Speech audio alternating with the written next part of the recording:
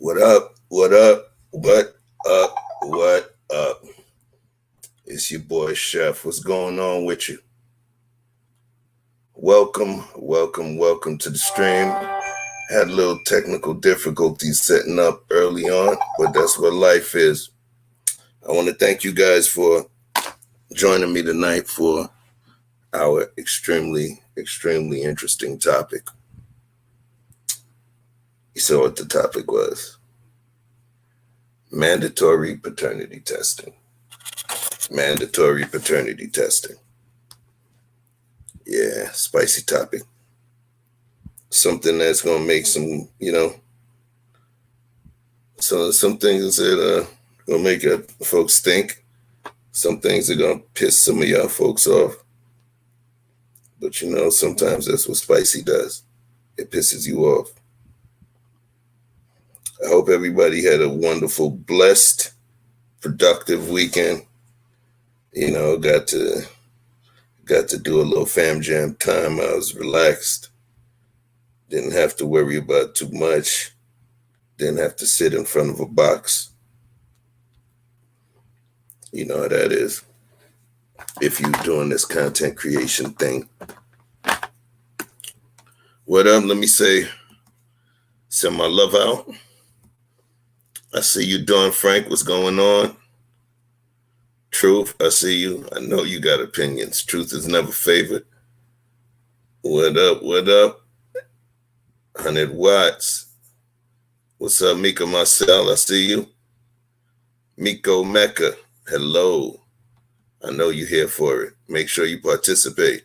Remember, this is an interactive type of stream we got going here. This is not just, like you watching the TV. You have an opportunity to jump into the TV. Remember that. Quantum love all day. Day one, I see you.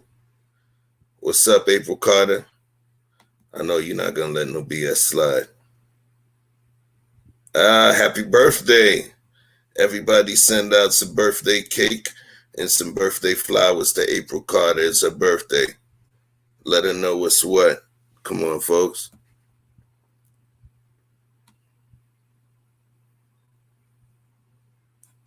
Let April Carter know what's good. Celebrate her. She's one of our flowers in the garden. Make sure she understands that she is appreciated.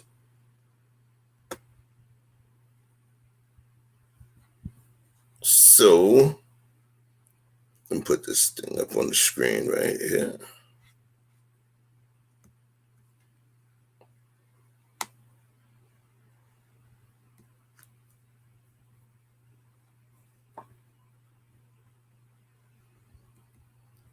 Put this thing on the screen. So, we're trying to piss folks off today. Make sure you understand. If you leave here unpissed, I didn't do my job. Right now, we're just waiting for a couple of folks to jump in. And while I do that, I'll put this thing up on the screen.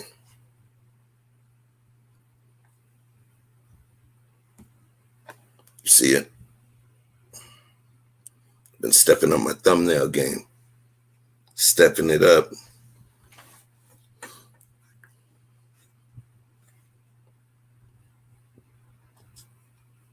So, just to get this started, what I'm going to do is bring up a couple of the soldiers. I use the term Yoda and the Jedis and the Young Jedis. That's what I see these two dudes as. Young Jedi Knights that are coming to the table with a strong approach, a deep mindset, and a high degree of balance, an extremely high degree of balance in terms of problem solving, resolution solving, and all of that. So without further ado, let me bring them up. My man 100 Watts. Yep. And my man Just Vic. What's going on, aka Victor Freeze? Y'all know. What's happening? What it is? We in the building tonight. We appreciate the people out there in the garden. Y'all in the back of the garden, okay? This is a little different. It's another corner. It's a little corner of the garden, exactly. Still the garden nonetheless. How's everybody, how y'all fellas doing today? I'm blessed, brother. Blessed, brother. How you doing today? Vic, how you? I'm feeling the same way. Blessed, brother. Blessed. And just in case any of the day's activities may have worn down on me, I got that little red beezy on the side just to make sure I'm still here for you throughout the broadcast.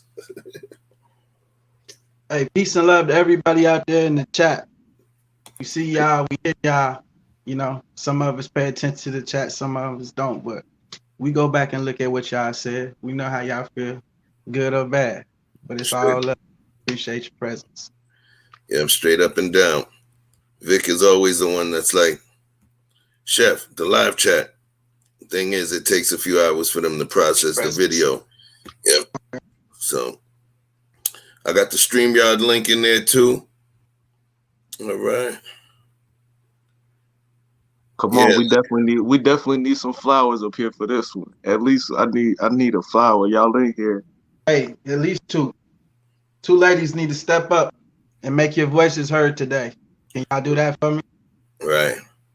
I like the early love. We got 10 watching right now, but we have 26 likes, so I'll definitely take that. We had 240 subscribers. 240 subscribers.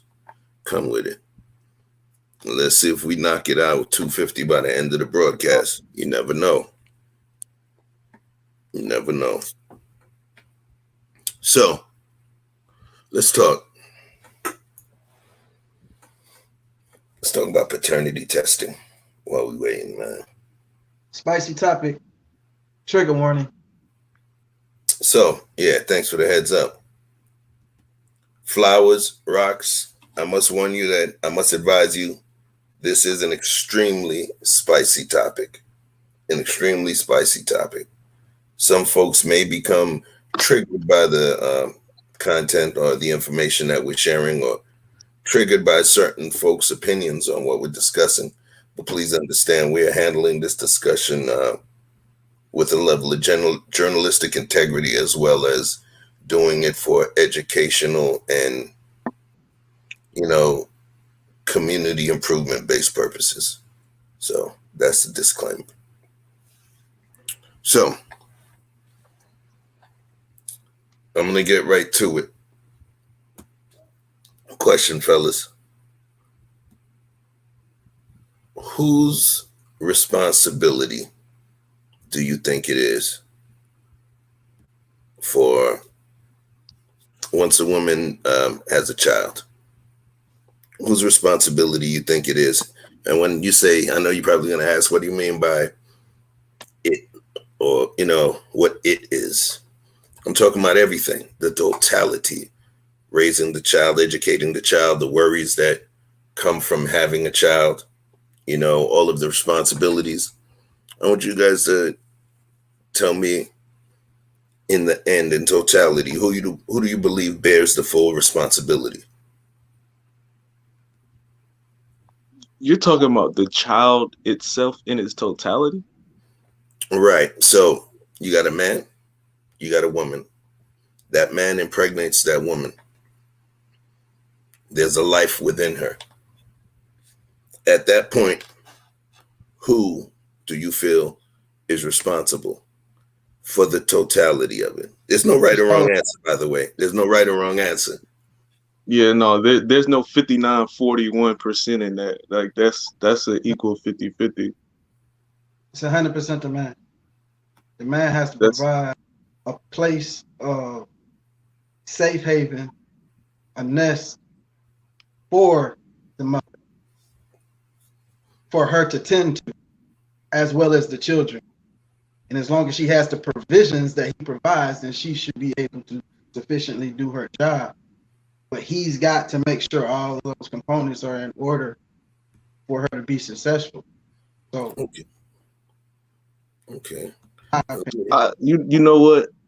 I'm not even gonna lie. I'll agree with you on that. I'm not even going to, yeah, I'll agree with you on that.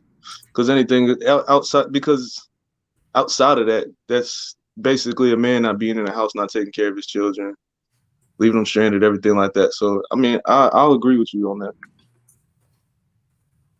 What do you say, Shad? Putting the question in there for the others to be able to see. Now, I see where I was just letting it go where it was going, right? Let me put that up here. So, whose responsibility is it for the totality of a child's life after a woman becomes pregnant? Right. Right. So, the way that you answered it, I saw the way you answered it, Vic. You answered it along the lines of them being in a relationship, right? Okay. Right. Okay. That's what I was thinking about. That's cool. That's cool. That's cool. So now the question. So now I'm going to throw a variable in there. She got pregnant after you met her at compound. Like French Montana and them was there. Mm. And she conceived the night you went to compound. You know they came out from French Montana too, right? Okay, so now let's talk about it. So it's a hookup, not no relationship. Does that change it very? Listen, because I understand the kind of dude you are, right? You're a good dude. So what I'm saying is, I got that part. We already know. I'm talking about the other side. Yeah.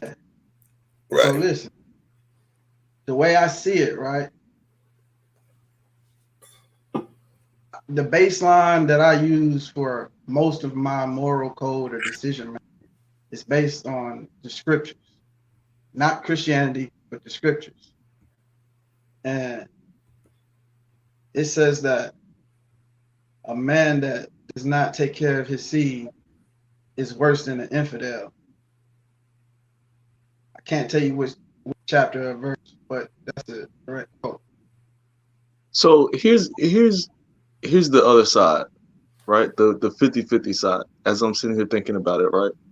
Because if we're talking about the child in its totality, those first 9 months, it doesn't matter how much money you make, it doesn't matter what doctor you have. If she's not taking care of herself the right way, that's her responsibility. You know what I'm saying? Like her carrying the child, that's her responsibility to take care of that child. There's really nothing you can do other than hover her 24/7, you know what I'm saying, to make sure that she's taking good care of that child. So that part is definitely her responsibility. And then, breaking it. You got fun.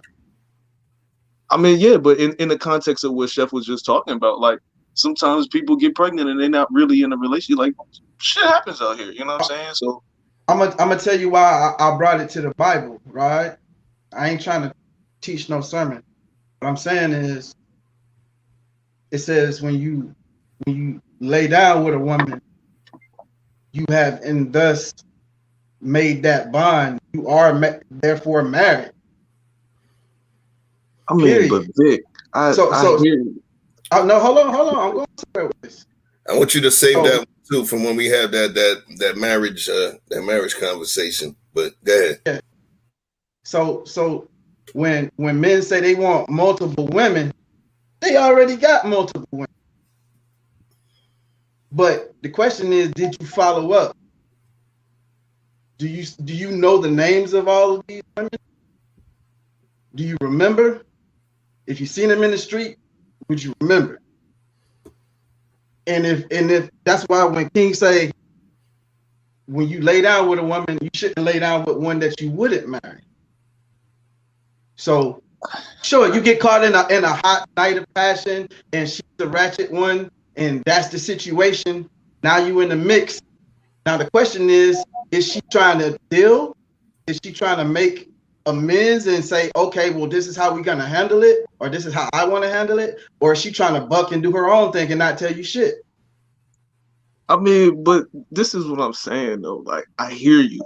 Just in living real life, like I know it'll feel like to close a big deal and go out and have a couple of drinks and it be like, you know, it just makes some magic happen. You feel me? Like I know what that's like. So it's like I really didn't intend on marrying her, but you know, I was in the groove. I did my thing at work today. You feel me? Like it just happens. I don't got a lot of scallywags in my closet. Huh? I got a resume. I got a couple of bones. We all got but it's not a lot. Not a lot. Women got some too. You know what I'm saying? Women got some not too. A lot. Yeah, for sure. They don't count those. But all it take is just one night of oh shit. You know what I'm saying? It's just that's all it okay. takes. You know what I'm saying? Now let's say that's the case. How would you handle it? What's the situation? I'm not clear on the situation. A one night look, man. The truth of the matter is, for one, I'm gonna say for the record, you get a plan B. You get a plan B out the gate. Plan B is an option. 2021. And that's what I was about to say. For one, I'm not a fan of abortions and all that. That's just my personal preference. You feel me? If she ends up pregnant, I'm gonna just have to step up and take that responsibility. You know what I'm saying? I'm just off rip gonna have to. I can't even picture myself opening my mouth to suggest that. You feel me? So what if she say, boy, is you crazy? What you in love or something? Boy, I ain't having it, baby. I got shit to do. Now look, if she chooses to do that, that's her choice. I can't stop her, but I'm not suggesting that. That's not part of my. What do you say if that's the move she want to pull and she's not interested in your opinion? I can't force her to have my job. And that's just where we at. Like I can't force her. I'm not. If that's what that's gonna be, and to me honestly, if that situation does come up and she's willing to throw that out there and to go through with that, it's clear that this don't need to work no way. Like you're already showing unfit signs anyway. So that make you feel better about the decision? No, that doesn't make me feel better about the decision. I would still be hurt by not being I would still be hurt by, the loss of a child. However, again, I can't force her to do that. That's exactly what that is there for. That's what that's there for. So you guys kind of got to that part. Hold on one second. Yeah. So before I bring somebody up, and I definitely listen, flowers. I need you guys in on this conversation. I think it's going to be important for us to get your opinion and to get your feedback on this. It's not just about some fellas amongst ourselves in a barbershop. Right now, you could call it barbershop talk, but we getting our shape up in the garden. So jump in. All right. You gonna shape up some backyard. I ain't had clippers touch my head in 8 years, dog. Bro, you wanna hear something funny? Since I cut my locks off, I just been going. That's how I went bald, man. Yeah, man, them things went all the way past the belt line. But anyway, so I got a question that I'm gonna put up here, and you already took us there, so I'm gonna hide this one, and I'm gonna put this one up here. If a woman has the right to abort a child, should the man have the right to abandon the child? Ooh. Hold on, let me edit that. I just caught the table. Ooh. Vic, I need you to go first on that one, bro. I don't listen. Some of them folks spoke on that already, man. You know how they be walking around asking women and stuff their opinions on things? And what I'm going to do is I'm going to bring truth. Truth is never with up. Truth is never fake. What's going on, brother man? What's going on, brothers? What's going on? How was y'all weekend? It was good. It was good. It was blessed. It was relaxing. You know what I'm saying? Stepping away from the screen for a minute. That's important. Look, I was like, yo, I knew you was going to jump in for this one. I knew you was going to jump in for this one, man. Look, it's early. It's Sunday. It's the Lord's Day. Please hammer, don't hurt. Please hammer, don't hurt. We love you, Truth. We I don't love want to you. hurt nobody. Man, we love you. We love your mama and them. Tell them, please. He said your mama and them. Yeah, Oh, man. How you doing, though, Truth? What's going on, family? Man, God is good always, man. That's what Yes, it's a sir. blessing All to be. the time. Unlike one thing I can say, it's a blessing to be above ground. So many of my partners is, below. I mean, Yeah. all four of us is right here, so it's a blessing every day. one up for Every all day. those. Every day. So since the fellas, since the young Jedis, they kind of fell back on this one because they were like, shit. So I think, I think they might need a little OG spice on there, man. Well, What, you what already know. if you want, you could start with the first question. I'll give you the first one since you jumped in. I'm gonna give you that one first. Whose responsibility is it for the totality of a child's life after a woman becomes pregnant? If you want to give the if she was just somebody you met at the club example, or if it was somebody you were dealing with example, feel free. All right. So let's just deal with, like, let's say this is exclusive. This is shorty or whatever. For me, the way I look at it, I look at that baby as it came from me. It came from my loins. That's my seed. The way I view, the man and women situation when it comes to children is, I believe the child is more so onus to the man because the child is the seed that actually comes from the man. Women are all reality are just like, what do you call an incubation? They are a vessel that holds the child so it can grow, and they bring forth that child to life. So for me, the majority of the onus is on the man.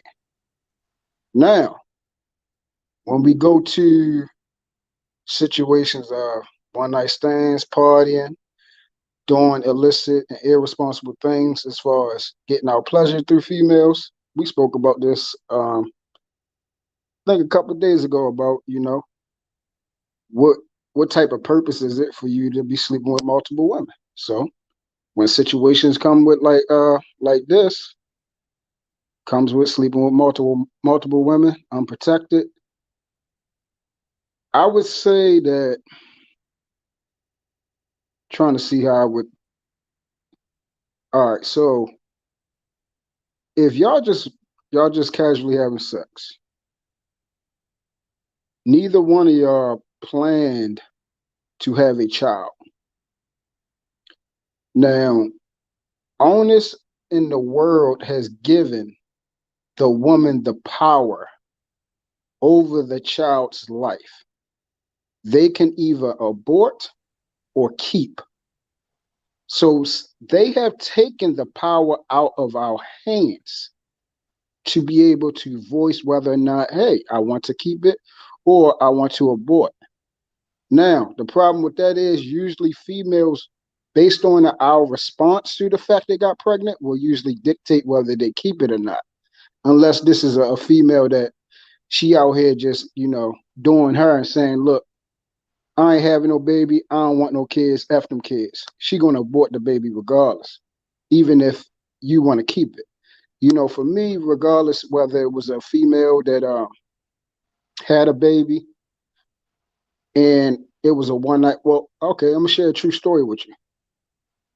It was this shorty named Ashley. She had got pregnant. I found out 2 years later that she got an abortion. She didn't tell me anything. She because we was just, I had stopped rapping to her for like probably about like a year and a half. Then we met back up, smashed or whatever.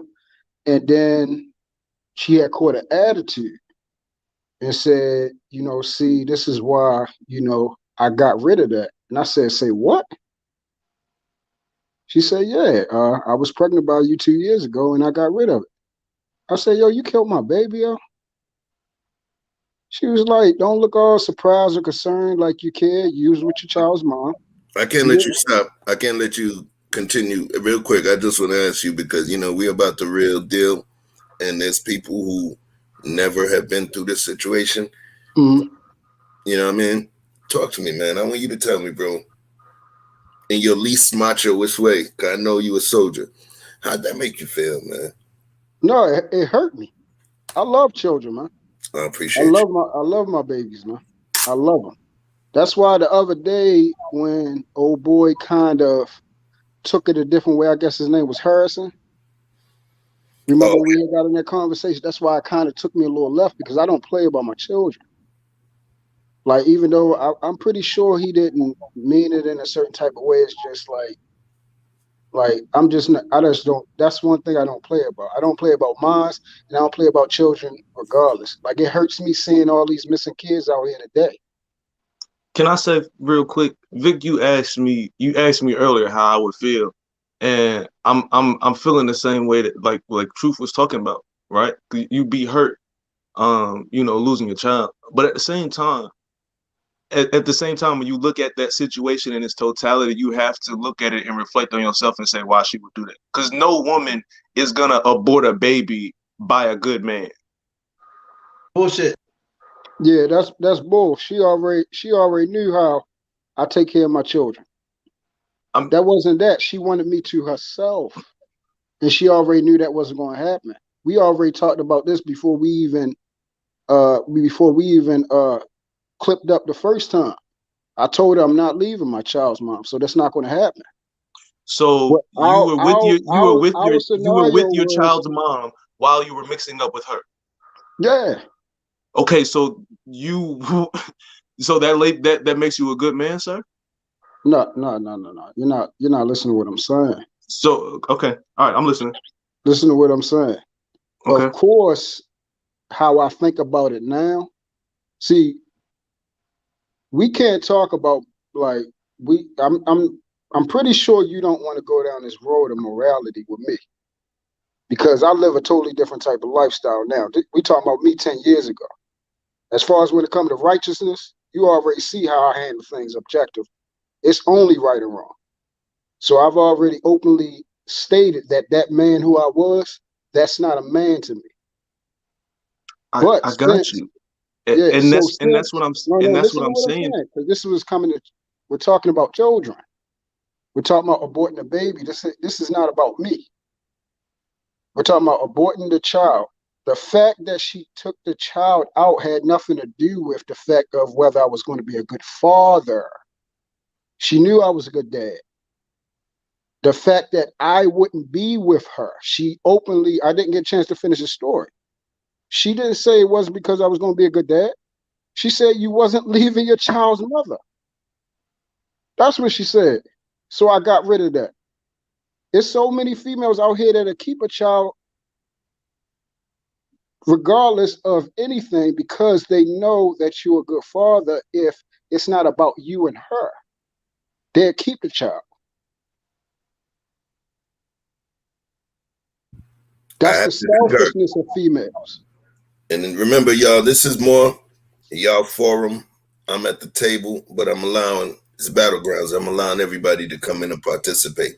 You know, my opinion is not really what's at issue. It's me throwing out the things in there. But I would say, just to add a little clarity or lack of bias to it, I do believe that there are women that will have a child, not based on.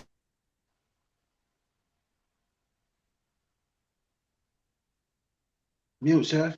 You mute, chef. Damn, how much did y'all miss? The whole thing. God damn, I was flowing for a minute. Yo, so Remix. Right. So I did say that this is more or less a battlegrounds kind of setup. So, you know, I'm going to be sitting at the table and throw the ideas out there. My opinion is not important. It's everybody's opinion. And for you guys to kind of, you know, talk it out and hash it out. I will say this, just to add a little context, though, to what Truth is saying. I do believe that every single woman that has a child for her own specific reason, that reason is not every time based on the man's financial resources or lack thereof, not based on his education, not based on him being married, not based on anything, except for the fact that she may want to have a child. There's some women that, they've tried to LeVar Ball it, LeVar Ball, where he said he picked his wife based on, based on her height and everything, because he wanted to create the master race of ball players. 3 sons in the NBA, right? He tried to LeVar Ball it. There's ladies, flowers, that try to LeVar Ball it. Oh, she want a kid with that good hair, So I do have to say, just to provide reference to the discussion, it does happen. It does happen. But go ahead, jump back in, man. I wanted to just give that context. Yeah, because I mean, obviously, we already know I have 2 children by 2 other children's moms, and they kept the child. And my daughter's mom was pregnant during the time I was in another relationship with my son's mom. She didn't abort the child because, see, it wasn't about staying with me. It was about the baby, and that was something that she's not into. She didn't believe in abortion. She wanted my child regardless whether we was going to be together or not. She wanted the baby. That shows the level of her demeanor and her idealism towards having children, and whether the baby's life is sacred.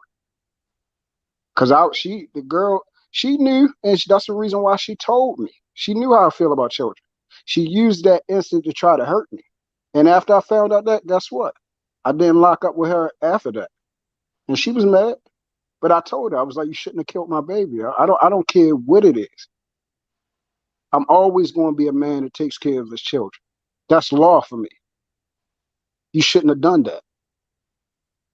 So that's how I feel on those 2 ends. It's always the man's responsibility for his child. That's how I look at it, because that's my baby. That's how I look at it. But the power is in the woman's hands in this world. Mm-hmm. Listen, y'all.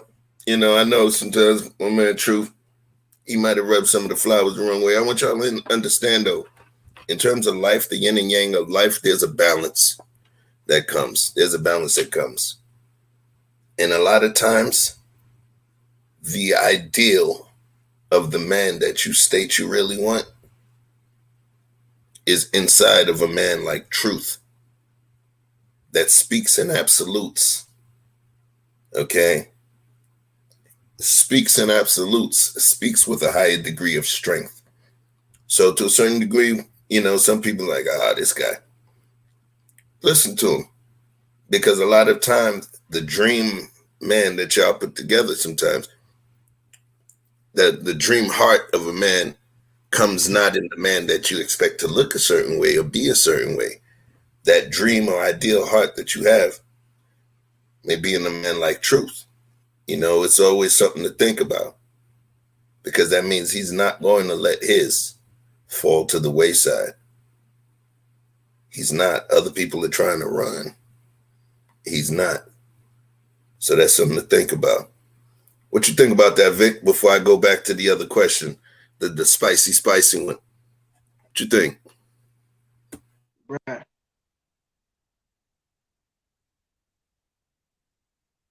This for 100 watts. So when I was in the military, right? I had my little sexual revolution, you know what I mean? Trying to prove a point. But one day, sexual revolution. What you mean? You did it on the merry-go-round? I don't understand. I wasn't such a get bad. No, what I mean. Hey, but look, I'm getting my laundry done, right? I go back to get I put them in the dryer, right? So I go back to get my joint. Guess who's there? Somebody who looked like Jada Pinkett back in the Set It Off days. You know what I'm saying? And I was like, whoa, bruh, I need that one. I got to. Ain't no fear. Ain't no fear. I gotta have it. That's my look. Boom. Went, grabbed her little laundry, whatnot, chopped it up with her long story short. Cool. She was with it. Gave me the number, everything. Cool. We kick it for a while.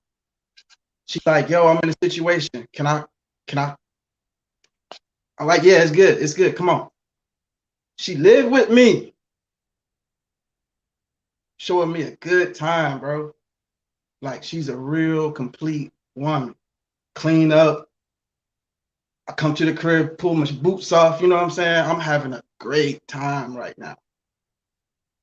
She like, that's why I always say it's the onus for sexual prophylactics. That onus is on a woman, because a responsible man will at least ask a woman, are you on birth control? What's your situation? How you moving? You know what I'm saying? And generally it's the woman who gives the cues. Oh, I'm allergic to prophylactics. Whatever little excuse they want to make for you to go ahead and go in there wrong. Yo, talk to me. Have you ever seen any of the movies, the Marvel movies with Thor? Right? You remember Idris Elba's character? Where he stood there with the sword? He was the man that guarded the portal to the other region, to the netherworld, right? Okay. I believe that because I believe inside, and my ideals could change it, you know, I'm good for debate. But when I look at myself, I believe that the person who's carrying, like if I'm out and about, I got groceries, got the cell phone, pushing a cart, I got the baby. If anything happens, I drop everything else. I'm guarding the baby. Right. That is the future. So when I look to it, the person guarding the baby, guarding the sacred altar, guarding the womb, the chasm of life, the cavity of life, I believe that person definitely bears a responsibility for who they allow to feast at that altar. I'm just saying, you know. So when you're saying that, I think it's the person that actually holds, you control that sanctuary. You carry that sanctuary with you, which means that you're responsible for who you allow into the sanctuary. It's not like where, you know, come as you are, you know, everybody. That is the rules, though. They not setting no rules at the door. They ain't no bouncer. Niggas is just coming in with their shoes on, muddy. It don't matter. And they acting like they ladies when they not, though. You know what I'm saying? So here's what we're gonna do, fellas. Hey, Chef, what do you guys think of what Cheryl put? Thanks for alerting me to that real quick. She said, I think men should be able to have financial abortions or sign over the rights and not have any responsibility over the kid if they do not. That's the second question, ain't it? That's right. So here's what I'm gonna do for the first question, because this is not gonna be something that's gonna unpack quickly, right? So I'm gonna bring up one of the flowers. It's one of the special flowers. She's really been holding me down, giving me lessons. You know what I mean? Like straight up masterclass. I feel like I owe her a couple dollars. You know what I mean? Damn it! But don't send me no invoice yet, please. All right. But I wanted to invite Colette over. And I agree with her on that too. Oh, see, there you go, Truth. Look at him, mute your ass. What up, Colette? Wagwan? What's up, guys? What's up? Oh my gosh, you guys been killing it for the last few nights. Killing it. We trying to figure this thing out.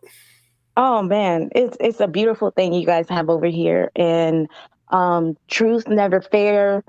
You are definitely shaking things up over here. You definitely are 100 watts and Victor Freeze. I mean, you guys are the perfect I don't even want to say wingman, because that would be an insult. You guys are the perfect co-host to this thing. I mean, you guys are really doing a great job over here. So I appreciate the conversation. I appreciate the intellect and just the respect around as men that you guys are having over here. It's amazing to watch. Thank So you. Appreciate it. Coming from you, that's the ultimate compliment, real talk. Appreciate it. thank you very much.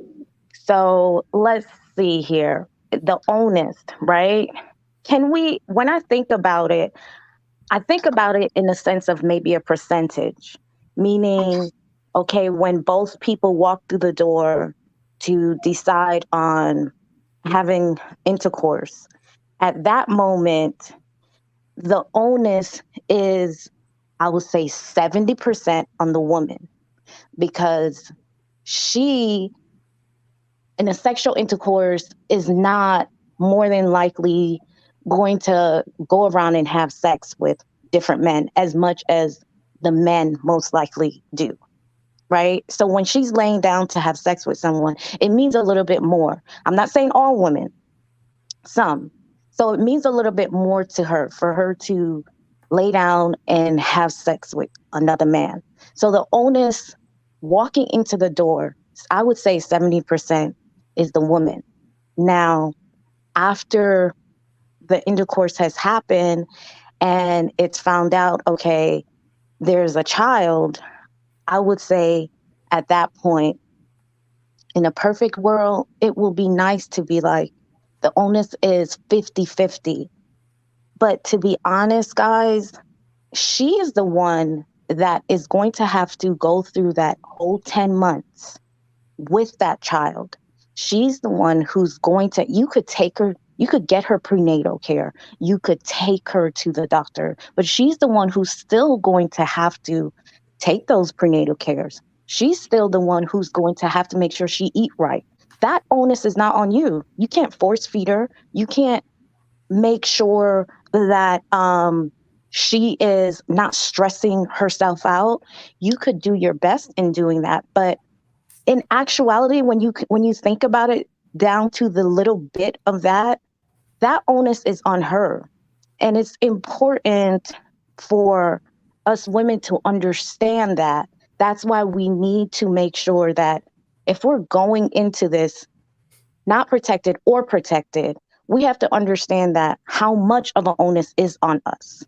I understand men, you guys do have a connection to feeling that. Just like Truth Never Fair said that it hurt him to hear the young lady aborted his child. I get that. However, there are women out there who do go through with a pregnancy, and when they do have, let's say if they do have an abortion or they do have a failed pregnancy, that hurt, you will never know that hurt is way deeper than you can imagine. So it all goes back to what I say is I look at it more of a percentage, but the percentage highly, highly, highly falls on that woman. When that woman says to you, truth never fails, that's why she aborted that baby. First of all, that was wrong for her to say that. She said that in retaliation to you, and that was disgusting. However, when she said that, I believe what came to her mind was, even though he would financially take care of this child and maybe pop in here and there and be a good dad, there are days and nights that she will never have that full totality of what it feels like to have a man in the household, have that family of, she rolls over and she wants her stomach to be rubbed. She knowing what it feels like when you come through the door and that baby says, "Hi, daddy, daddy, daddy." She would never have that. It's something deeper. And I'm pretty sure that's probably what went through her head. I'm just giving you the tip of the iceberg. A lot of the things that these baby mamas don't talk about. So it falls on the woman. And once we realize that, we will protect our womb and know that to give it up, it's not going to be easy. It's not. So that's what I had to say on that. Tell me how you feel. Yeah, I definitely Look down and you'll agree see with how I all. feel. Yeah, I agree with all your sentiments. Like, I agree with everything. As far as, her feelings on me being there, me waking up to my child and everything like that, these are things that I later learned, and this is the reason why I changed. These are the reasons why I had to, find out what was wrong with me. This goes back to what I was talking about the other day about people having traumas and the things that they're seeing when they're growing up and the things that they're taught. These are things that I had to deal with before I became a man. I have stated this time and time again. Before before the age of 28, I wasn't a man. I was just an adult male, just operating on things that I had learned and thought that's was indicative of what a man. This is what a man does. Go out there, crack women. As long as you take care of your bills, as long as you take care of your children, as long as you handle your business, you're a man. I later learned after I found God that a man is represented by making sound decisions and impregnating, as well as having sex with multiple women. That's not a sound decision. And that's why I never repeated that after I became saved, because I now have the mind of Christ and now I move that way. Also, I understand that what my role is as a man is to protect women. I'm not protecting them by misleading them, going up in that body, causing them to have different type of emotions. And like you said, leaving another child in a broken home. Those are things that after I found God, I had to face myself. When I call this like mirroring up, I had to face my past transgressions and sins in order to gain clarity and then move forward. The first thing in order to change, you have to be self-accountable. Again, we always talk about this word accountability. And I said this, it starts with self first. So that's what I had to do. And then after that, I never repeated that. Because like I told you, those are the only children I had. I had those children at my age of 20. They're 6 months apart. So when one dropped one, the other one was pregnant and dropped one 6 months ago. After that, I haven't repeated that. I haven't got another girl pregnant. And I would say if you knew how many girls I slept with after that, you would say that the ratio, I've done a daggone good job of not getting another girl pregnant. I'll just leave that at that. But once I became saved, then no, I wasn't into spreading my seed around. I wasn't into going up in, countless women's bodies and misleading them and not being the man for them in their life and not marrying them. That's why I don't have sex no more. So question for you.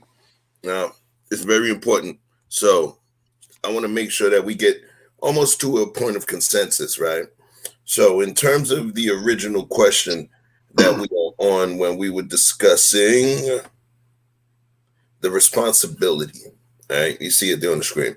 So I can see Colette, I remember you said 70-30, and I could see Truth, you're more on the 100% side because you wish to have the totality of control, especially based on what took place in your life. And I respect that. Remember, folks, when people face trauma, we have two different character archetypes: fight or flight. Fight or flight. Flight is taking your ass up the road and running away and saying, you know what, fuck this, I'm out. I'm done with this shit. Nah, I don't need this. Nah, I ain't finna have this happen again. No. That's flight. Flying away. Fight is a first responder mentality. Fight is going into the burning building because you know that there's life, precious life in there. Fight. You understand what I'm saying? So it's real interesting in terms of seeing where The different personality archetypes determine what's important, but I'm seeing a general consensus there. So since the most recent people that talked about it, before I go to the next spicy one, the last two, 100 Watts and Vic. Now that you've heard Colette and put a little flesh to it, and then you heard Truth kind of give you a bit more context, how do you feel based on what they stated so far in terms of the responsibility and in terms of, you know, that deep story that Truth shared with us? What'd you say, Watts? For clarification, real quick, because I don't want to misunderstand. Truth, you were saying 100% is on women. Say that again. I couldn't hear you. Were you saying the responsibility for the child? Were you saying that's 100% on women? Is that what you were saying? I think he was saying men. Maybe I'm wrong. No, I said for me it's 100% on men to take care of their child. I think Colette said it's like 70% on the women, which I agree with what she's saying because of the fact of the way the world is set up. And he feels like, if I'm, correct me if I'm wrong, knowing that he's the dude that believes no matter what, he's 100%. If she jump off, if she's girlfriend, if she's ex-wife, those are his seeds. So he feels it's 100%. And he feels almost as though if that person out of vindictiveness or not wanting to be, in her fairness, not wanting to be an additional member of your harem, right? Because I got to give her side too, right? True? Because she didn't want to be another one, or she felt that whatever she felt about you, we have to give credence to that too. But I would give that validity if she didn't have another child already. Right, but she went and choked out, but we can't decide on what additional for her life based on what we think she can handle. But basically the thing is, and I'm going to be clinical with it, she choked out the life of a precious soul because based on her mind. Would you be comfortable with that? So based on her mind and her feelings, and it messed them up. And then that's why when I brought up the whole fight or flight thing, some of us are going to handle things in a certain way. You know, there would have been some other dudes in that situation that would have been like, thank you. Yeah. So I'm gonna have to agree with Colette, right? I feel like it's definitely. And I'm bringing up another square to the screen while you're talking. Go ahead, man. You good?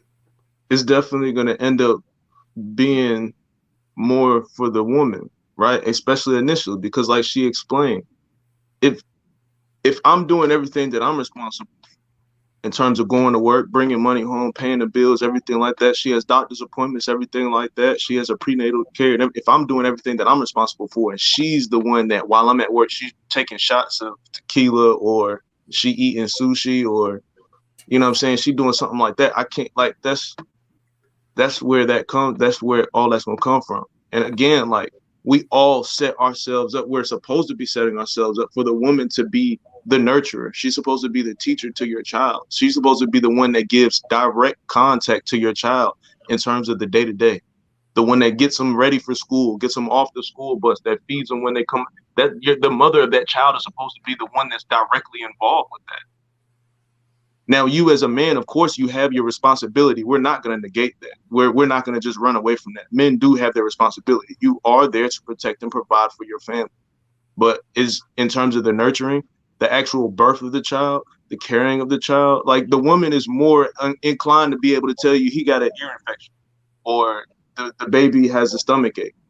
Now, in a situation where you do end up, because I understand what you're talking about, Truth, like men that take care of their children. Because Darrell just popped up here, and he's definitely a perfect example. If you're a man that takes care of your child, you're a single father. Now, of course, you're 100% responsible for that child because you're the only one taking care of it, right?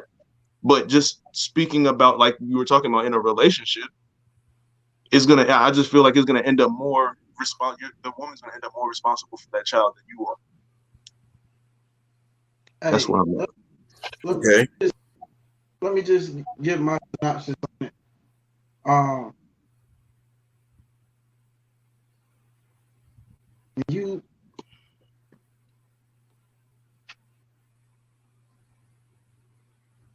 I tell you this, right? I tell you what, hey, go ahead and get deep, and I'm gonna get I want to tell the end of my story, and then you tell me what you think. Oh, he gonna hit y'all with some drama. He's saving it. Yeah. He want to hit. I see you.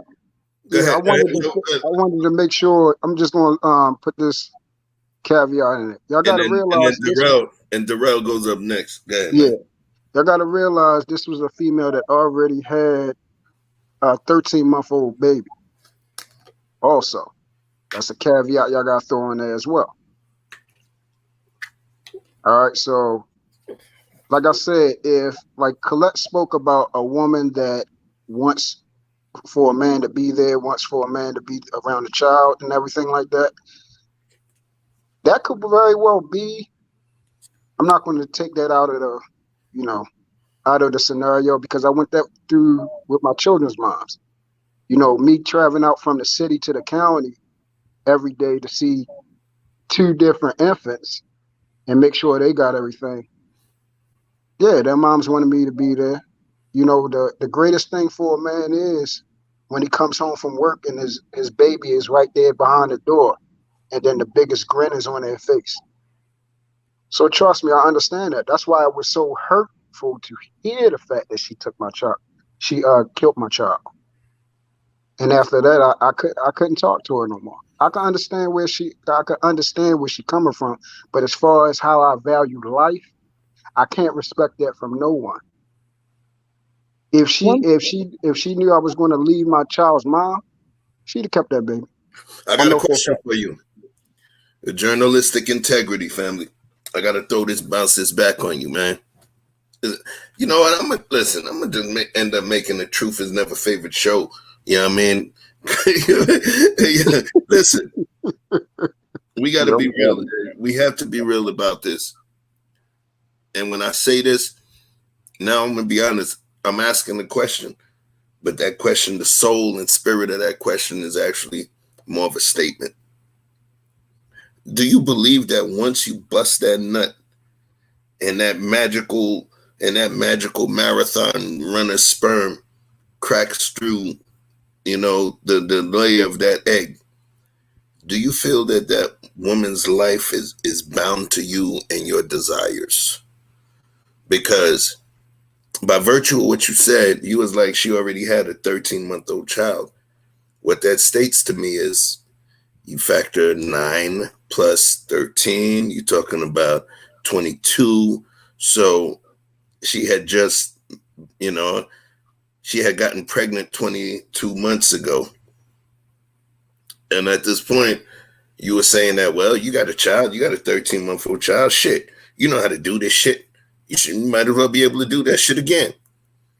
The thing is, believe me, when I fully break things down as we go on, I understand the dynamic of how you're feeling, right? But do you think that she was bound to you and your happiness? You mentioned a couple things, right? You mentioned one of the things we can't gloss over. You mentioned that what you had going on specifically by virtue of relationship. So, they tell us instead of us just having our opinion on what somebody says, sometimes we need to listen to what the person has told us. She told you the exact reason. By what you said, she told you the exact reason. Exactly. Right. So before we move to our personal feelings, well, what I do, Chef does, third person, what I do, I kind of run it through my filter and see like, okay, all right. And what she told you is that you were the reason. And I'm not being disrespectful with what I'm saying, but from what you told me, family, she said that you and your life was the reason. So now my question to you is this. Did you ever crunch it within your personal mainframe as if I was a different person? Because right now, your truth is never favored, right? But when you was the younger one, like you said, you was bullshit was highly favored, right? Oh, real talk. Right. Real talk. So what I'm saying is, when you was bullshit, was highly favored. What did she owe you? Because you told us that she told you were the reason that life does not exist. Did you have a moment where you drank that and absorbed it and then felt it? When I came into becoming a man, I did. Yeah, I mean, again, I wish people would actually listen to what I said. I just literally said. I'm not listening. Listen, I'm not, because I'm kind Hey, of don't start I'm that. not in the chats, bro. No, not you. Okay. Not you. I'm just saying in general. I just literally said. Oh shit, we got the exclusive. Darrell Long took his glasses off. Got the exclusive. He got it. We exposed Bolo. We got Bolo. We got Rashad Dave. We got Darrell Long without the glasses. All right, go ahead, Drew. Yeah, we just sit up here and heard exactly what Colette said, and I agreed with that, because that is, females operate off their emotions, and that's a certain factor that plays a part. But because, again, I know who she is, I know why we got together. It wasn't family oriented. It was after the fact that she started to know me and what I did for my children, that she had it in her head that, okay, if I waited this out a little bit longer, I could probably wing this a little bit. But it didn't work in her favor. Okay. You feel what I'm saying? So then, after that, like I said, we didn't talk to each other for like 6 months. And then we linked back up on the same routine. Get off of work and go crack her.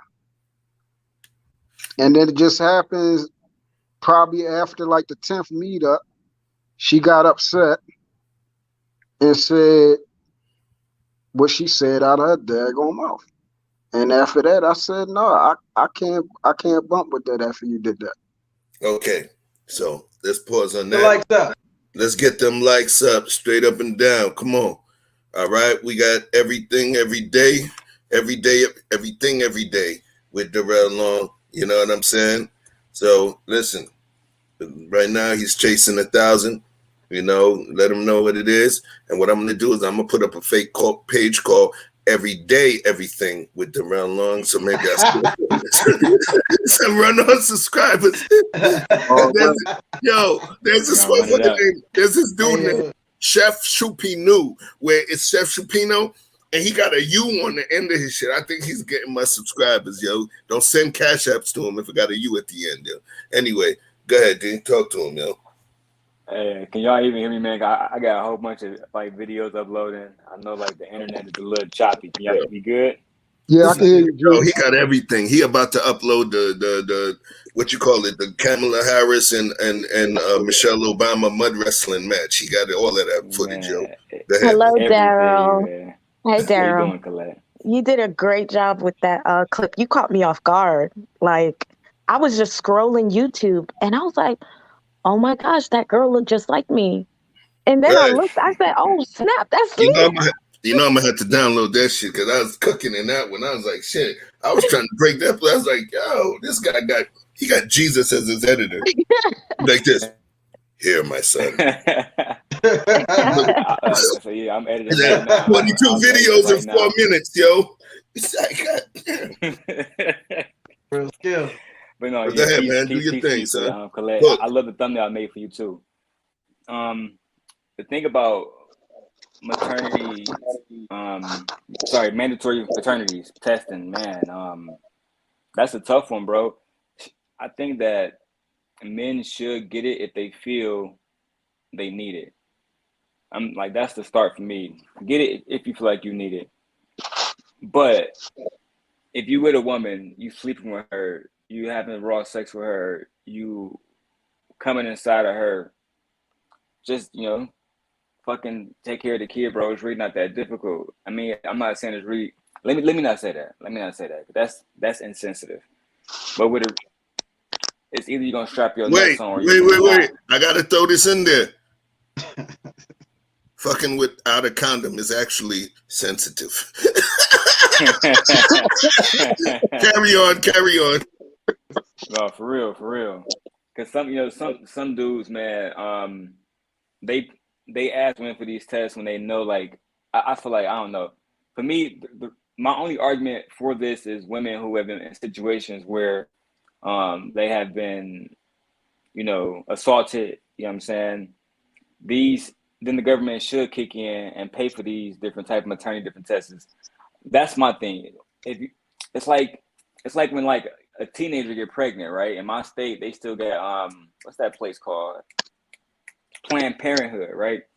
A teenager can go there and that's government like paid for, government subsidized, right? And it's meant to help people who really need help, people who we probably would never know about because they moving in fucking discretion. You know what I'm saying? Maybe it's from embarrassment. Maybe it's because they poor. Who knows what it's like? Who knows and who gives a fuck about the reason? I just think the government should be there. If we're gonna be taxpaying citizens and shit like this is actually happening, like the story y'all talking about, but this remind me of like, because I know, Chef, I know you fuck with hip hop. The story Tupac was talking about with Brenda's got a baby. Like, who would have helped her in that situation? I think he said she ended up like killing herself or she was murdered. You know what I'm saying? Throwing the baby in a trash can and some shit. So I feel like in situations like that, had she had somebody. Man. That shit was spooky. I said it on another couple shows. The girl that actually played Brenda in the video, I dated her. And it was just really spooky seeing her in that vibe, man. Okay. Carry on. Yeah, that song crazy, you know what I'm saying? Like a song of a young girl having sex with people just to pay for a baby and shit, and she ended up throwing the baby away and coming back to get the baby and shit. But had she had government assistance somewhere in her district and her city, maybe she wouldn't have to put herself through those different trials and tribulations. And then sometimes this assistance is out there, but people don't know about it either. People are unaware of it, or they're embarrassed to reach out. So I just feel like the government should be involved. I feel like they should be more involved, to be perfectly honest. That's how I feel. That's my only argument is people like the Brendas that Tupac was talking about, because that's like for men, most men who have kids, if all of us have a kid today, you, me, 100 Watts, Vic, we trying to take care of our kid. We care about our legacy. Like most men, they care about their kids. So most men I know care about their kids, but the government, I think they take enough money from the people.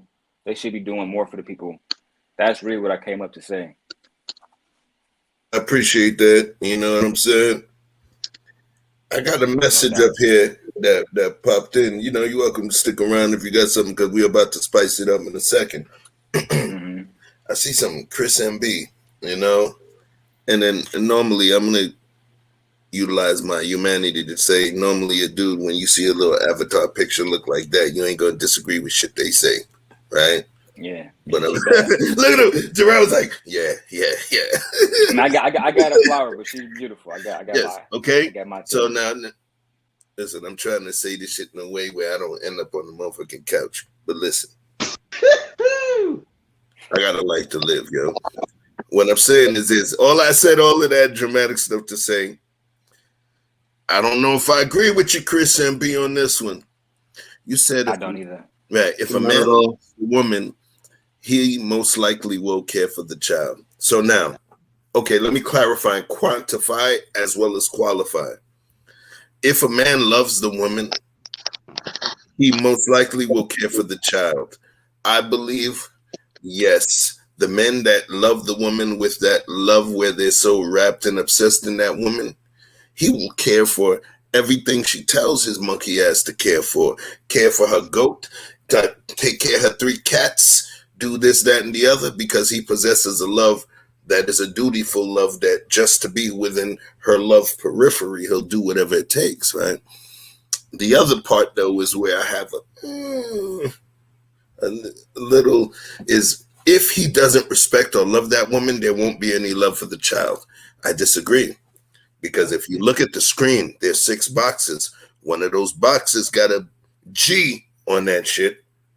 And if you notice, he don't seem like he gonna play around when it comes to his child.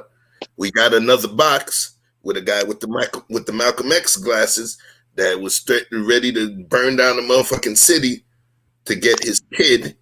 Okay, so these are 2 real life examples, that give. So you could have been 100%, but on that one we give you about 50%, and because your avatar would put a little 2% on that, give you a little change, 52% correct on that one. But I believe, and I understand where you're coming from. I do believe, though, that on the other side, that if he doesn't respect or love that woman, there won't be any love for the child. There's some men that respect the ideal of their future legacy. They respect the idea of their future legacy. They respect the ideal of their seed. And regardless of whoever that woman is or what issue she have, they're gonna be there. Anybody want to shoot what I'm saying down? No, I I definitely mean, like I agree. told you, I agree. yeah, like I told you earlier, like Rabbi, Hey, how you gonna shoot your own shit down? You ain't. I told you, listen, what happened? I put you up as the example, so of course you ain't gonna shoot your own shit down. No, I'm saying like earlier, I said she's saying that if he doesn't respect or love the a woman, there won't be any love for the child. Like I already told you how I view the child. I view it as my child. You That's feel why what I I'm saying? said. That's why I used you as an example. That's why I was like, if you listen to what you said and what Darrell has been saying consistently, since the time that we've been on the conversation with King stuff, y'all both feel the same way. You spoke to how you feel, and we understand the stuff that he's been dealing with himself.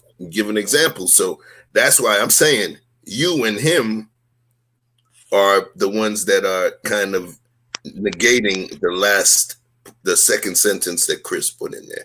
That's all. Yeah. So And I yeah, you salute don't even got to Darrell. speak to it. I'm speaking it for you. Yeah, I salute Darrell all the way around. Like that's one thing is we need to promote more brothers who love their children.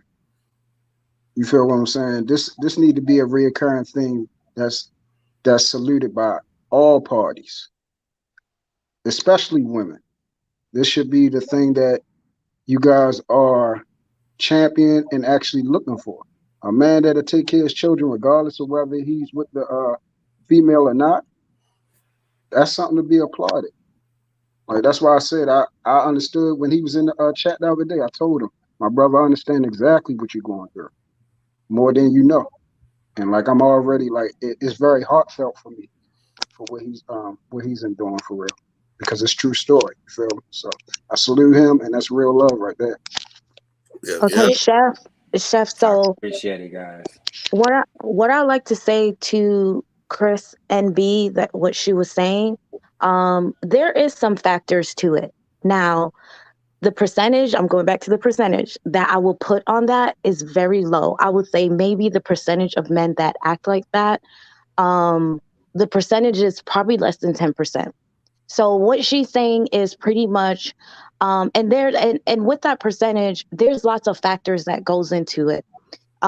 If a man is having, let's say issues with that particular woman, and let's say she is giving him a hard time to properly love and care for that child, then it's going to be harder for him to do as much as he wants to do for that child because she's making it so much harder. That's one of the factor. The other factor is that there are very, very um, uh, low emotional and intelligent um, men out there. So they do take out that emotions on that child just for the fact that, oh, why I got to do all this for this kid, and she's not even, giving me she's not even giving me the accolades that I need, or she's not even wanting to be with me. So they take that out on the child. Let's not act like those type of people, period, don't exist in men and women, that they do take it out on the child. I think I saw Sherelle said something in there like, there's men out there who have multiple kids, and then they might treat the outside kid or another kid differently. That's different factors that go into that. You know, of course, if a child does not live inside your household, it's a little harder for you to treat the one outside of your household the same way as the one inside. That's just a fact. I mean, there's no way you could go around that. You're going to be closer to the one that lives inside your household. So it's good. No matter how much you try to be like, okay, you guys are equal and I'm treating you guys all the same. If that child does not live inside your household, they're going to feel the difference. They're going to see the difference. And you as a father or mother want to be oblivious to it and be like, well, I am treating you guys the same. No, it's not the same. We don't live in the same household. You don't tuck me in at night. You don't brush my teeth in the morning. You don't cook me pancakes with the nice chocolate chip on top. Okay, it's not the same. So I would say there's a percentage to what Chris and B, I think that's her name. It is a factor to it. She is correct. But I would say, sweetheart, that is a very small factor. It's a very small percentage of men out there that operate that way. And the last thing I want to say is, before you move on to the next subject, is that society also put the onus on women. If you think about how much contraceptive there is for women as opposed to there is for men. For every one contraceptive there is for men, okay, condoms, we have 10. So even society puts the onus on us. So I just wanted to put that in there. No one, talked about that. I was going to bring it up, but thank you for bringing it up. Salute to you, Colette. Hey, look, let me say something real quick. We was talking about who the onus was on, and I initially said the man. So I think my stance still stands. And the reason I say that is, say for instance, you have a Mercedes, you know that the repairs are expensive. It's your job and your duty to get some full coverage insurance and some good insurance that covers everything, because you understand that you can't afford to not have it. If you got a beat down Toyota Corolla, but it's getting you back and forth to work, you understand that every time you put gas in it, you might have to put 2 quarts of oil in it too. They might need different things, but you have to provide if you want that vehicle to take you to your destination. That woman is your vehicle to take you to your destination, to carry your child and your groceries, you understand, your precious goods. But you got to take care of it, or it ain't going to take you nowhere, no matter what kind it is. So I feel like the onus is on the man. If you getting down in one night stands and you just in the club giving it up raw to these chicks every night just because they'll let you, you know what I'm saying? Then guess what? If you get somebody who don't cook and who's not a good mother, then you're gonna have to get somebody to fill her role in those areas that she's weak. Give her some help. Give her a break if her mental capabilities aren't up to par. Get a tutor. She might not be qualified. And that goes back to your pick. So if you riding around in a bucket, that's what you chose. So just drop 2 tears and say, you know what I'm saying? So everybody know how to go, man. But look, this is the point I was trying to get to, right? Hit you with the 2 tears in the bucket. You know what I'm saying? Because you have to fill those gaps, right? Look, what it really comes down to, right, is, do you feel that murder is illegal? So it's a matter of, when do you decide that life is a life? At conception, at a heartbeat, at birth? Because I can't verify it, but I heard that in New York they had what is it? Listen, I'm talking about the baby done came out abortions. You know what I'm saying? I know we're not really supposed to say that word like that, but listen, this is some stuff that's really going on. You know what I'm saying? My story's a little bit sad, so we'll tell it some other time. You know what I'm saying? But just know that truth ain't the only one out here with stories. You know what I'm saying? And we just two men in a room. We didn't get a 100 people panel and get two out of it. You know what I'm saying? I'm sure there's more stories that everybody don't feel like telling. That'll just make the room sad. So the whole idea is that it's more of an epidemic than people give it credit for. You want to talk about building the Black community? Stop getting rid of our children. If you got to give up your child, give it up. I always tell any girl I ever dealt with, if you should happen to get pregnant, shout, guess what? If you don't feel like this is gonna work out and you not trying to just give me my child. I'm good. Don't worry about it. You ain't even gotta look back. I'll explain it to him later. You know what I'm saying? But please always talk to me and tell me don't just do that to me. You know what I'm saying? But there's been several times. I've never been with a woman who hasn't had her own past trauma. I've never bumped into one. They all had a story, whether they wanted to tell it or not. We are broken people, and we got to get back on track. And that's the whole point. Do you believe that life starts at conception? And if not, when do you believe it starts? Because it stops being a woman's choice after you have conceived life, whatever that definition is to you. That's all I got. Yeah, I agree with you. Definitely agree with everything that Vic is saying. I was in Lapeef. I don't know if that is a bad word to say. Lapeef Network on it. Saying that. But I was in. See, listen. Wait, before you go, listen, y'all. You know, there may be jokes that folks make about that network, but I'm gonna be real with you. That network controlled my Thursday nights for several months. They actually helped me get closer to my old lady, even the Kevin Samuels stuff.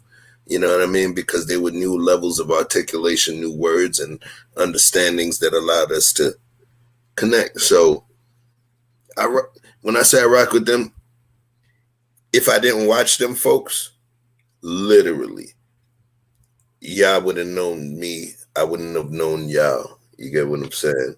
That's how King and I connected as well. And it just so happened that I happened to be an OG from the same place he grew up and blah, blah, blah. So, yo, it's okay to say their name, man. You know what I mean? I always give props where props is due, man, straight up. All right, bet. Yeah, so, like you said, salute to them. They doing big things. They definitely got the conversation started with a lot of stuff. I got a lot of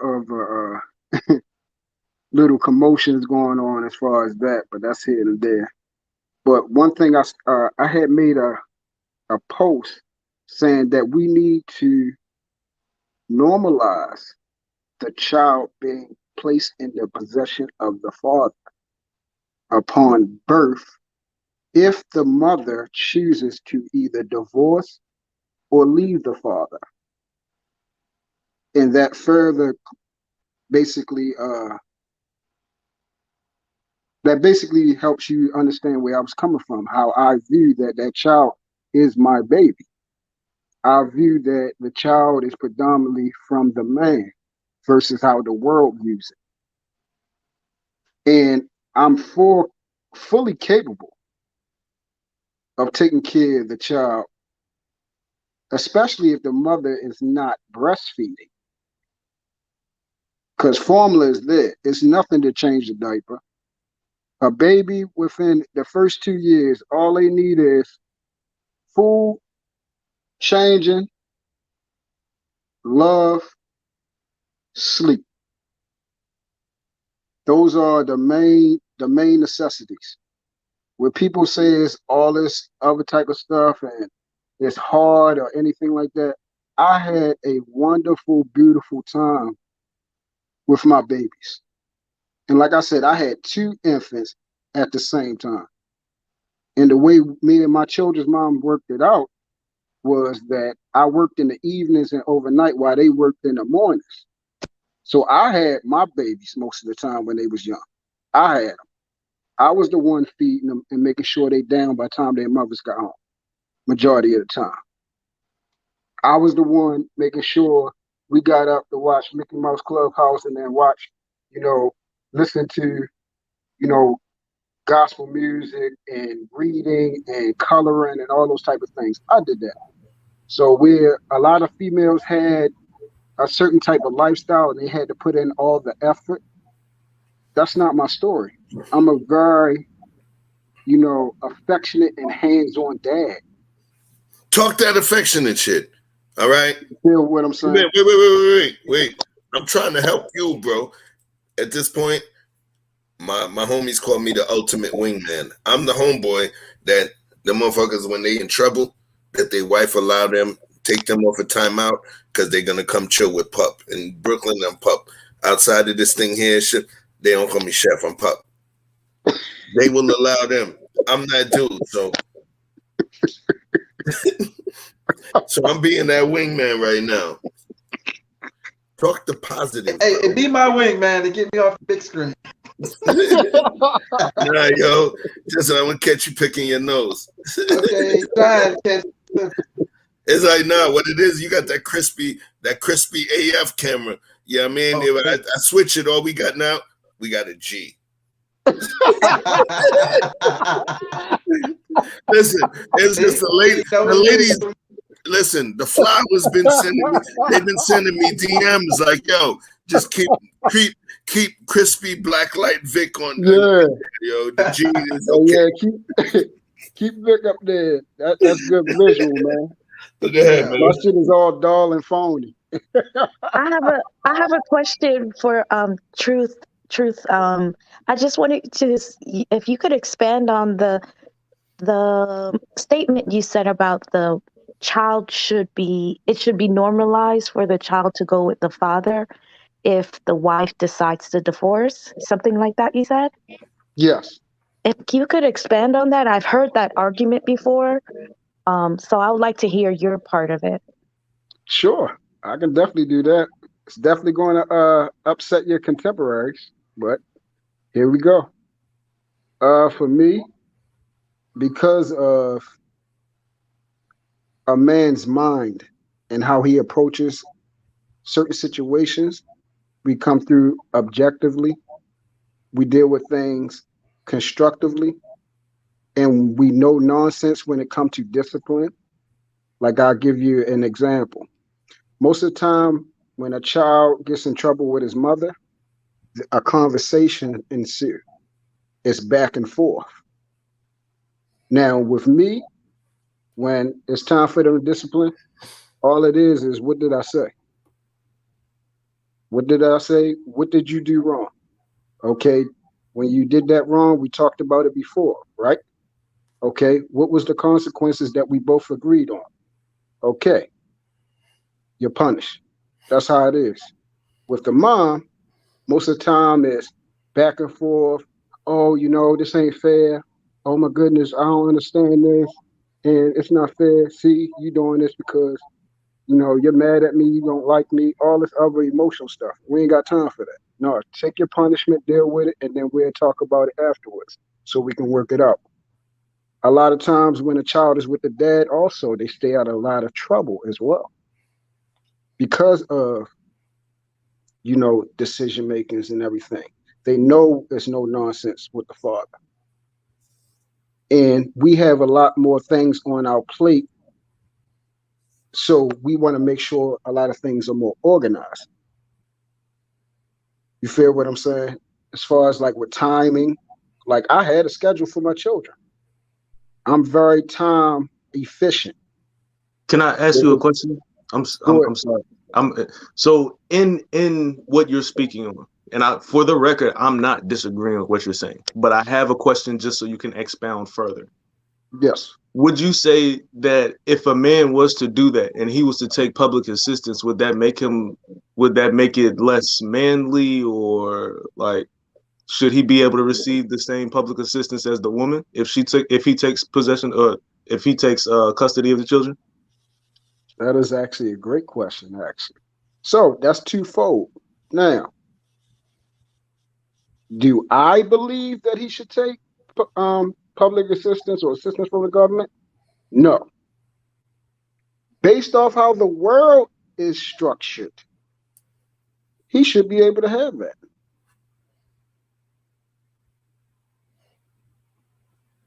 What do you mean when you say that? Based off of how the world is structured, that they say whoever has the custody of the child is privy to privilege. Okay. So we're not going to change that rule just because a man is now in a position of power now. Now, like I said, for me, I don't need no assistance. That's me. I can't speak for everyone else, though. And I don't, mind you, I don't look down at another man if he chooses to ensue child support. I don't. Because again, that privilege is placed at the feet of those who have custody of the child, and the government has put that in place as a mandate. So it's the law.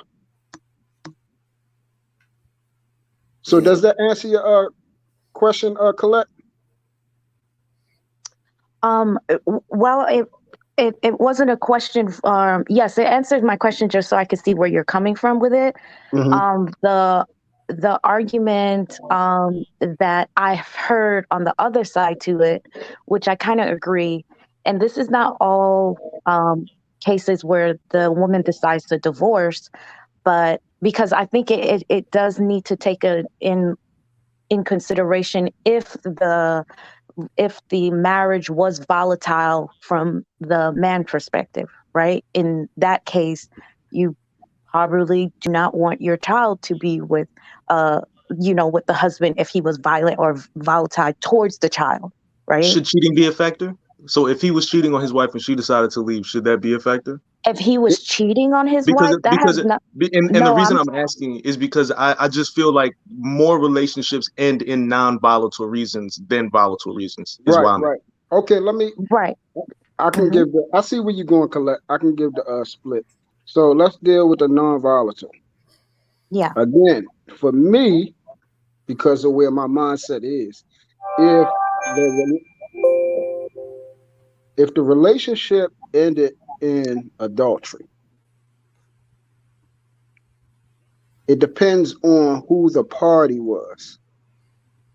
So if the dad cheated, then the baby should go with the mom. If the mom cheated, then the baby should go with the dad. Because I believe, go ahead. To be honest, I disagree with that, because I feel whatever the parents do, if it's not directly affecting the child, like I said, like being abusive to the child, being volatile to the child, you could, if you guys want to go out and cheat, that shouldn't have a factor on if the child goes with the dad or not. So that's the part where I disagree. That's just that part. You know what I mean? Yeah, and I did. Okay, so I'm gonna push back. I believe that has an effect on the child as well. Okay. Because everything is not about physical. Emotional trauma translate into physical later. That's correct, but if you're saying that you said that's correct, but because in the sense of the example I brought up, if there was cheating going on, let's say you and I were married and you cheated on me, and that was between us and in our marriage. That was not brought out into the household like, oh, you're cheating on me, and you're arguing back and forth, but behind the confines of our bedroom we know what's going on, right? So that's not affecting our child. We're not putting that emotions on our I'm child. sorry, from a child that was in that situation, Miss Colette, that does affect the child. I was affected by it. So Uh-huh. you're saying that the cheating affects the capability of what you were speaking to before in terms of uh punishments being more direct and less emotional and things of that sort? Nah, cheating affects the child emotionally as far as most of the time when cheating is involved, then comes separation. When separation comes, then now you have to choose sides. Cheating affects the child or the parent that has experienced cheating or been affected by cheating has an impact on the child that they're raising. I just want Yeah, to make sure that we keep context, in the proper yeah. pocket, right? Is it the child that doesn't know shit about the cheating that went on, or the parent that is caring for the child, where the emotions that they receive from the inherent cheating bleeds over into their child care practices? Yeah, see, Saying. this right here is a key topic right here because this is the problem. So many times we think the children don't know, but they know. I knew as much as you try to cover it up. You know what's going on. You know when the house is cold and there's no more love there. And eventually you understand that the fact of it was in relation to cheating. You don't need to know the gritty details, but you know it has to do with another woman or another dude involvement. These things cannot be put to the wayside just because a child is not physically attacked or harmed. Physicality is not the only thing that is breaking our community.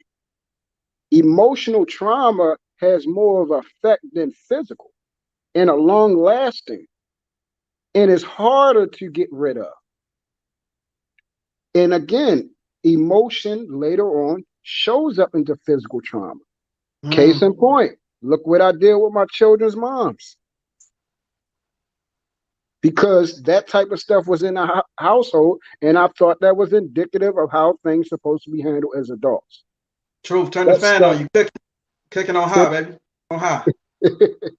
So that's why that matters. So when it comes to, we already know if the father or the mother is abusive, no, they shouldn't be either with either or parent, the one that was abusing them. We already know that. But as well as emotion, as well as because children are affected, children see how you treat your spouse. I saw how my mother engaged with men. I saw how men engage with my mother. And I picked up all that, all This of it. this this is where I want to provide some pushback. This is where I want to provide some pushback. Okay, you're saying you're speaking to the emotional effect of the child, right? In terms of cheating, which I can definitely understand. I'm definitely understanding of what it is that you're speaking to. This is where I'm thinking right now. You're saying that because you made a decision to step outside of your relationship with the child or children's mother, because you decided to step outside of that, the better decision would be for them to go with the mother. When you mentioned that in terms of them being brought up, their structure, their discipline, the lessons they learned, the habits, all of that could probably be better for the child. Don't you believe that if your structure would be better as the man, you'd be able to work through those traumas and talk to them about it, guide them through it, tell them what you did wrong? Because again, you've spoken to how at that time you were not the man you are right now. So you can grow as a man and still take care of your children, even though you cheated. Well, that's the whole point. What did you say? I was not a man. So no, I shouldn't have been at that time. So I'm just give you it straight. Me, 28 down. Should I have my children in my possession? Sole custody? No. Right now, I'm in the process of getting my children sole custody now because I am a secure and authentic man in my own right now. I'm able to properly love them emotionally, physically, and spiritually, and provide them and nurture them into the men and women that's going to be beneficial to our community. Back then, I did not have that mindset. I was what we call, lack of intelligence. Like Do you believe their mother, Chef do you believe said, their mother had that mindset to do that? did the mother have the mindset? Do you believe so? Hold on, fellas. But she was better off than when I was. Let me say this. I wanna jump in and kind of give this clarity. One thing I do notice is this. Remember, y'all, the truth is never favored that we have right now is not the truth. And I'm getting what he's saying more consistently. He's not the truth is never favored that he was talking about back in the day. So he's speaking from his level of knowledge right now. So when he talks about past situations, I think we need to understand that his level of consciousness that he has right now is not the level of consciousness that his character had when he was playing his character back in the days. Which is completely understandable. But so right now he's Jeremy St. Patrick that's retired, so if I understand correctly, he's speaking to the person he was before. Just so the reason I ask the questions I do is because the men that we're talking about in these situations are still in that space that he was in. They haven't made it to that space to where they found God and they're on their path to understanding and they shouldn't have that child. Things of that sort. So, but this is what I'm saying to you. You had your children when you were not on that path. Because of that, you had to figure it out. When you were before you got onto your path, you were making the decisions that you were making for you to end up having 2 children. You love your children. You take care of your children. You do everything you can by your children. And I will never diminish that as a man. I will never take that away from you. What I'm saying to you is the space that you were in when you had those children. This is why I'm asking, right? Because if you did have your children, if you are the man that you're saying that you are, that you take responsibility and you do everything that you're supposed to, if you did have custody at the time when you had them, you would have stepped up, put your boots on, put your belt on, and got straight to it. You would have figured it out sooner than what you did now. And that's me making an assumption based on what it is that you've said. It is an assumption. And that's a very ignorant assumption that somebody would just have something to just like that. First of all, you got to go through the process. You got to go through the process to get your children. If you listen to TLA, he fully explained how hard it is for a man to get his children. First of all, I'm way financially stable now than I was back then. You have to have credibility for the law, not for what you think. You got to prove this. You got to prove to them that you are a better parent than the child. This world is set up for a fact that the child will go with the mother. Even if she's on daggone crack, they will give that baby to that mother. You got to prove within a doubt that their life is in emphatic danger for them to come with you. It ain't that easy, bro. That's very ignorant to say, like, oh, you could just snap your hand. Okay, it would be so many men out here getting their children. It'd be so many men out here getting their children. So many. It ain't that easy. What we're talking about, what I'm speaking to is based on what you said, and you said we should normalize men taking custody of the children. That's what I'm speaking to. I understand, like, the system is set up for us to be fucked up, but I'm speaking in terms of what you said, in terms of men. Okay, so you thought I was just talking about any type. Okay, so I said this before, but clearly y'all don't listen. A man that is out there doing these things. Yo, you say that shit all the time. Yo, I keep saying it. But the thing is, you got to remember, everybody ain't recording your shit. You got to make a page, bro, where you got to do. But I remember what y'all saying. I remember what y'all saying. Listen, you realize every male out here is not a man, bro. Every male out here is not a man, bro. Every male out here is not a man. Everything walking around with a dingaling is not a man. Me back then, run around here dragging, doing me being out in the streets. No, I was not ready to take care of my children. So I wasn't mentally so capable you're of gonna taking say my children. I can love so them. are you I going to can say provide equally? money. So are you going to But say equally that every female is not a woman? Are you going to say that that is the same thing as well? yeah, I said that too. Okay. I've been So said that. based on that, all right. Okay. Heard. Yeah, yeah. You're not listening, man. I said whoever's the rightful, whoever is the better option. For me right now, I can, Chef just said it. I'm speaking about me right now. I am the better Y'all option ain't for my listening. child. Y'all ain't listening. Hey, I am the better Hey, yo, option for Usher my ever got child. up on the stage and said y'all motherfuckers ain't listening? Listen, Right. okay. listen. Now, I'm gonna right say this. now, Oh, Remember, hold up, yo, Truth. We got a new guest on the stage, right? oh yeah, let Sherelle eat, man. Let Sherelle eat. Remember, I'm the unbiased party, so this is Hey, battlegrounds. I'm hey, gonna sit before back. Sherelle go, Chef, this is a good transition to the next question, ain't it? Because that's where them boys headed. Oh, You that know what I next. mean? Listen, I gotta say thank you to everybody involved. That next question been sitting there for a minute, So let's drop it on them. Let's drop it on your heads. Bang bang. If a woman has the right to abort a child, should the man have the right to abandon? Okay, so I already, hey y'all, yeah, hello. Sherelle already What's up, said man? this. Hey, I hey, already what said up? this. So this is my thing. It's You not even pulled over. about. Wait. Safety first, yo. You pulled over on the road. You ain't I'm in driving. a truck. I'm parked. All right, cool. All Making right. sure. Go ahead. So I already said this, and it's not even about just the woman has the opportunity to abort a child. A woman also has the ability to abandon a child. If I'm a woman and I feel like I don't want to have this child, like I have so many options. First of all, I have abstinence. I could choose not to have sex. That's the number one foolproof option if you do not want kids.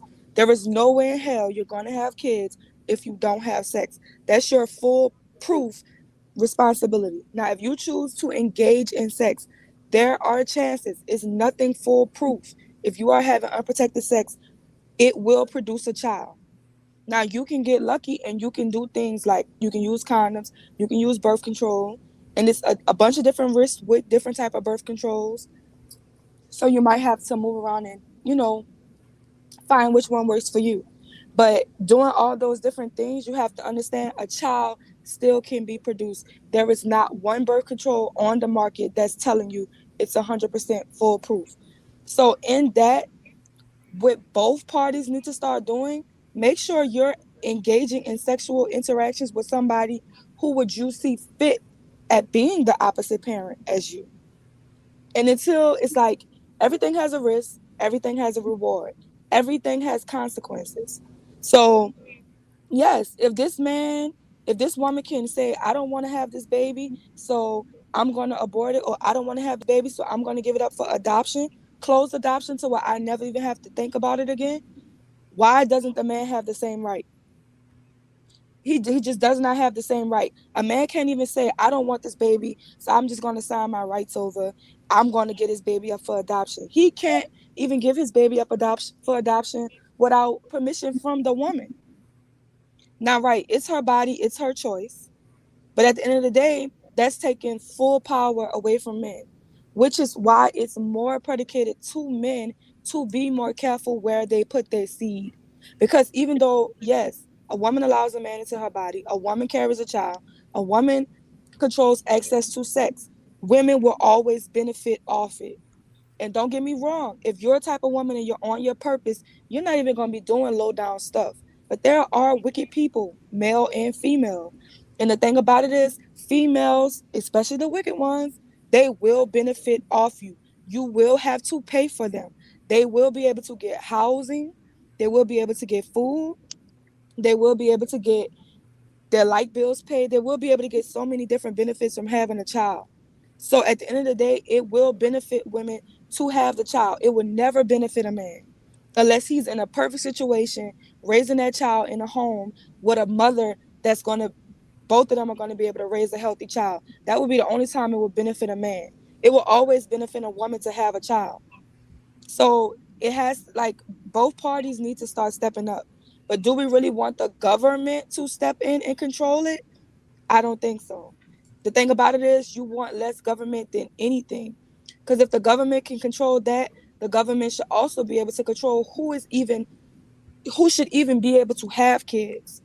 The thing about it is, as a person right now, if I sign up tomorrow to go adopt a child, they are going to put me through so many tests. They're going to make sure that I have a decent income, that I have a stable environment for this child. I have to have so much set up. You even have to go through mental evaluations to be able to adopt someone else's child. But you don't have to have none of those qualifications to have your own. And that's sad.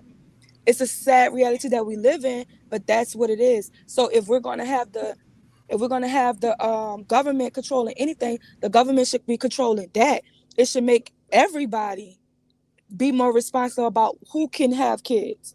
Damn, you saying we need to have baby making license? Exactly. Y'all need to have baby making license.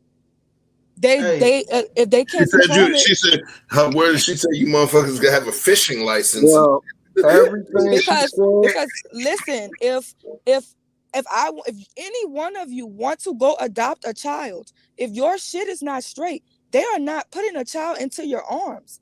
Lose one of your flesh and blood kids, and watch how none of the shit that you had to keep them in the first place. Watch how you have to go and get it to get them back. And that's speaking from a place where I have family members who have lost their kids and who have never been able to get them back. I've had, and the thing about it is, yes, you do. If the government's going to be able to force things like that, the government should do it. I have a family member who beat her kids and kept getting them taken away from her. She has 9 kids because she refused to stop having the children. So this is the why thing. You do that? Bro, why you do that? You take two things from the opposite side of the spectrum and slam them together and be like, see, if you don't got one, you got to be the other. No, it's not about that. You can't. I understand what you're saying about the government, you know what I'm saying, and about them having too much say and control. But see, that's my thing. Or even if you go to the other extreme, you playing God. But I think no, this is the thing. Identifying the child. Windows. This is the thing about a window. When y'all open up windows, you cannot control what comes in. If you opened up the window for fresh air, a fly might come in, a cat might come in, or a bird might come in. This is what I'm telling you. She's not lying though. It's the same thing with anything. Listen, look at how you open things. No, look at how you open things. Look around and see how many people are here that come from other countries. You know who opened that? Slaves, being able to say that they were here. Because black people fought and made themselves citizens here, that opened up a window for every other person from other countries to be able to come here. The LGBTQ community, it was just one person opening up a window, and all type of other shit is flying through now. Don't do it. It's going to fly. I'm just saying. I mean, HDI TV, LGTV, HDIM community. Okay. That's a lot of letters. Yes, but listen, when you open up the window, you understand that when you open up the window, it's always going to be two sides to everything. Don't think that you can tell the government that they can have control over anything like that, and don't think that they're not going to take it to the next level. You are going to have to give and take with anything that you do. That's what a lot of people want to do shit, and they don't want to see that there's going to be consequences behind it. Nothing is free. I don't want to change your mind at all. I don't want to change your mind at all. I just want to restate the question. Everything she said. I just want to restate the question, right? So she's answering the question, if I have you correct, right? Should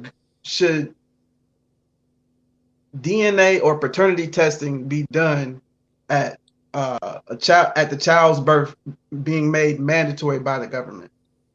So should the government have anything to do with paternity testing at birth?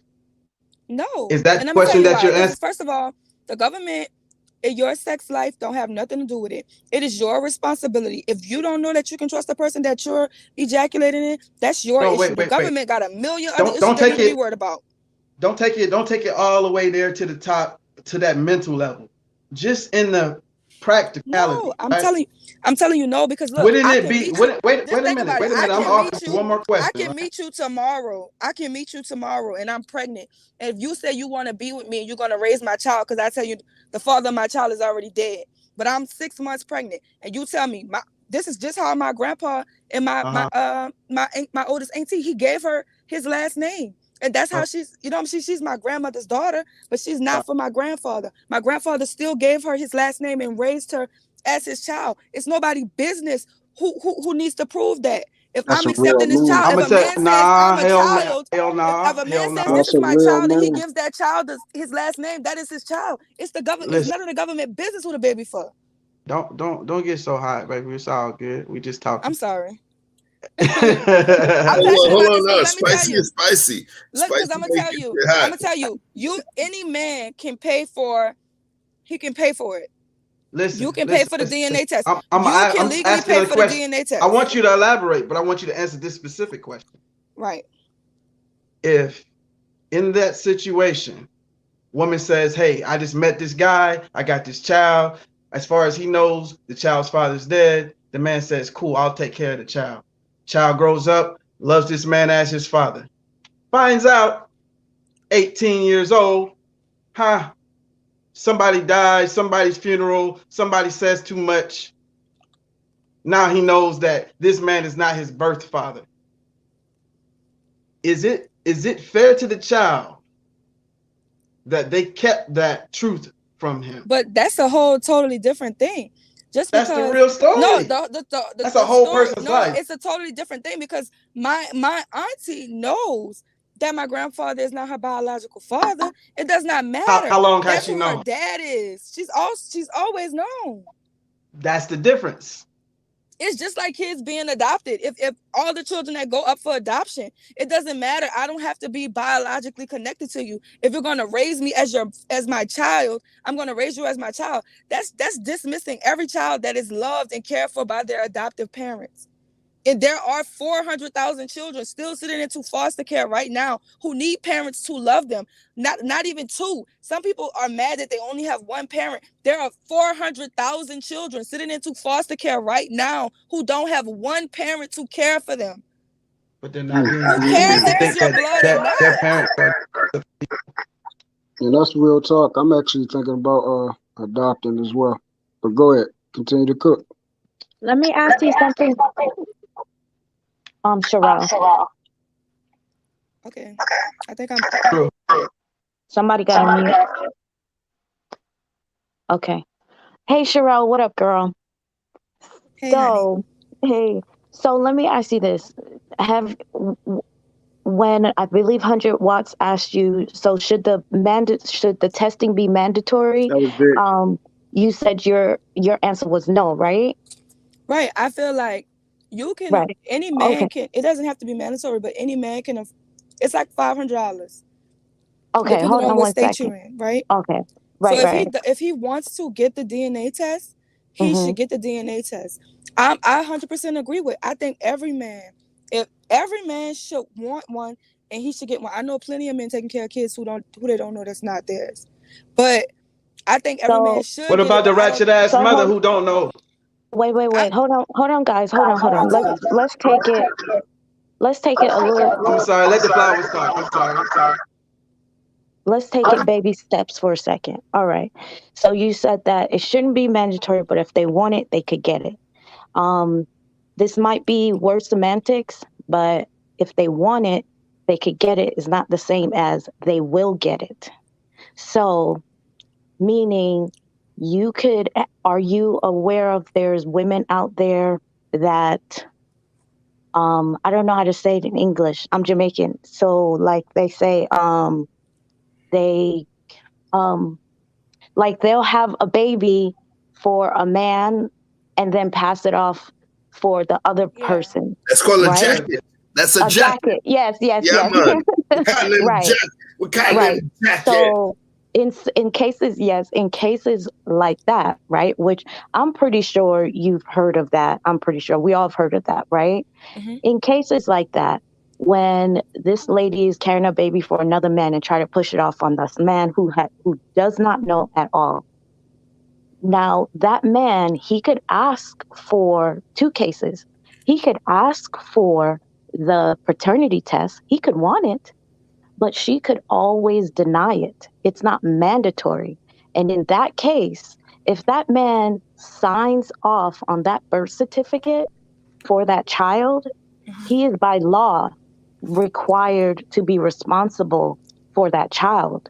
Yes. So Check. now that goes beyond anything. Now the government gets involved because if she decides to leave that man, he now has to pay child support. So it's a bigger, deeper rabbit hole. So, in the sense of in a perfect world, when you describe that if the man wants to take care of the child, he can get a paternity test. That sounds great, but I feel that we cannot forget about the other factors that are happening in society of women do put off other babies on other men, or even in the case of women might date a guy for a bit and they might break off, and then 10 months or a year down the road, she meets up with a guy and she's like, yeah, this is your kid, and he never even knew that was his kid. So in that point, what if he felt in his mind, you know what? I really like that chick.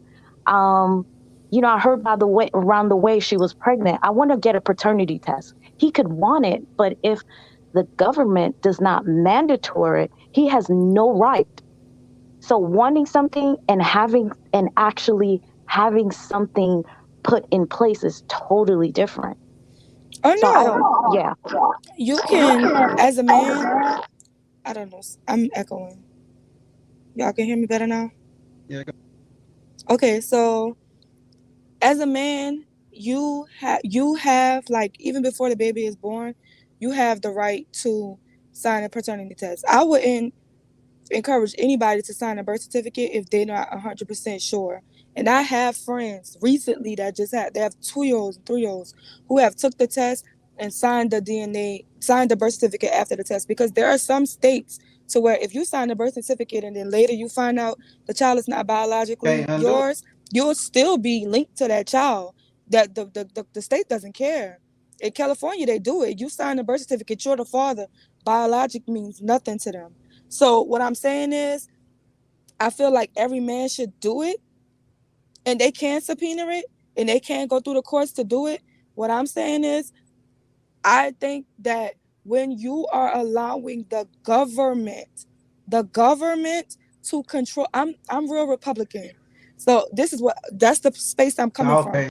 We don't really want the government controlling things like this, because the government does not. It's like, what kind of accountability are we going to hold for ourselves? What control do we have over our own lives? Like, what are we get to do? We're just gonna have sex, do what we want, and then the government has to clean it up. We don't want the government cleaning nothing up. Somebody got to mute. I got to mute everybody. Hold on. Go ahead. Oh shit. Go ahead, Sharon. Okay. Oh, sorry. Oh damn, I muted you too.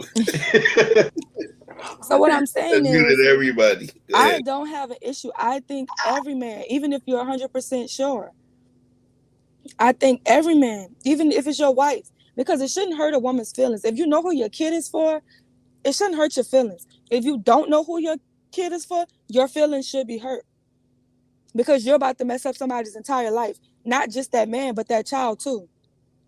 So who cares about her feelings if it's at that point? But if I'm 100% sure that I know who my father, the child, who my child is with. Hey, whoever that is, hold up. Hey, for a second, I want to add some context. There's a few laws about paternity tests, so I want to just put some of those out there to give some flesh to the situation. A DNA test requires a child's mother and father to have their. If you want to share the screen, listen. If you want to share the screen, I gave you. Nah, I don't got it right now. Cool. I'm just have to call them out. The law cannot force a paternity test on anyone, and that is nationally. including California. Right. That you can have sue and subpoena someone, but they can only be held in contempt of the court. They do not have to. Uh, a father can still perform a home peace of mind DNA test without the mother, and they are 90% accurate without the mother's DNA.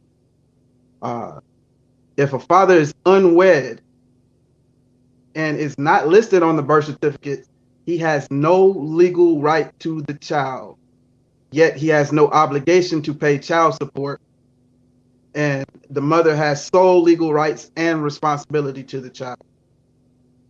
So a couple more. Father can petition in court for a paternity test, but that's only through the court. And like I said, they can't force that. Can't stop a child from seeing the other parent unless it's court ordered. So the mother has all of the parental rights in that situation. So she can take that child by law anywhere she wants to go, but she cannot deny the father his right to see that child unless she's gone through the courts to make sure that. Okay. When you That's it. Yeah. Wait, somebody else because I'm double. Let you speak. Let you speak for a second. Okay. Yeah, this situation is never. This subject is another situation I touch on. One of my peoples, when they was about 16, still in school, they had a situation where they had got a person pregnant, and they thought it was their baby, and then they had to get a DNA test because they kept hearing that throughout the school, this wasn't his child. So then he got the DNA test. They sent the results in the mail. He didn't feel comfortable about, reading it, by himself and everything. So he called me over and he said, he read it out loud to me and everything. He said, for the test for such and such, for the child such and such, the results is 99.99 something that it's not his child. And when he looked at me, he said, so this is saying that this is not my baby? And he just broke down and cried. And all I could do is just hug him. And still to this day, that little girl still has his last name. And she's still part of our family and everything like that. We don't treat her different. But that situation still had weighed on him so much that it contributed to a lot of other things that he has done that had laid waste to a lot of decisions that he made on his way to becoming an adult.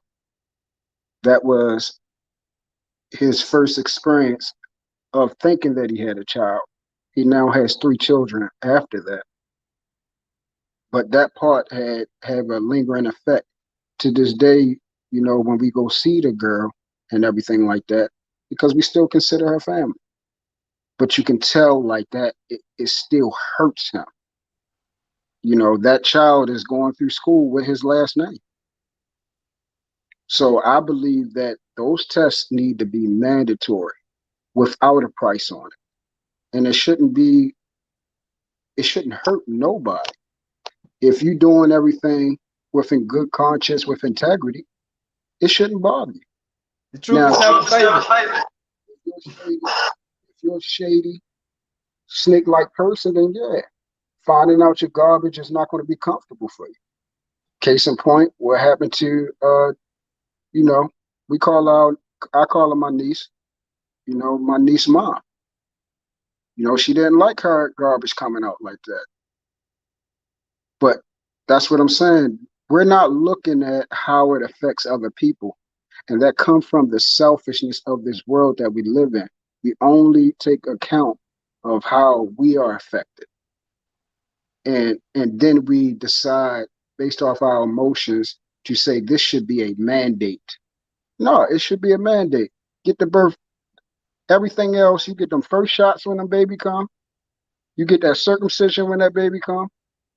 You sign a birth certificate when that baby come. They do the daggone jaundice test when the baby come. I was there for all that. All right, gangster. All right. Whoa, we got echoes. Hold on, let me mute everybody. All right, gangster. Vic, Truth, you have, I don't know if it's on a laptop or on the other screen on your smartphone, but right now that's where the echo's coming from. So let's talk about it. Let's move to this next piece of the conversation. Talk to this. We each have our own pieces and idiosyncrasies and subtle nuances to the way that we live life. That's going to make us seem more, the right thing to do in a particular situation. I'm removing the veil of safety from this. So I'm going to ask everybody, if a woman has the right to abort a child, hold on, let me give you the sexy full screen. If a woman has the right to abort a child, should the man have the right to abandon the child? And I'd appreciate if each and every one of you answer that specific question. It's only right. My answer. I agree. It should be. Hold on. I want to make sure I get each answer within its individual totality. So, Vic, you agree? I want you to answer that. If a woman has a right to abort a child, should the man have the right to abandon the child?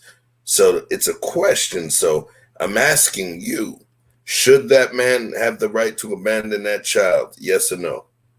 Okay. So what we've done is we've taken out the element of the life of the child. No one has addressed the life of the child.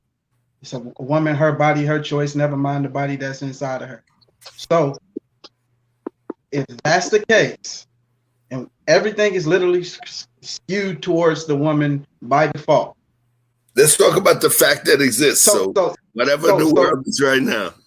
That's what I'm saying. That's what it is. So by default, the woman says, that's my baby. That's what it is.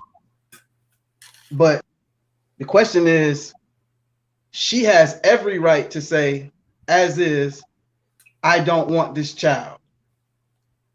But even if the man says, but I do, he can't make her have that baby.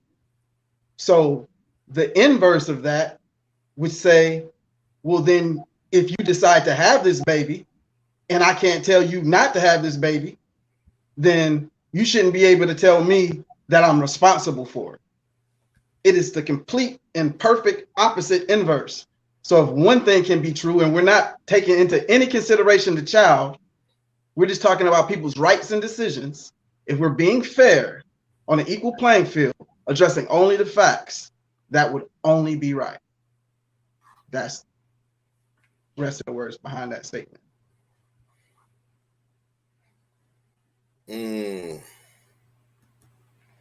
Okay. So, because I'm going to hold everybody to this.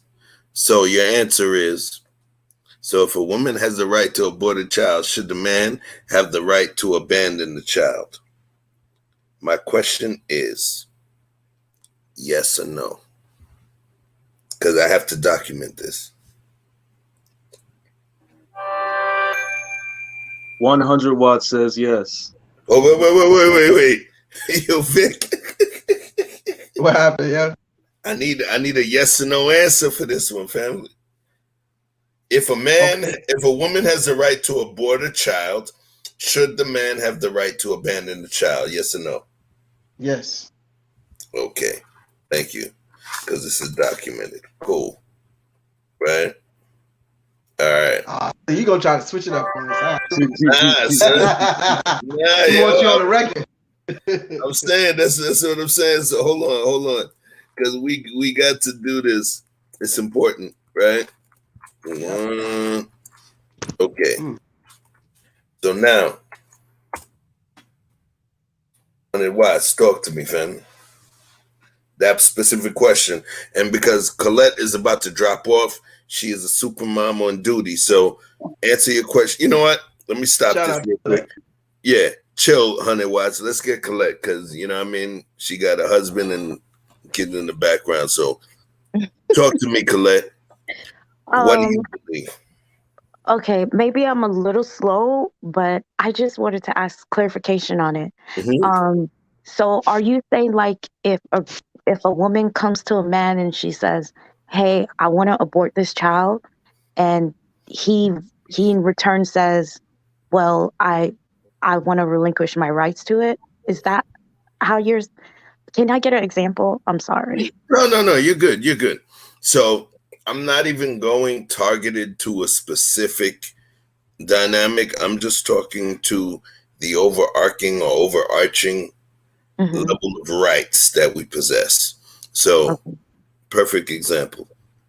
We Mm. understand that no matter what a man says, the Hmm. woman, because of the nature of pregnancy and having it within her body, she Hmm. retains all the control of if she's going to allow that pregnancy to continue, right? Hmm. Agree with that. So the question is, if Mm. understanding that piece, if a woman has the right to abort that child, Right. or, and I didn't put the other part, or keep the child, which is natural, Right. should the man also, on the antithetical side or on the opposing side of the counter, should he have the right to abandon the child? Because she has the right to have the child. She also has the right to abort that pregnancy and eliminate that life form. Oh, Should, yeah. given that she has those rights, should he also have that right to abandon the child? Man, this is hard. Oh man, I was gonna make it easy on you. this is heavy. This is heavy. Um, because I believe in marriage and I believe in, having a healthy household and so on and so forth. I will have to say yes. The man has the right, and hopefully that could come down to less um unintentional pregnancies and so on and so forth. But yeah, guys, I gotta go. And thank you so much for letting me be on the panel. And one last thing I do want to say, Mr. Truth, Mr. Truth, the fair man. I'm sorry. I did want to say the other Save it point for a second. to. I did want to say the other point to back to the part of the the child being given to the father. The other factor in that had nothing to do with what we're talking about. I do believe if that happens, it will chop down the divorce rate because people will come into a marriage a little bit more with good faith and wanting to stick it out. So that was the other point we didn't speak about. So I just wanted to put that in there because I do talk about that on my channel, guys. I believe in marriage, whoever wants to be married. Um, Marriage is not for everyone, but I do believe in having strong family structures, and that's how we're going to be able to. One of the ways we're going to be able to build a strong legacy. So I can't leave without saying that, guys. Sorry. So good Colette. night. Good night, guys. Good night, Sherelle. Hold it down for me, girl. Hold it Oh down. well, good night. Good night. Yeah, I appreciate you, Colette, for dropping in. And please make sure you let these folks know your information. Let them know about your page, Yes. please. She's Yes. very special, and she's really helped me grow this thing as well. So she's the OG. Let her know. Let them know, Colette. Yes. Bye, guys. No, you got to let them know. Oh, shit. All right. Well, go to Colette's page. You know what I'm saying? She lays it down. She's definitely been a piece to this thing here. I'm going to bring somebody else up right now. It's a brother. I feel like I did the exclusive. We got Bolo. We got Rashawn Dave letting his glowing golden skin show. And we have somebody else that's never dropped themselves into the chat, even on the Conversations with King page. But we bringing them up tonight. Tristan Holy mackerel. Tristan Draper. My man. Let him know. Let him know what it is, Tristan. What's going on, my guy? He be talking that What's up, down Chef? there. What's up, Chef? Look, I'm ready to mute all you motherfuckers. We got Tristan on the spot, yo. What up, Tristan? What's going on, fam? I'm good, Chef. I'm behaving. I'm gonna behave up here, all right? Oh, no. I'll behave. If you behaving, I'm gonna have to cut you off. I need you to bring Okay. Okay. that spicy heat, bro. You know what I'm saying? I said my prayers early as the Lord's Day, did my thing. Now it's time for the rest of the heathens' day. Now, come on. Did he respond back? Okay. I'm one of them. Oh, snap. You got me nervous already. Bring the heat, fam. Nah, did you get that picture I sent you? Yeah, I posted it. As a matter of fact, I'll post it again just so these folks understand what it is. I had it sitting up there for a minute, too. Here we go. Bang, bang. That one? Yeah. So, fellas, what do you think about that? Do you think that should be aborted? That human baby? No. Wait, let me take this banner off. Let me take the banner off so you guys can see it. Okay, here we go. There you go. Please make sure you see the entirety of it. Tristan says, Chef, can you show this picture and ask the guys this picture and ask them, should this baby live? So there we go. Do your thing, man. You got the mic. You got the mic, Tristan. All right, so all you guys agree that this baby shouldn't be aborted. This human baby. We can agree on that. I agree. It shouldn't. Okay. Let's make sure we got everybody. Tristan, we got 100 watts, we got Vic, we got Truth, we got Sherelle. So I want to make sure there's a consensus before, and I agree. There's a consensus on y'all going forward. So let's make sure. Say what? Correct. Agreed. Cool. What you say, bro? Okay. All right. I don't want to be a dickhead, but see what Sherelle had to say. I lied. Uh-oh. He hit you with the rabbit hole. Go ahead. Yeah, this is the fetus of a dolphin. So at the end of the day, I knew that. That's why I didn't say nothing. Pretty much, I knew Sherelle knew it already. So this is a fetus of a dolphin. So you don't even know what a baby looked like at this stage, but you can't abort it. I'm just saying you couldn't even tell the difference of what it is. What I said is I believe that life starts at conception, so it wouldn't matter what it looked like. This is conception. This is what it looks like. That little thing in the middle, that's not even the heart. Should you abort dolphin fetus? It might not look exactly like that, but it looks like that. I can find a picture for you if you want. It might don't look exactly like that, but it looks like that. They all that's just the basic mammal evolution, basically. That little thing in the middle is just a big piece of electricity. That doesn't feel anything. That's nothing at this moment. It's science. What do you mean? How would science know? Hold up, you said that doesn't. How would science? How would you measure? How would you measure what something else feels? How would you measure what entity outside of yourself feels by science? How's that process go? Great question, Vic.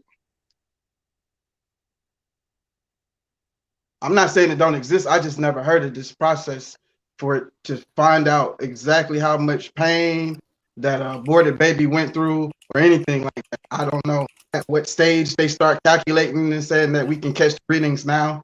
I don't know. They said they can't even tell the actual paternity until the baby come out.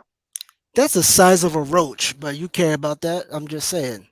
Like, what was your point, my G? I didn't try to cut you off. What was your point? I'm just saying, we shouldn't abort anything at all. But one became we can't even basically differentiate what's a human fetus, what's a dolphin fetus, nothing at all. I said that thing has no intellect at all. That's not even a human being. So let me get this straight. Because of the way it look, that's why we're supposed to abort it. What? Because all you describing is carnal things, physical. Truth. I got you. Here's the real question. At what stage of It's crazy how all embryo's the women knew development? that Hold wasn't on. a human. Oh, hold on. At what stage? But you're gonna of an tell a embryo- woman she can keep the hang baby. on. It's just a question, bro. It's just a question. I would like you to elaborate. At what stage in an embryo's development is it okay to stop aborting it? I think when the heart develops. So it has to be a heartbeat present before you believe that life is there. Correct. So it doesn't matter how many electrical brain impulses is had when the brain is the first thing is developed, right? Do So you see all of that don't count. That's not even, there's nothing in there. We're not looking at that picture. You sent that picture. I didn't send that. Yeah. No, because that's a the whole good point right example there, of a mammal, human or animal. That's the exact representation of a fetus. Hey, Tristan, It won't matter. does it have a brain? Do you see one? I'm saying, we got does it have a physical brain? representation. You keep talking about physical things. Do you think? Hey, let him make his point. Let him make his point. Wait, me or Truth? You. The point is, we can't differentiate anything. That is nothing. It has nothing but an electric impulse. Let's say that's true. What is your That's hope? what it is. So The what do you whole think about point. the question? What is about the question? Talk about the question. I'm just saying, if you can't differentiate anything from a human Never mind fetus, what I personally feel. What do you personally feel about the question being asked about the government mandating abortion and should not mandating abortion but paternity tests, and should a man have the right to basically check himself out of being financially responsible for a child if a woman decides to have it without his for that it's simple. Stop putting your dick in these things. That's it. This is a simple solution. Stop I didn't say how to sticking your stop dick it. everywhere. No. That's not the question. You just said. Didn't you just say how to solve it? Or that's pretty much it. You're asking for a solution. You're not asking for is it fair or not. You just want a solution. Asking, you just should want the government be involved? No, you're trying to finally say. Post the question, Chef. Hold on a second. Let me just say this real quick. Fairness. If anybody's looking for fairness, this ain't the channel for that shit. I exhibit balance, but fairness in terms of the scales of justice and all of that. Fairness is not real. I don't believe that life is fair. I believe that when you live and you know, the time that you live, you're subject to a certain amount of wins, W's, and a certain amount of L's, losses in your shit. And all you can do is that when they drop your shit 6 feet into the ground, that you've had more wins than losses. So in terms of fairness, the inherent concept of fairness, I don't really believe in it. Fairness is a mental construct, you know, and fairness is a selfish mental construct built and based on you being the sun within that universe and the things that take place involving you. And what you consider fair is the ones that lean towards you. So I don't believe in the fairness shit. You get what I'm saying? I believe in what exists and the understandings of it. So when we talk about fair, that's never going to be something that I'm going to totally align with, because I believe fair is a subjective term based on the person who is the son of that particular universe. Do you believe it should be completely one-sided? Can that exist in this realm of balance? Not at all. In the world of balance, one-sidedness is the antithesis of balance. Bias is the antithesis, or for those who don't understand, the opposite of balance. So one-sidedness never really exists within the dynamic of balance. But the thing is, people always right itself. But people that are being one-sided don't actually think they're being unbiased. People that are one-sided, them motherfuckers actually believe that they are right. Right or balanced? Those people that are not balanced or that don't have all of the facts will still believe they are right. Whether they think they're balanced or not is not even a piece of the conversation. When somebody believes that they're right, that's righteousness. That's psychological righteousness that controls how you think, and it also controls how you listen. Because if you believe that 100% of what you said is right, and somebody's coming with a couple percent of something that could change it, you ain't listening to none of that shit, because you know you're right. Righteousness changes the whole game.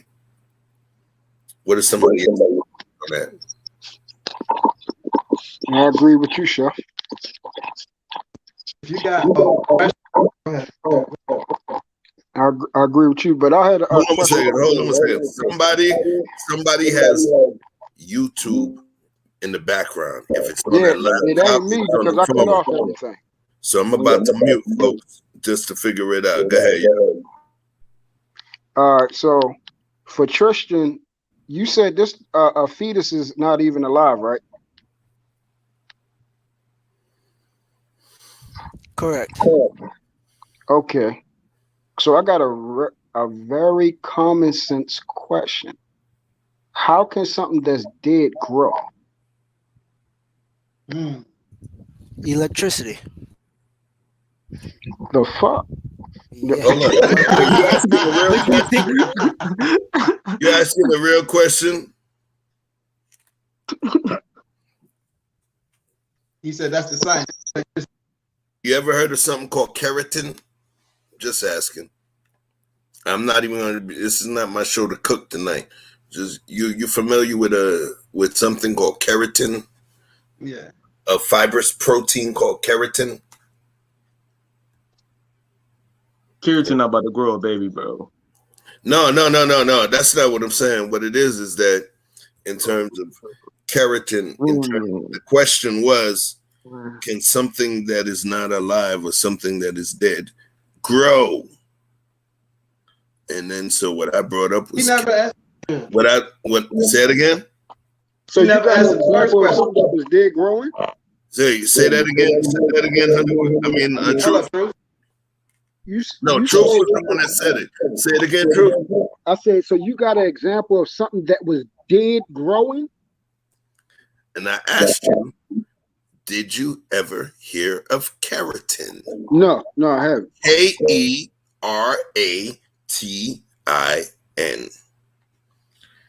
Keratin is a protein, and keratin, it forms with the main it's a structural constituent of hair, feathers, hooves, claws, horns, fingernails. So now, ask that question again. Can something that is dead grow? Well, anything that can grow, I don't think hair is dead. I don't think we wouldn't classify it as it having life because of all the principles, but we're talking about the embryo.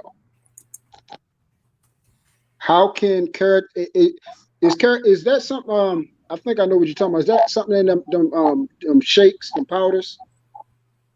What are you talking about? Protein?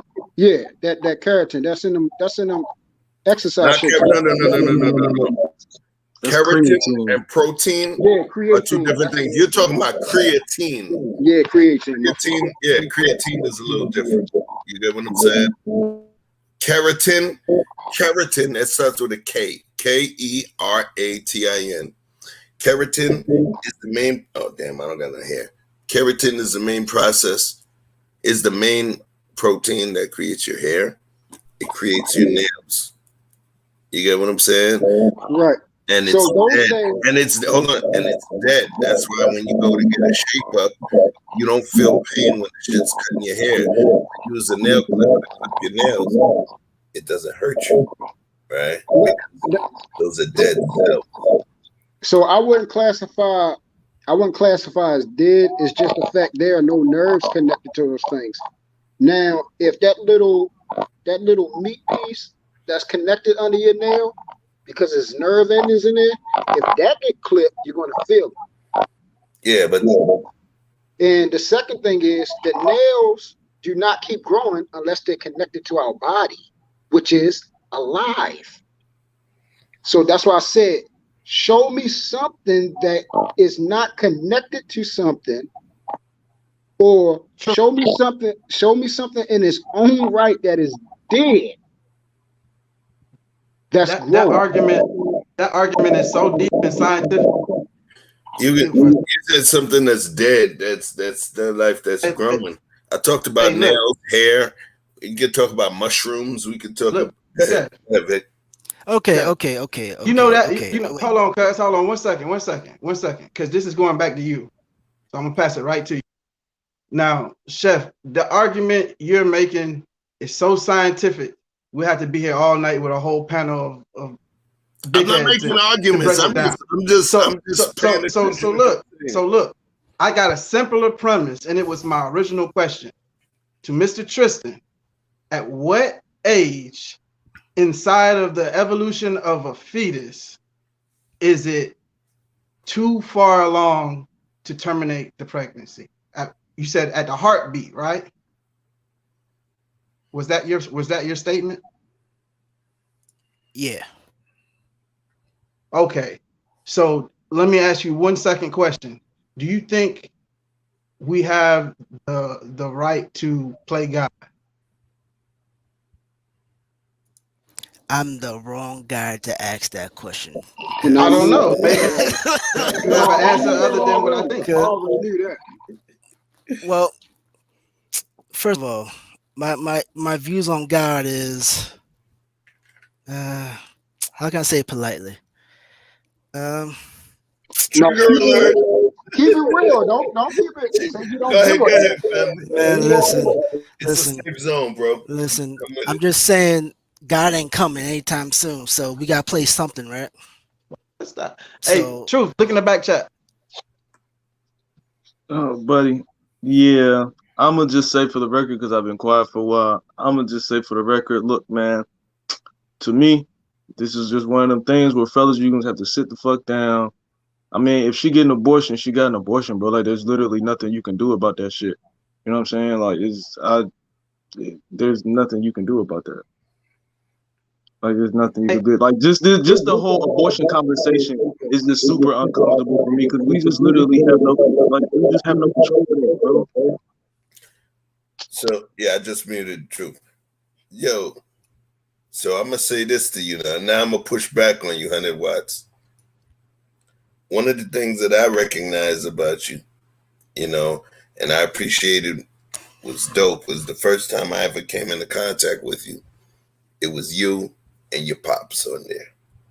And what was so dope was the fact that the both of y'all were able to acknowledge there was a point where, or at some point where you guys are still building that fatherly bond based on what you might have done wrong, he might have done wrong. And that was what's so dope about it, right? So when I say that to you, in this situation, do you believe you can open up your heart to understand the other side of that particular conversation? You feel me? What do you mean the other side? There's a lot more emotion, you know, as opposed to the black and white that goes with what we talking about, you know? So think about the last statement that you said. You remember it? I'm just, it's because the last thing I remember saying, like when we've been in this entire conversation, I remember Vic asking a question about me, how I would feel if, you know, if someone I was with got an abortion. Like when it comes to if somebody came to me and said that they're pregnant, right? I'm going to want to take responsibility of my child. But if she says that she does not want to have the child, yes, emotionally, I will feel something about it. I'll Okay. try to have a conversation about it and see if there's something we can do, i.e. her have the baby and give me the child. I'll see if that's something we can do. But if she is not trying to go through that 10 months of carrying that baby, there is nothing I can do about that. Oh, I got a quick question. So, for all the guys, are we upset about her really having the abortion, or are we upset that she had the abortion and we had no power in the whole situation because Right. they did it? That's my thing. Are we mad at that really? Because If she you made don't the even know baby what the by herself, Can then I I say feel something? Ralph. But I gotta send a Okay. special shout out real quick I gotta send out this special shout out to sis Mosaic with TJ Randolph. Sister TJ's in the spot. TJ, send a shout if you want to come up and What's drop. up, Auntie? That's right. You know, I'm not too far from her. I can't call her auntie. You know what I mean? But listen here. If you're ready to say something to sprinkle the garden with your wonderful dew, my sister, just hit me up and you have that opportunity. You know, I got the fake StreamYard, so I got the one with the little duck, so I can't put 12 people on, you know. But I'm about to make it happen. I'm going to kick one of these suckers off for you, TJ, so come with it. Okay. So I'm gonna ask all the men to the panel. Okay. Can as a woman, can I tell y'all the experience of that a man goes through in life? Can I tell you how to be a man? Can I tell No, you I understand how it feels to be a man, or can I even articulate what it feels like to be a man? no. None of y'all feel like I can relate to y'all because I'm a woman and you're a man. You can sympathize, but Nope. Yeah. That's the vice versa. same Wait, exact I thing. got to answer that too. We let the fellas answer. You can sympathize. You can sympathize. That means that you can feel sorry for. Sympathy is not gender based. It's just life form based. Feeling sorry for. You can sympathize with us. Can you actually empathize with us, which is feeling the identical emotions? Unfortunately, no, you cannot. It would be the identical, it would be synonymous with us as men saying we know what the shit feels like to be pregnant. We can't. Exactly. And that's what I'm We saying. can only sympathize with you because it's a pain you're going through that we cannot fully understand, but we can feel for you. Empathy is not the same. Empathy technically means you're feeling the same as that person. And because our genders are different, I don't believe that you would be able to be empathetical with us. You can feel sorry for us, but you ain't gonna feel the same. Right. Okay. You just proved my point of what I'm trying to bring home to y'all. Y'all are having, I'm the only female on the panel. I'm choosing not to even talk about it. This is Why? a full male panel talking about a decision that a woman is making with her body that y'all will never be able to physically understand, comprehend, or go through. It is not a man's right or choice to tell Uh-oh. a woman anything about pregnancy. I I got to stop understand. you. Now I No, got to look, I stop you. Oh, understand that men wait. play a You, role. hold I on. didn't even get a I chance gotta to answer stop the you. question. It's Hey, let all her drive right off the cliff. wait. It's with all due respect and it's all due love for you as a flower. Listen, what you're saying right now is that we're talking, we're not supposed to. Nah. Here's what I'm gonna say. Respect. That's some bullshit. And I'm gonna tell you why. You're saying that we don't have the opportunity or we shouldn't be able to talk about this shit when we are fully impacted by this shit. We have to focus on whatever we are making, and a percentage of what we are making is going to automatically be determined to be pushed to another individual based on what some magistrate in a black ass robe says. So now, In this communication, in this conversation, hell no, it ain't gonna be about y'all don't get to say shit, because the conversation literally is about what we have to deal with. So Y'all when have I to deal say, with this. What I'm saying. Y'all have to deal with if that baby comes to term. Don't get me wrong. I honestly feel like the rules should change on if y'all do it. Like if y'all have to take care of those responsibilities. But what I'm saying is 9 months, even looking at the rate at women die giving childbirth, which has progressed throughout the years, because back in the days, women died more often during childbirth.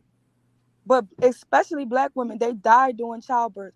It's a different type of change that your body goes through when you're pregnant. That is very long, 9 months to carry a child and bring a child into this world. I never experienced this. This is why I don't talk about it. I've never been pregnant. I don't even feel as a woman I should be able to tell a woman what to do and what she needs to go through if she decides to get pregnant and if she should go through with her pregnancy. I don't even feel like I should tell her should have the power to tell her if she could and if she can't. I live in Texas. The rules have been passed. It's deeper than y'all just having a conversations. The men who make these rules, because the people that are in power that are making the rules are predominantly men.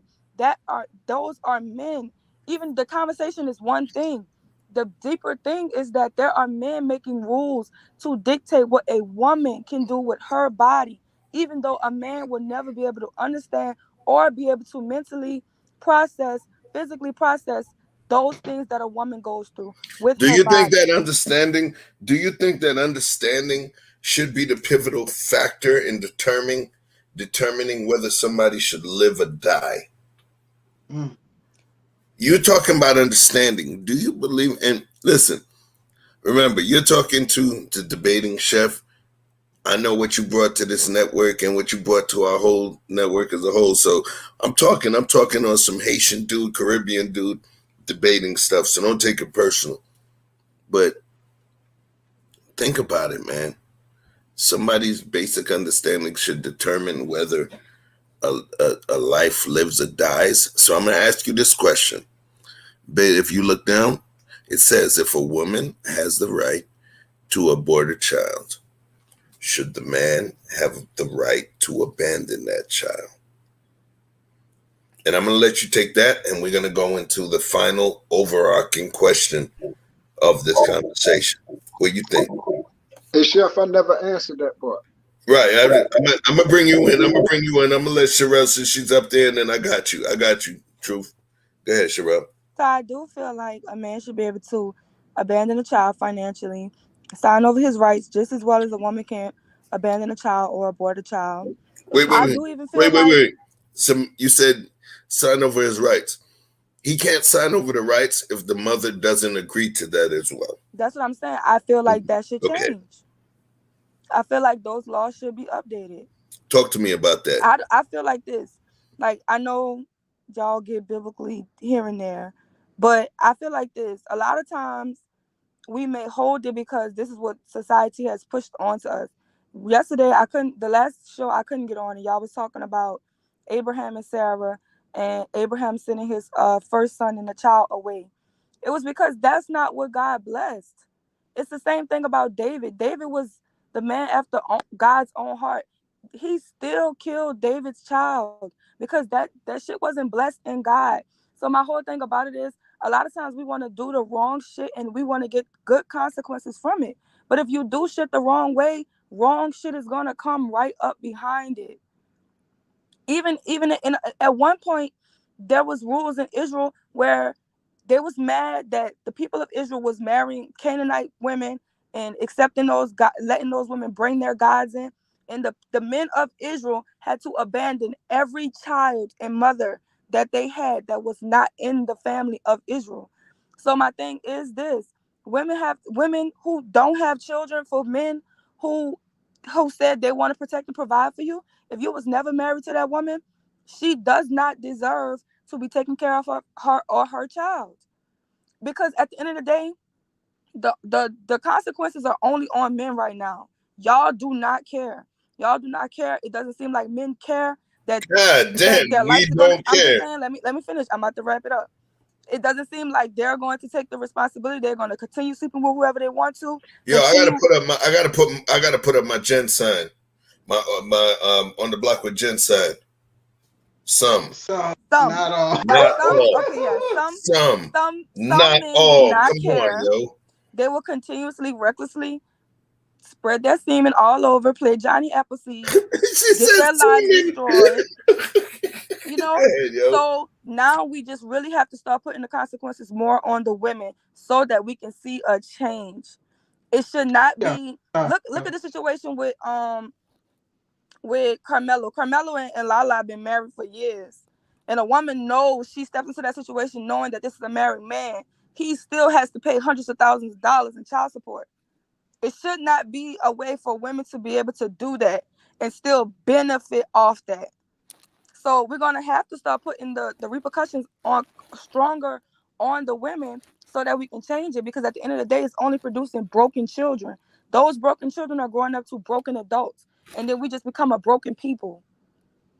But but we're supposed to feel like the men are leaders, and our men are supposed to be the leaders, and they're getting the consequences. So they're supposed to step up and change their actions, but some of them just don't care. Some of them just don't care. And when you mix some of the men who don't care with some of the women who don't care, you create the majority of people who don't care, and we keep our people majority at the bottom. Because it's the numbers game. If we're playing a numbers game, we're losing. It's not like it's a bunch of people that care. And I'm saying that for both genders.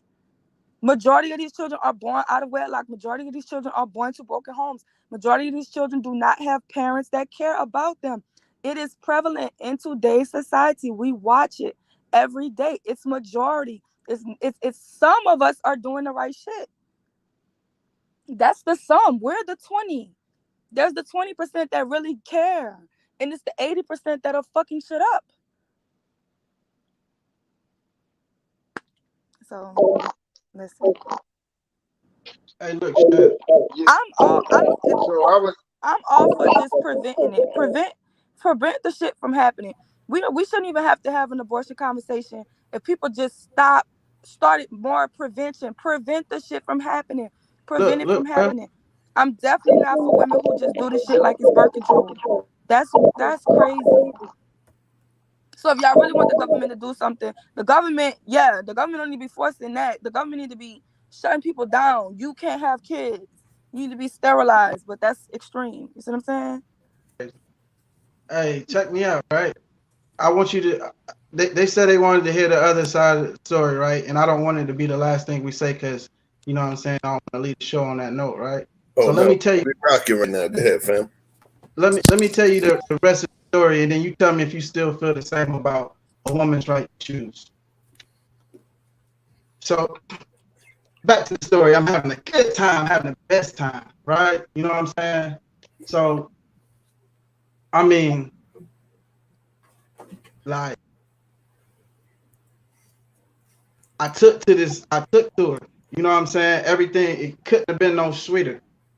And then I knew that it was real when I got sick, right? And I'm like, yo, you might not even want to be here because I'm sick. She's like, nah, where I'm going. She stayed right there with me the whole time. And then I was like, damn, I need some medicine, but I'm fucked up, you know? So I was like, here's my keys. Just go to the store. She like, yo, I don't even drive like that. I don't trust myself in your car. And she got up and walked. I'm like, yo, don't walk. She walked to the store and brought me medicine back. I was like, okay, it's real. So I say all of that just to say it wasn't no fugazi type of little fly-by-night situation. So, you know what I'm saying? She like, yo, I kind of got an issue with the prophylactics. My body don't react well to that. Can we stop that? And I'm like, yo, you know me, you know what I'm saying? I'm Maverick, you know what I'm saying? My pull-up game is amazing. You know what I'm saying? So it's whatever. We at this point in the conversation now. So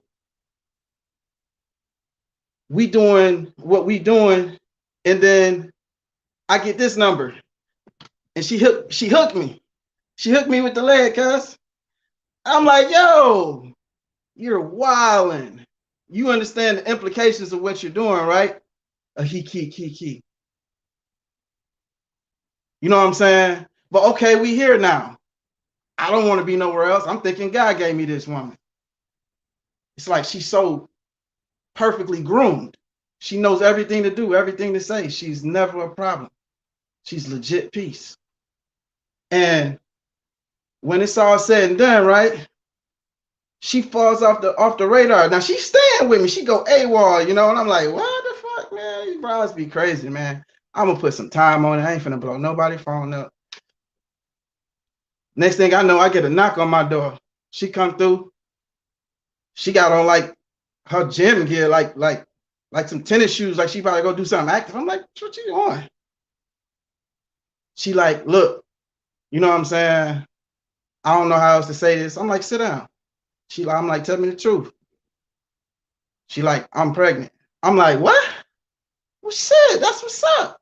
You know what I'm saying? This shit kind of crazy, but shit, we good. Don't stress about it, right? So then she stood up. On the inside, he was like, oh, Lord. Hey, he's saying, but I'm like, I can't show that. I can't show that. I can't show that, chef. So I'm like, yo, we good. Chill. So she got up, right? Like she's got so much anxiety about it, right? I'm like, why she got so much anxiety? Maybe she just nervous, new mother, whatever, you know? You know what I'm saying? So she like, we can't keep it. I'm like, yo, what? Watch out. What you talking about, yo? She said, I can't. I'm like, what you mean you can't? You got to give me more than that. She tight lip. I'm like, listen, I'm a big boy. Spill it. Don't play with me. Spill it.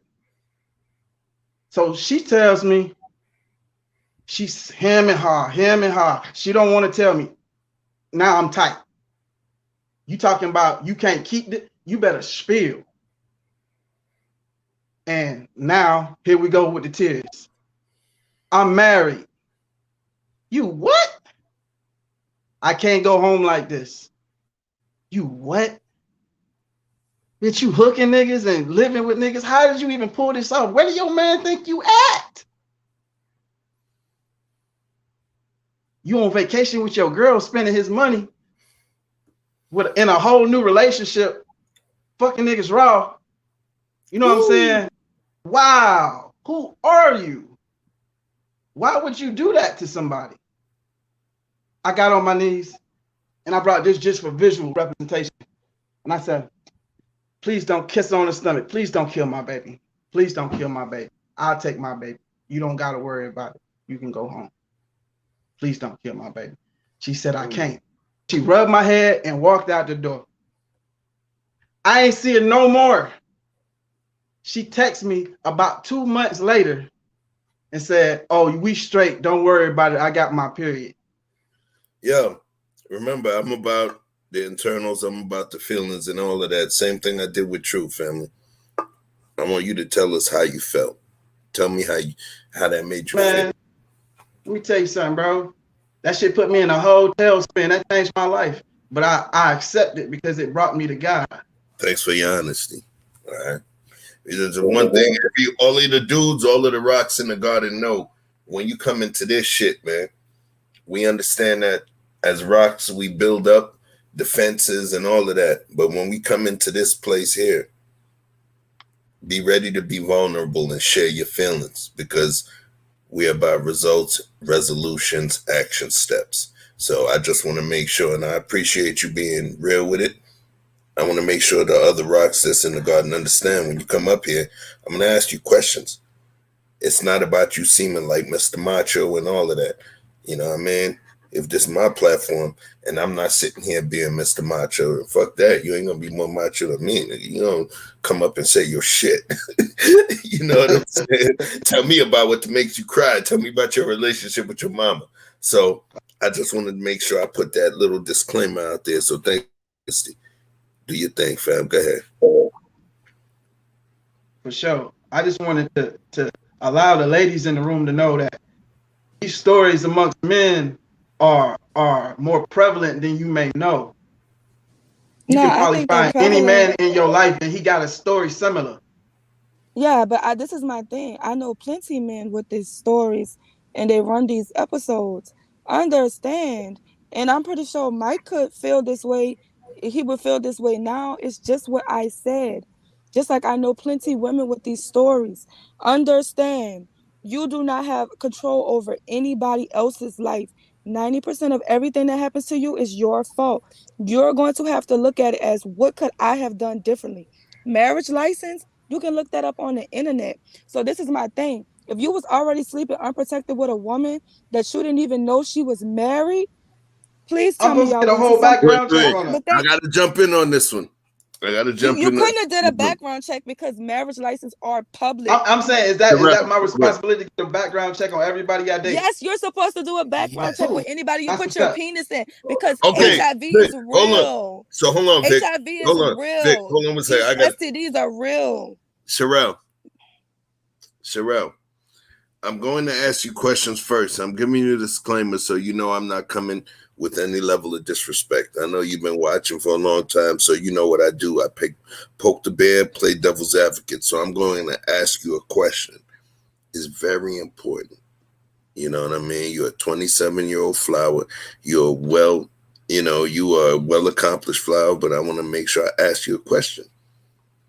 Have you been have you been with a man unprotected? Yes. Have you subjected yourself to a situation where all the control was related to him? I'm kind of nervous asking you the question because I'm not asking you about the A word, you know what I mean? But I'm trying to ask you. You talk to me. You get where I'm coming from. That's what I'm saying. I don't necessarily feel like a woman can have it the same way, because yes, you know what I'm saying, there are situations where a man can ejaculate into you, but I think it's still my responsibility to know. If I know, then I need to be on some type of birth control if I'm going to be having sex unprotected. My thing is, what is big with it about doing background checks. Understand that I've only been with 3 people. The first person, his sister and my sister had been best friends for 15 years prior to our relationship. The second person, our parent, we knew each other and grew up into the same neighborhood. Our parents knew each other at 15, and both of my parents are baby boomers. So this entire community of us, we know each other. My third relationship, this man, I knew him for 10 years. There is nothing wrong with bringing them to a hospital, making sure that they are okay and they are good. I need to know your family. I need to know who you are. I can't just take those risks. And this is what I'm saying. It's on me. And I guess it's coming from a different place because I've watched somebody that I love die of AIDS, die of HIV, because she decided to play those type of games. And it's so it gets so much more serious. So it's like, y'all can still hear me? Yeah, I hear Can you. y'all still hear me? Okay. So this is my thing. And I watched my aunt be a beautiful woman, a very beautiful woman. And I watched her hospice. I watched her hospice because her HIV went into full blown AIDS. I watched her scratch her skin and it bleed. You have to be careful. You have to be more disciplined about what you're doing with yourself. I know children who are born into messed up situations, who are really brutalized in those type of situations because we're not being more careful with myself. And anytime I slip up and somebody gets the best of me, the person I'm gonna blame is myself, because I have 100%, 100% control of me. If I am graped, that's a whole different thing. There's still the morning after pill. I still can have situations, and I've been through a situation like that. It's still up to me to heal. It's still up to me. The people that break you can't fix you. If I shoot you in your leg, even if I tell you I'm sorry, if I go to jail for it, you have to go to rehab. You have to go to surgery. You have to learn how to walk again. You have to heal it. It's still your responsibility. I'm not blaming anyone, because if I consensually choose to have sex with a person that I did not vet, I deserve everything that comes behind the ladder with that. And my another thing is, I don't know what spiritual beliefs y'all have. whatever spiritual belief you have, because I hear y'all talk about the Bible and God a lot. Understand this: God put lists of things that you should do, a order, a way that's designed to better your life. When you operate outside the system, that's your ass. I drive this CMV. I promise you, the shit that y'all do as regular drivers, we will get way worse penalties. If I get in a car and the speed limit is 65 and I'm doing 100, that's my ass if the police decides to catch me. I may luck up and the police won't even be nowhere around me. The day I get caught doing some shit that I shouldn't have been done, it's my fault. Should you have been even having unprotected sex with a woman who wasn't your wife, knowing that unprotected sex results in a child? And the thing about it is it not the woman's responsibility to make sure? I mean, that seems like a simple option. You can talk to the lady. If all the women, listen, if all the women made it mandatory for men to use contraception if they wasn't married to them, case is closed. Okay, yeah, that's what it is. But guess what? You keep putting you just said that as a man, even though I'm supposed to be a leader of my community, even though I'm supposed to be intentional about everything that I do as a man, I lead my community. I'm going to put the fate of my future into a woman and what she wants to do with her life. So at the end of the day, if it was up to her, which it was up to her, you allowed it to be up to her. Because guess what? If you tell a woman, I don't do that without strapping up, guess what you're gonna be doing? You're gonna be strapping up. She can't force you. If a woman tells you, no, I don't like it like that, you have every right to say, I'm gonna get up and walk away. That's something a woman don't have. Because if a woman tells a man, the wrong man, that she doesn't want to lay down with him without it, he does have the physical power to put her down and do it anyway. You remember you told us about that third guy? Who that? What? Somebody got you. Hey, you remember you told us about that third guy who made you feel some type of way? Yeah. Imagine if it was him and y'all was halfway in y'all relationship and you know what I'm saying? Y'all was kicking it already, doing your thing. And he just like, listen, man, this is great and all, but I hate these condoms, man. I don't want to keep doing this like this. You gonna break it off with him? No, this is what we're gonna do. I'm gonna go get on birth control so that we can serve this. But first of all, I know the type of man that you are. I know the type of relationship that we have. I know your family. You know my family. I can tell you anything with my exes. Any last one of my exes, when I go home, I can still see them. I still have great relationships with their family because I know them. I know them. If I was homeless right now, I could live with any one of their family members or them, the ones that's not in relationships, because I wouldn't interfere with that. But at the end of the day, if that relationship would have resulted in a pregnancy, I know that this man is a good man. I know that he's not abusive. I know that he doesn't abuse drugs. I know that he is not a liar. I know that he's not abusive. I just know things about him because I've known him and he's been my friend for the last 10 years. I know his life. He knows my life. We understand each other. I know he has a good job. I know that he works with kids. He was a school teacher. He owns his own house. He owned his own house. He owned his own car. He knew how to manage money. This is the type of man that I could see myself being with. I'm not going to lay down with a man, period, that I wouldn't be able to see myself being with. If I can't see you leading my life or being my husband and me be able to go the long route with you, wait. I wouldn't even lay down with you. Hold on a second, y'all. I want to make sure I do this right. So remember, we're in battlegrounds right now. Y'all talking about some stuff. Y'all in the middle of the arena, in the middle of the Coliseum. Y'all got to this point right now. So now I'm going to throw some extra weapons on there so that y'all can battle with. I'm going to pull it back. I'm going to pull it back to the actual conversation. Y'all remember what the actual conversation was? What the actual question was? No. Yeah, I'll help you out. We're going to bring it back. Hold on. Okay. Now, we 3 hours and change in. Here's where we are. We talked about the other piece. We talked about the us piece. So let's talk about the man piece. Let's talk about it. We went through multiple variables. We were able to unpack a whole lot of stuff, right? Now, we know what we got here for. Let's talk about it. Let's talk about it. Mandatory paternity testing. Should the government get involved? Come with it, somebody. Yeah. We just had 2 people say, oh, this girl got an abortion because either she was married or he was married. Just saying, going around with just fucking strangers.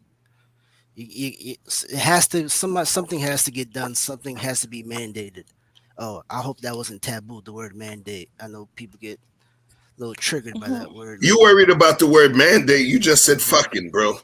I'm just saying people fighting over a vaccine mandate, but that's another. Now you ain't said the V word, bro. I'm just man. You can say vagina now. You can't say that shit. You get demonetized. But anyway, go ahead, man. My bad. I'm just being a clown right now. Go ahead, bro. Oh, what was that? Oh, my bad. I dropped something. But no, the government has to get involved because everybody is fucking everybody's cousin, sister, aunt, grandma. You might as well make it mandatory so you know, okay, this is the problem. This is your child. Y'all was fucking around. Here's a payment. You know, this is America. And as my father says, this is a BMW state. Bring money with you. That's it. I like that shit. Yeah. For me, hold on, I'm writing that shit down right now. Go ahead.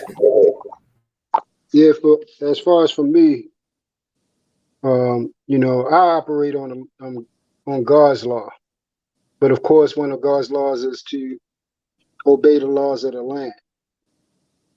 With the laws of the land, there are loopholes because it's not perfect in instruction. So whatever they create, it's always going to be another side of it because we are flawed by nature anyway. So it's not going to be a perfect mandatory testing thing. Or somebody's going to find a way to patent it, to find a way to earn money off of something, then somebody's going to jump the gun, and then it's going to go in their favor, and so on and so on. So it's not going to be perfect for somebody else's life. Anything that the government does, they do it as a system of control. So for me, no, I'm totally against the government creating any type of mandatory, not against it, they creating one, but I'm against them controlling something. I wish it would be better if we can just be honest with each other more than not. I gotta stop you on that. Since we can't be honest and we're flawed, then something has to be put in place. I gotta stop you on that one, man. I mean, if you listen to the essence of what the conversation is, wait, I gotta mute you, Truth. You got YouTube in the back. Hold on. All right.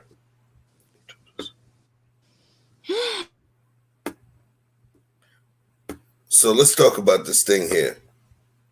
When we discuss the mandate, it's pretty simple, bro. The mandate is extremely simple.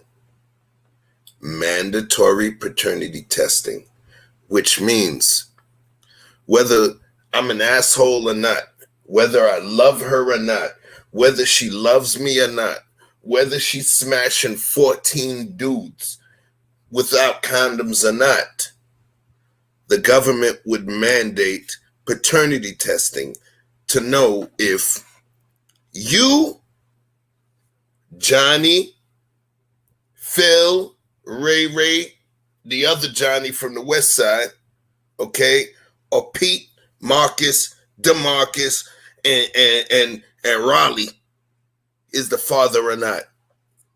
So the question comes back to this. The government making mandatory paternity test so that you, who is an awesome dad, who would do anything, regardless of the kind of woman she was, to handle your kid, to protect you from not having to handle and do all of that wonderful truth is never favored stuff for some next dude on the West Side's kid. So let's talk about that, because it actually protects guys like you. That's important. What do you think?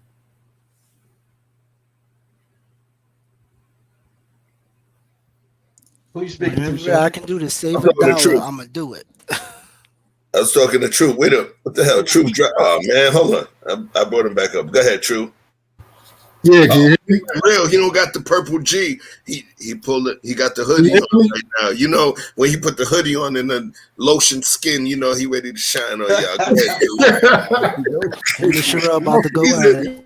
New E Black. He got that moisturizer shit, man. Hey, don't say that. He made me want to get that dude make me want to get a You face. guys talk about chocolate.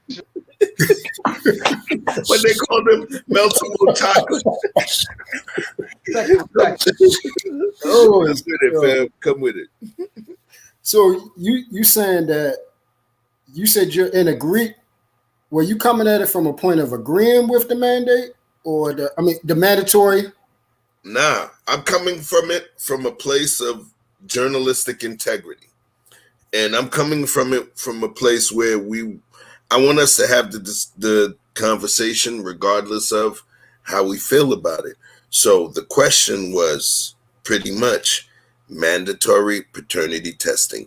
Should the government even get involved? That means that regardless, now, if a woman goes to the hospital to have a baby, there has to be a mandatory drug test, a mandatory paternity test performed, so that whoever she's with will know whether they're father or not, or whoever she had been with, who happens not to be the person she's currently with, so that there will be some sort of apparatus or infrastructure in place so people who are not the father are not stuck in a situation.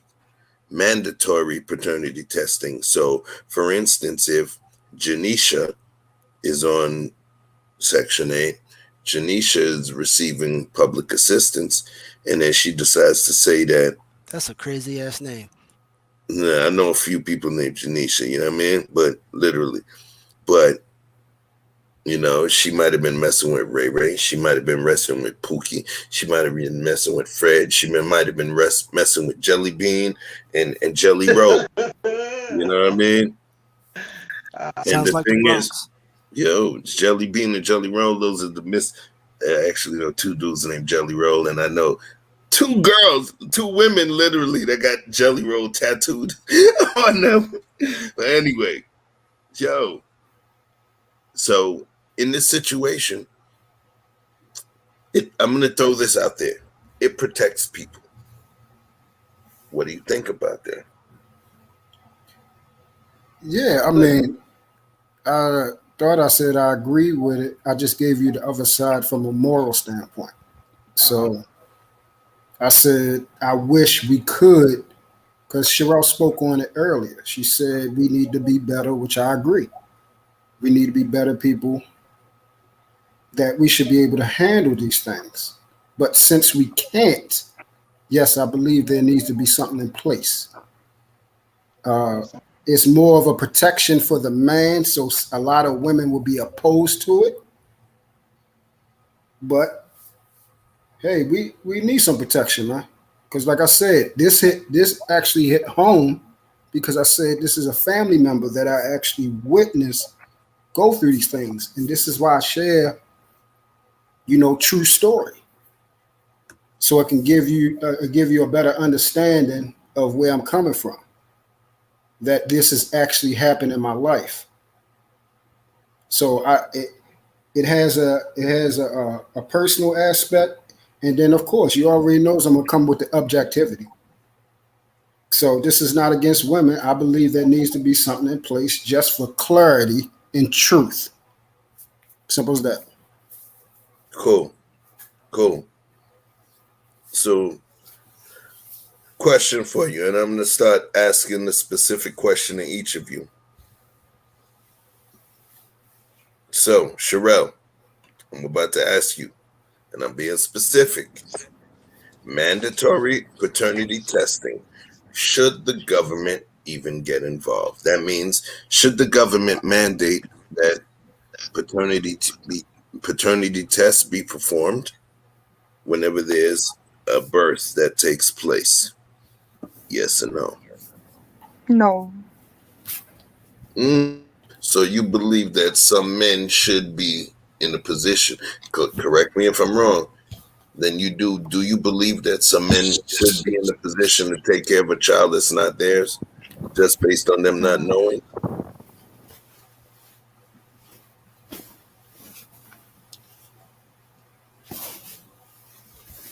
Uh-oh. You cussing me out in your head, or you trying? Wait, what's up? Y'all can hear me? Now I can. Okay. So my reason for saying no is this. Okay, it's no, I don't feel like, because I don't feel like the government should be involved in anything. For it to be mandated. Understand this. That shit is not cheap. For you to go get a DNA test, it ranges from $300 to $500. Nope. To swap. I gotta stop you. I gotta stop you. What? Just we talking facts. It costs you $300. It costs me $300 to $700. We said the government. Okay, this is the thing. Wait. The Who do you think pays the government? Hold on. The same motherfuckers that will earmark $1 trillion to some bullshit. So but this is what I'm saying. No, you're not the fiscal police right now. We just not talking about the cost. I just want you to understand, my love. We're not talking about how much it's gonna cost in the tax shit. But that's why I'm telling you I don't want it. That shit is gonna raise taxes. Yes, no, you see what I'm saying? You see what you're doing right now? Wait. What you do? No. What you're doing is you're moving the goalposts. I just said. Let's hold on. Chef, I got you. I got a field goal right for that goalpost. I'm knocking right down. We get back to the conversation. Because she got me. Look, she got me. Got to go. I got to go pee now. Messing with her, man. They say piss you off. She did that shit literally. But I love her though. I got a 63 yarder for you right here. Any day. What's up, big? I consider myself somewhat of a conservative, and I would say this, right? Since we're talking about economics, you realize there's a lot of people who are on government assistance that have no father on record. The only way you can, I'm just asking, are you aware of that? The only way you can pretty much capitalize off of government assistance is by not putting the father on the record. The only way they can keep that man around without putting him on child support is by not putting him on the birth certificate. Yes, I'm aware. Okay, cool. So my question for you is, would it not benefit the government to be able to identify whether it is or it isn't every child that come out that hospital with the person it actually belongs to? Because would you agree that a man who thinks he's not the father is less likely to pay his child support than a man who knows for a fact he is? Let me tell you, this whole government thing, what y'all are missing about the government. Where do y'all think the government get their money from? You pay the government. Taxpayers pay the government. You missed the question. You went somewhere else. The middle class is disappearing because they can't even survive because rich people know how to evade their taxes and go around it. It's the middle class. It's the people right there that are struggling the most trying to pay everybody's child support in Section 8 and Medicaid. So if you got rid of that because you know who the father is. That's where the government gets its money from. Taxes. That's where the government gets that money from. Taxes. It's not going to benefit the government. It's taxes. It's still taxes. That shit is going to raise taxes. If you have this, listen. What is taxes? Income, right? What is tax? Wait. Walk slow. Walk slow. See, this is what Where I'm you talking going? about. Be This right is what I'm here. talking about. Because She if Be you're, right here. if you're as far above as the the top taxes. 20% of the Hold earners, on. that shit is real. Slow Taxes down are for a minute. real. I'm talking about taxes. Slow down. You talking to your brother. It's all I good. said, what is taxes? Because I know. I didn't know. Listen. be on your ass. You make a certain amount of money. Listen. You gotta calm down so we can have a conversation. All right. So what I'm saying is taxes, right? That would be considered for the government income. That's how you say they get their money. Now, the only way to balance a sheet is to measure your income versus your expenses. Would you agree to that? What? Your income versus your expenses equals your net cash flow, whether the government is in debt or they're in a surplus. Would you agree to that? Sure. Okay. So if you don't want to raise taxes, meaning you don't want to raise the income level for the government, your only option would be to decrease expenses. Now, you're implicating that enacting a plan like this would increase the expenses. We're not talking about income at all. You're saying that the expenses would increase, but I suggest that If the expenses the increase, they're going expenses to would increase actually the income. would increase for the cost of the paternity test, but it would decrease so much government burden from all of these fathers who have no idea they're even the father to even say that they're deadbeats. If you got all of that under wraps and all of that printed out and it's actually a factual document to put people with the right people, do you know what that would do to a community? Period. No matter how much it costs. It wouldn't solve anything because a woman can still. No matter how much it costs. This is what I'm saying. It was a woman can still stay on her government assistance. When they find the father, all they do is put that man on child support and make him pay back everything the government ever did for that woman and those kids. Right. So in it, what if the man never knew he was you would hurt men because men who never knew that this child was his for the last 10 years are going to have to pay 10 damn years worth of whatever the government gave her. It's going to backfire and hurt people. They're going to repair their family. Or at least have the opportunity. Wait, I want to hear that piece that I want to just hear that piece that Sherelle just said. Say that piece again, Sherelle. Okay, so if I got a baby for Chef, but I never said nothing, but I sat here and I collected government assistance. Guess what? They find out Chef is my baby daddy. Chef, they want their money back. No. They're going to hit them with the bill. No. Yes, they are. They want their money back from you. No. Yes, they are. Yes, they are. Yes, they are. That's real shit, Chef. Right about that. I'm paying for that right now. So hold on. So let me say this. For one, I'm going to speak from my own specific position. Okay? Coming from New York. So I gave one of those explanations previously early on in the Conversations with King show. The mother of my son, my first child, she was a widow. And she was receiving survivor's benefits from the death of the father of her children. Okay. I was there. I knew she was receiving benefits. She received Section 8. She was working and everything, but she had 3 daughters. And she was receiving Section 8. So, and some benefits, right? Some survivor benefits. What I did was, during the time that I was with her, and once we knew she was pregnant, and I was breaking that bread, what I did was she and I went to a notary, and I actually drafted a whole letter that I wrote. And I'm a speaker, I'm a writer, so I drafted a letter literally stating that, yes, she's on public assistance. However, she's currently pregnant with my child, and she'll be delivering my child. And I stated that I would be fully supporting her, and I did not want my child on public benefit. My son was born on a Thursday. My birthday was August 3rd. He was born on August 10th. I gave her a check, okay, for a couple grand on August 11th. And I specifically stated when I sent that I would be supporting the child.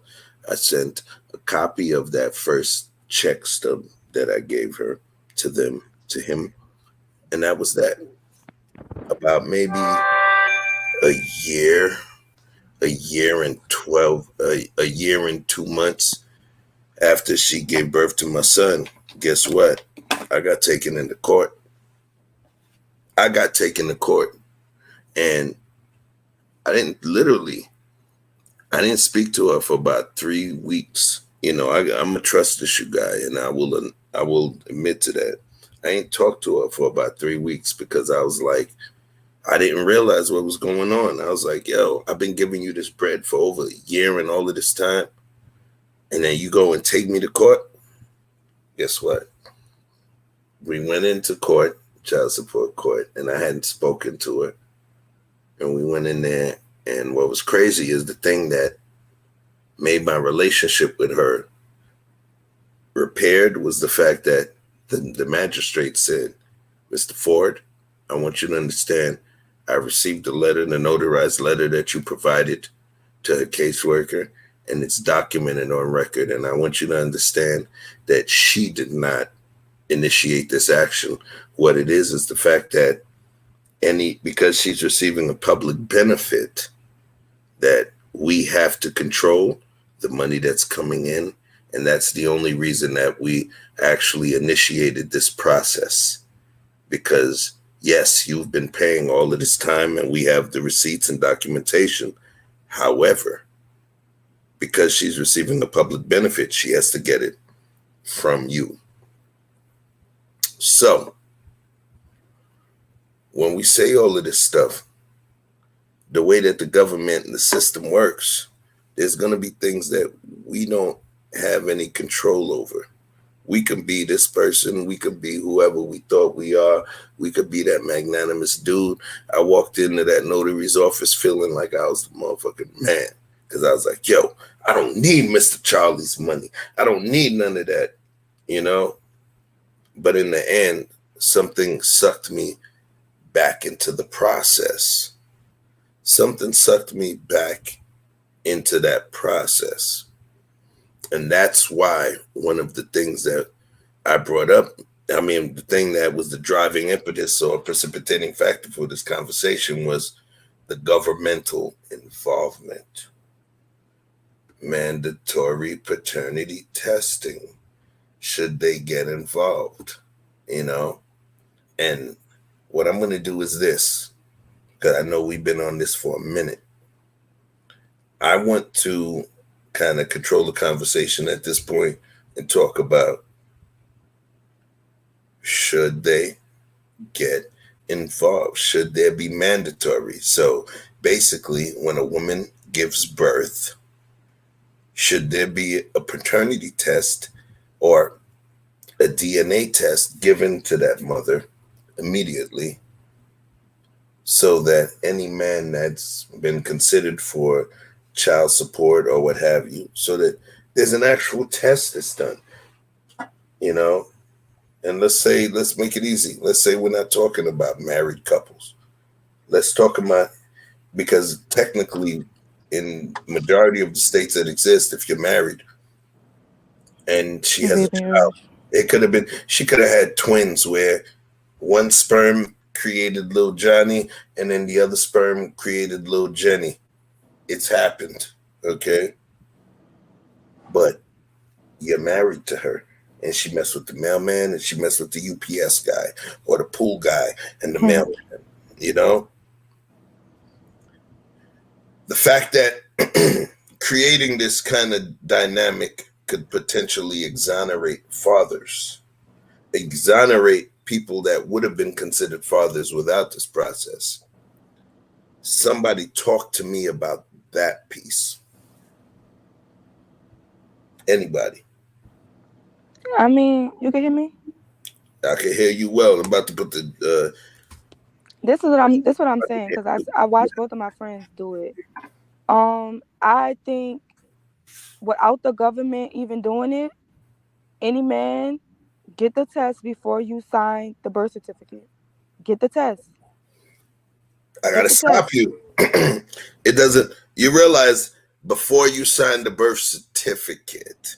So you're saying after the child is born or before the child is born? Because Even after the child is born, I understand that it may cause havoc for the first couple of months of the child being born, but you rather be safe than sorry. you're Because, saying request. huh? You're saying that Yeah, the I'm man. saying I'm saying Do you you tell the understand mother that's of not that child, realistic though? huh? You realize that's not realistic though, right? You did you. It's So I'm it's gonna real. ask you. What else can she do? What else That's can she do if you don't sign it? She can't physically, she can't make you take care of that child financially. The only way she would be able to make you take that child financially is to bring you to court, and the court's going to order you a birth certificate. I mean, a DNA test, and you're going to have to get the DNA test. yeah. So what's so wrong with? And my friend has done it. He's told I want a DNA. I have 2, 3, 4 friends that's done it. I want a DNA test before I even sign this birth certificate. And the woman who knows that you my baby daddy, okay, 100%. I'm gonna give you a DNA test. I don't care. You want to be sure? This is it. Be sure. Okay. So Get the DNA test beforehand. I'm gonna give you an example, and I'm gonna use myself as an example. I'm gonna use myself as an example. My ex, she had only been with literally one dude before me. And that dude that she was with before me was the father of her son. She was with him for a long period of time, whatever the case may be. At some point, he came back. He was from a different country. He came back and, you know, she was messing with dude. And I'll leave it at that. She was messing with dude. So, what I will say is this. When it came to the point of the birth and all of that stuff, she was dealing with dude. She was dealing with dude. He was at the hospital. I was not. I came to the hospital. But me, as a man, I had zero, absolutely zero control over what took place. What took place was she was there. I was not there. And when I was there, they weren't going to provide me with any paperwork because she's the person that's in the hospital. So when I'm talking about this stuff, what I'm trying to say to you is I'm not talking just about some dude who's covering or being a jacket or covering for somebody else's child. That's not what I'm talking about. I'm talking about the rights that exist for the man that actually is the father of the child and wants to be there for that child. The government doesn't create a dynamic for that. Because guess what? Throughout the portion of a whole year and change, I was there just because there was a chance that that was my child. I was breaking bread. I was doing whatever. She was hitting my mom's and my rich auntie on the low and getting bread from them. And I had no clue. But each time when I would ask for a paternity test, she would disappear. She would disappear because she was getting bread from other sides. Yo, in terms of this situation, and I'm speaking for myself, right? Do you believe that, and I'm talking to you, Sherelle, do you believe that just the facts alone? Because you're like, well, if it's this, if it's that. I'm just talking about the facts, man.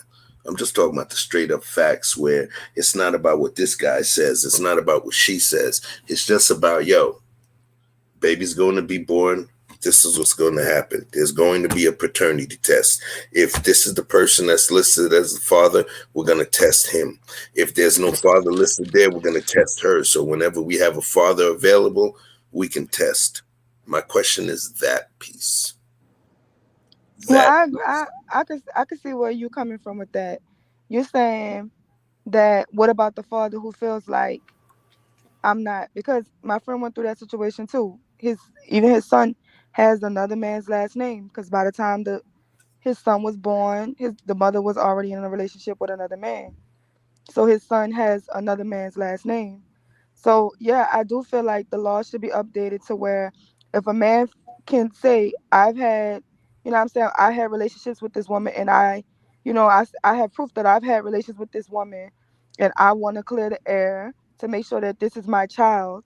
Yeah, I feel like the laws definitely should be updated to make sure that the man who wants to make sure that his child is not about to be raised by some other dude should have the right to be able to make sure this woman can give them a test.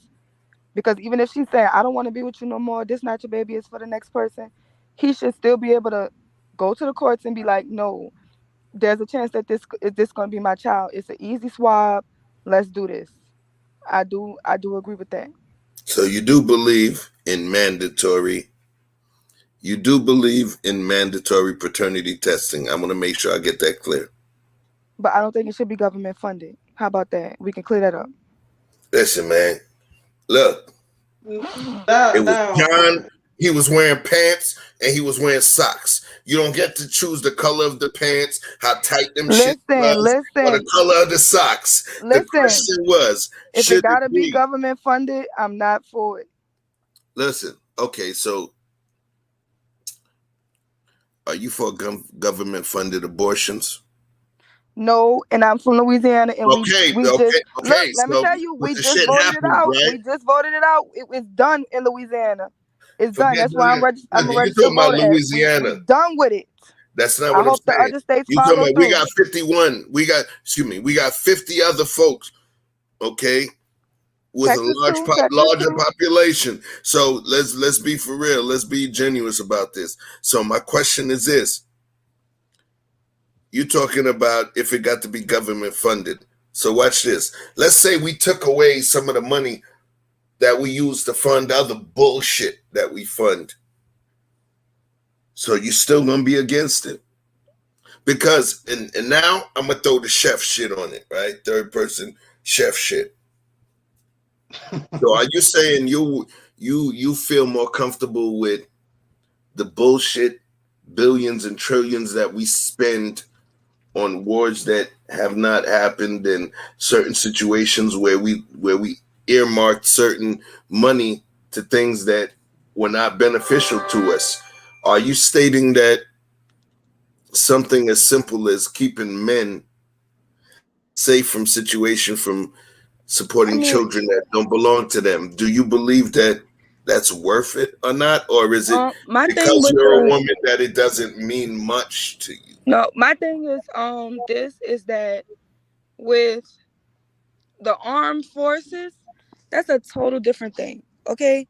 America is a very bully type of country. We want as much money in those situations. So hold on. So you just answered it. So wait. Those you said so basically that shit is not really important. Do I feel like I personally should have to pay for another man to get a DNA test that has nothing to do with me? No, I don't. I don't feel like everybody else, especially because situations like yours will be the smaller situations. Most situations will be Johnny Appleseed dropping his seeds all around the country. Those will be the majority of situations. Just like with the women. And the main reason why everybody was going crazy when we voted it away from Louisiana. Y'all gonna say, oh, what if these women were in this type of situation? That's the 1%. The most of y'all are doing this because y'all are using it as birth control. And no, I am not about to pay for you to go and do what you need to do, and especially since you're doing it every week. And now you want the government to pay for your mistake. Wait. Every week. Come on. Listen. Yo, I know a girl personally that was doing this 3-4 times a month. Do you understand me? So listen, let me just say this. We got to be real about this, Sherelle. You know somebody that was going to get motherfucking DNA testing. How many times a month? I'm not saying that. I'm talking about the A word. How many times a month? She was going at least 3-4 times. Bruh, come on, man. That shit is not normal. So we can't use the entirety of the U.S. That's not normal. When you go and get it, you're more susceptible to getting pregnant again. That's not what I'm saying, though. What you're saying is, okay, watch this. Look at the stats on how much they do it. That's not what I'm saying. Hold on 1 second. All I can say is this: out of all the ladies that I know, I don't know personally in my life anybody that's had to go and get over 3 abortions in a month. My dude, my G, my sis, my flower. You get what I'm saying, bruh? 3 abortions in a month. She was just trying to make the point. That wasn't the real number. Okay. I'm like 3 in a month. Look, but because it's a different one. It's like this 3-pill insertion thing, and it makes you, you know what I'm saying, miscarry. You know what I'm saying? But if the reason why she was doing it is because she was trying to avoid having to tell the person. So if you're telling the person, then necessarily you can't necessarily tell them, you know, I'm doing this. You know what I'm saying? So she's just very fertile. She said she has 10 kids. She's very fertile. Hey, well, let me ask you a quick question. Would you say that you pro-black or for black empowerment? As a general, I'm pro-black. No. Okay. So let me just add a fun fact for anybody who cared to know. Now I'm gonna say the A word, but y'all know what I'm talking about. Since 1973, the A word has reduced the black population by over 25%. Twice as many African Americans have died from the A word than have died from AIDS, accident, violent crime, cancer, and heart disease combined. I said defund it. I said we shouldn't have to pay for it. No, you said it's the woman's right to choose. It is still her right to choose. The only way that caveat is okay is by you admitting that you're not pro-black. I can accept I can accept your position without, if you say that I'm not pro-black, then that's cool. Just like my man said he don't believe in God or whatever he don't believe in. So once you qualify your position, then I understand it's biased through the lens that you're looking through. You know what I'm saying? My position is biased through the pro-black lens. You know what I'm saying? So I get it. It's all good. Yeah. All right. I gotta throw something in there real quick. I'm got a little buzz going, which is important to keep this flowing. Not really a buzz, but yo, I see on the block with Jen jumped in, so I just added it to this conversation. So we have another flower on deck. Come with it. Hola. What's good, Jen? What's up, everybody? Good to see y'all. I just have a question. And I'm just curious, but I think the gentleman that just asked the question right before me about the pro-black thing directed at Sherelle, I think he got the answer for me that I was going to look for. Not so much with the pro-black subject, but I just think it's too easy. I hear a lot, and I've been told my views are conservative too, not necessarily Republican, but I understand the mindset because I've been told, oh, you have conservative views.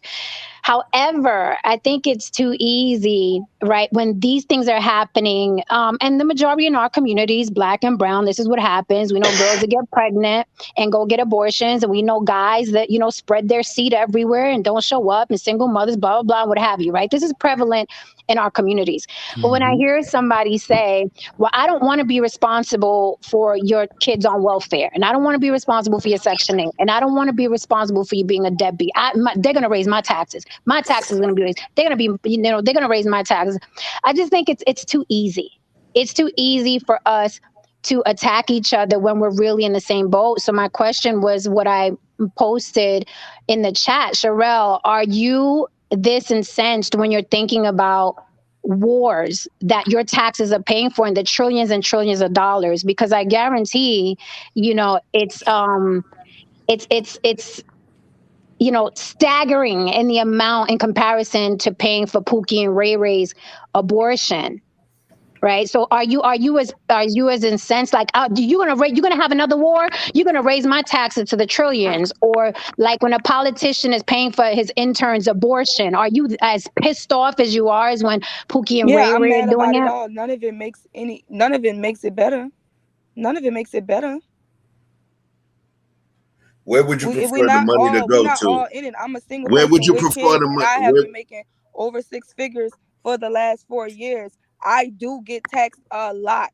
I'm There gonna are ask no you a tax breaks question. for me. I don't have kids and dependents and all of this other stuff. I have to find ways and loopholes and other ways not to pay a lot of money in taxes. I pay more taxes than most people make as salary. Yes, the people that make around that I what I make, who do make choices to be responsible, we do get taxed the most. No, the rich don't just get affected. It's us. It's us right here in the middle line. It's my sister who makes just enough so she can take care of her kids, but she can't even get no type of government assistance at all. Just because she decided to make a certain amount of money, and she has to pay a certain amount of taxes, but she still can't even, she's not even privy to get government assistance, even though she's raising 3 kids on her own. It Sherelle, does affect people. There is a Sherelle, middle person in the middle ground that gets affected by it all. I So gotta ask you just a because we question, can't get rid of the Sherelle. wars, it doesn't necessarily mean that it's just going to be, oh yeah, well then we should just, well, if they're gonna do it for this, then they're gonna do it. No, all that shit need to stop. I got a All the What money question about that's the for you. Okay, job? I spent Wait, needs to wait, wait, understand. I stop. wait, wait. Hold understand. on, hold on, Can hold I on, hold on, respond, Vic. sir? I gotta ask you. I gotta ask you a question. I gotta ask you a question, Sherelle. So now, you get the choice where you don't even got to take a vote. You could just hit a button, and you get a choice where $1 trillion is earmarked to some shit that we don't even know what's going on, to control a country that you don't even know exists. Okay, because we spend trillions of dollars on our military infrastructure. Our military infrastructure, the smallest amount involves protecting our U.S. continental footprint. The majority of it goes to other countries, loaning money to other countries and their infrastructure in order to keep them sound. NATO countries, UN countries, all of that shit. So what I'm saying to you is what you're saying, that you would have an issue with them taking money from the shit that they spend on countries that you ain't even know, that you ain't never heard of, that you couldn't even spell the name of that country, and they take it to create an infrastructure within our country No, where chef. wait, I didn't finish the question. Where they can create an infrastructure within our country that will allow the mother to know this is the father, or this is the father. The mother to know who the father is, and two, for the man that would have been paying all of this money for somebody's kid. Are you stating that you would not, because you say you don't agree with none of that shit? So, Okay, chef. so hold This on, is what I'm wait, that saying. shit, wait, that shit is there. So are you saying you would not agree with some of the money coming from that shit you don't agree with? Just a little bit to be put But into this thing that protects Black women and chef, Black men, and Black women, Black men. It's important. I had to ask you that. chef, this is what I'm telling you. Understand politics. They're not I taking understand money. They're politics. not going to take money from the wars and the where they need money at, where they feel like this is what makes America, us having a strong military, us having the strong forces, us being able to control and have so many control over so many of these other countries. That's what they feel like makes us a strong country. They're not taking that money to produce nothing. I'm gonna Yes, tell you they what's are gonna though. get hit. No, I'm gonna tell Yes, you what's they gonna are get hit, though. and what it gets We hit got every all. Wait, time. listen. We got almost 2 years worth of Right. COVID money, PPP shit, and everything. And then what happened? And What? looking Oh, at wait, and wait, looking at wait. inflation. You No, can't even get a bag of chips for a no, dollar no no. more. I ain't giving you that one. I give you grace. Not on this one, ma. They spent all of that money on PPP shit and the COVID shit and everything. And then the new president came in. What did they do? Pull all the troops from Afghanistan. So what I'm saying, don't get it twisted. But that's what I'm Every, saying. what are you They're saying? not going to take money. They're not going to They take money already from did that. it. I just gave you the example. They're not going to what I'm saying is they're not going to do it to benefit a national mandate of everybody gets a DNA test. They're not going to take that money and put that there. You're missing it. You're talking about DNA tests. What I'm talking to you is they had the PPP shit Okay, I'm talking in past tense, bringing us the future. PPP is Hold low. on, wait. We're gonna get it Just back. hold on. In terms of the things that I state them in a certain way, but I really, believe me, I really know what I'm talking about. What I'm saying to you is PPP, that included billions, partially fraction of trillions of dollars. We removed our troops from Afghanistan. Do you understand the amount of money that we put into this thing? So what I'm saying to you is, with regards to all of that, it's about funds, where those funds are earmarked. And the whole point was we had been spending all of that money. We had been spending all of that money related to COVID. And then guess what? The new president came in post-COVID while COVID was already in popping and removed the troops. Do you understand the cost? Do you understand the trillions of costs that it was for us? I understand that, but this is what I'm understanding. So I'm gonna tell you this. When it's something considering underprivileged children, Black children, right? Okay, you want to see something about your neighborhoods when you want to go into the inner city of your neighborhoods. I'm going to tell you where they're going to take the money from. They're going to take the money from the schools. They're going to take the money from the funding. Your children, they're not going to have the books that they have in those other neighborhoods. When it goes, it's going to go back to the neighborhood where they benefit. Just like when you go into neighborhoods where a lot of people are on Section 8, a lot of people are on food stamps, a lot of people are on government assistance, understand that that's where the budget of the money that's going into that state and going into that city and going into that specific place is going. That's why your schools are shitty. That's why the parks are around. That's why the facilities are closing and running. They're not going to take the money and put it there. That's not what they're going to do. Wait a minute. So then this goes back, what Sherelle said, you're actually proving my point. You are angry. I think that your anger is misdirected. The problem is how I'm sorry. I don't know, excited, whatever word, not angry. But I think that your fervor is misdirected, because then you have to look. It seems like you don't want to point the finger at the government. The government is the one that is allotting. Wait, let me finish. But this is my point. Let me finish. Let me finish. Let me finish. I'm gonna be quick because I can't. I got to get in bed. But I'm saying that again, it's too easy to point the finger at the guy under you, and you're supposed to be pointing the finger at at the guy above you, because he's the one that's dispersing the money. He's the one that's taking your taxes. So my only point was, it's easy for you to point at the guy underneath you. Everybody gets taxed, whether you make six figures or not. Everybody gets taxed. We're all getting taxed. We're all getting fucked by the government. My thing is, know who you're getting fucked by. It's definitely not the guy under you. It's definitely not the guy that's having children out of wedlock. That's not who's fucking you. He's fucking his baby mama. You're getting fucked by the government, but I notice you only have fervor for, Pookie and Ray Ray and Keisha. But there's no. But when Chef asked you about when Chef asked you about the wars, you was like, oh well, that's different. The military just has to be strong for America. But these other guys, that don't got nothing to do with me. If you're getting somebody pregnant, that don't got nothing to do with me. And I said these wars don't have anything to do with you either. But you don't point that finger. That's what you said. If we go to war, the military has to protect this entire country. What do you mean? How the fuck are we going to war? If we go to war, the military has to protect those people. But they're doing that. Yeah, but they're doing. If that doesn't right, but then that's how you should feel about Pookie and Ray Ray, because the government is running this. What is the government? No. The military. I'm not for any way taking money from military people that are putting their lives on the line, that will go over there and fight, die, and kill. No. Like, we're not taking you're not money understanding. from them. What are you talking about? You're not understanding what I'm saying. What I'm saying is the government runs this bitch. At the end of the day, they decide when to go to war. They decide what to pay for. They decide they're not going to fund our schools. They decide who's going to be on welfare and on Section 8. They decide who's going to be disenfranchised and marginalized. They decide. Yes, they do. No, yes, they don't. The government doesn't decide where the money goes. This is what I'm saying. Now I'm really lost. First of all, the main reason why I said we didn't want to do it, you wasn't here in the beginning, and everybody on the panel can say, what did I say? We don't want the government what?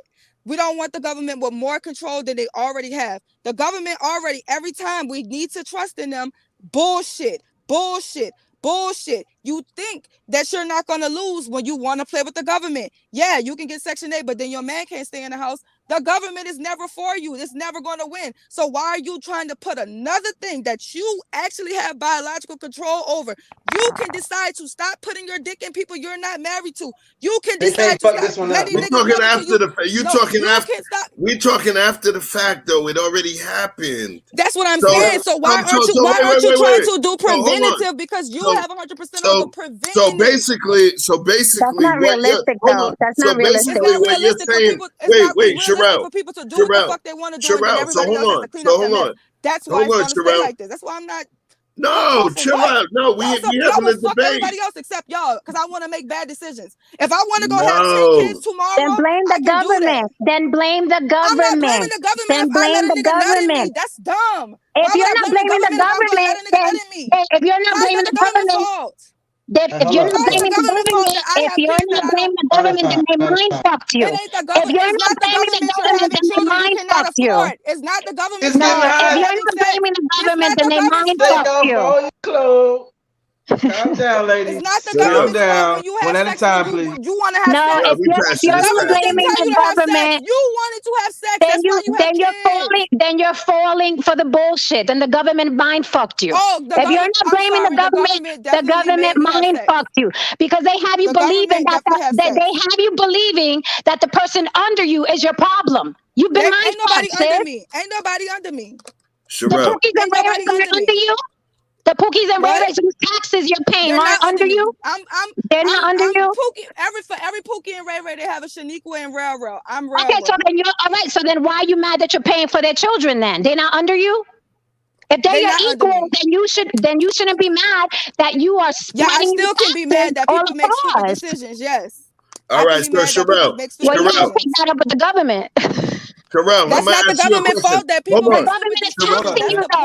The government is taxing you. The government is taxing you. Guess what? The government wouldn't have it if everybody stopped having children. Okay, is that what you think? Is that what you think that white men would do? Not tax you? If people didn't want to have sex, you really think that in the United States of America? That's not a white thing. That's what I'm saying. It's a mind fuck. It's a mind fuck. I'm not. No. I'm not. Oh, the government is against me. I'm white against. No. I'm not. All right. Okay. The government is for you then. A black woman in America. I'm not a victim either, but I know who the enemy is. I'm not a victim. I'm not a victim either, but I know who the enemy is. I'm a black woman who comes from way worse than probably most of everybody here today. And I'm not a victim. So I'm not going to play victim. Because if I can do, coming from my circumstances, if I can do what I need to do and look at shit and see that I don't want this life, I need to make better decisions with my life. And I need to control, and I have to have control over the shit that I do. Then everybody should think that way. But Sherelle, if I want to have regular experience and you get me pregnant, that's just my fault. Sherelle, we've all done that. You're not an anomaly. All of y'all have done it. Everybody hasn't done it. Everybody hasn't done it. We want to normalize dumb shit, and then guess what? We get dumb results. I know, but everybody hasn't done it. Majority people do it, and majority have bad, fucked up results behind it. It's broken. Okay, but you don't have to be a victim to know who the enemy is. I'm not a victim. Same as you, I came up. I came up. It doesn't mean that I know who the enemy is. I don't fuck about these people. I don't even give a fuck about nobody to be my enemy. Every day I wake up, whatever I put in this world, that's what the fuck I'm gonna get. Whatever I put in this world, we can't. Ain't nobody shut up mouth because ain't nobody listening to nobody. I'm not gonna yell over her. She's upset at whoever she's upset at. I ain't gonna do it. Nobody's upset. Y'all already did it. Yeah, but let me speak. If you're not upset, then let me speak. I do what I need to do.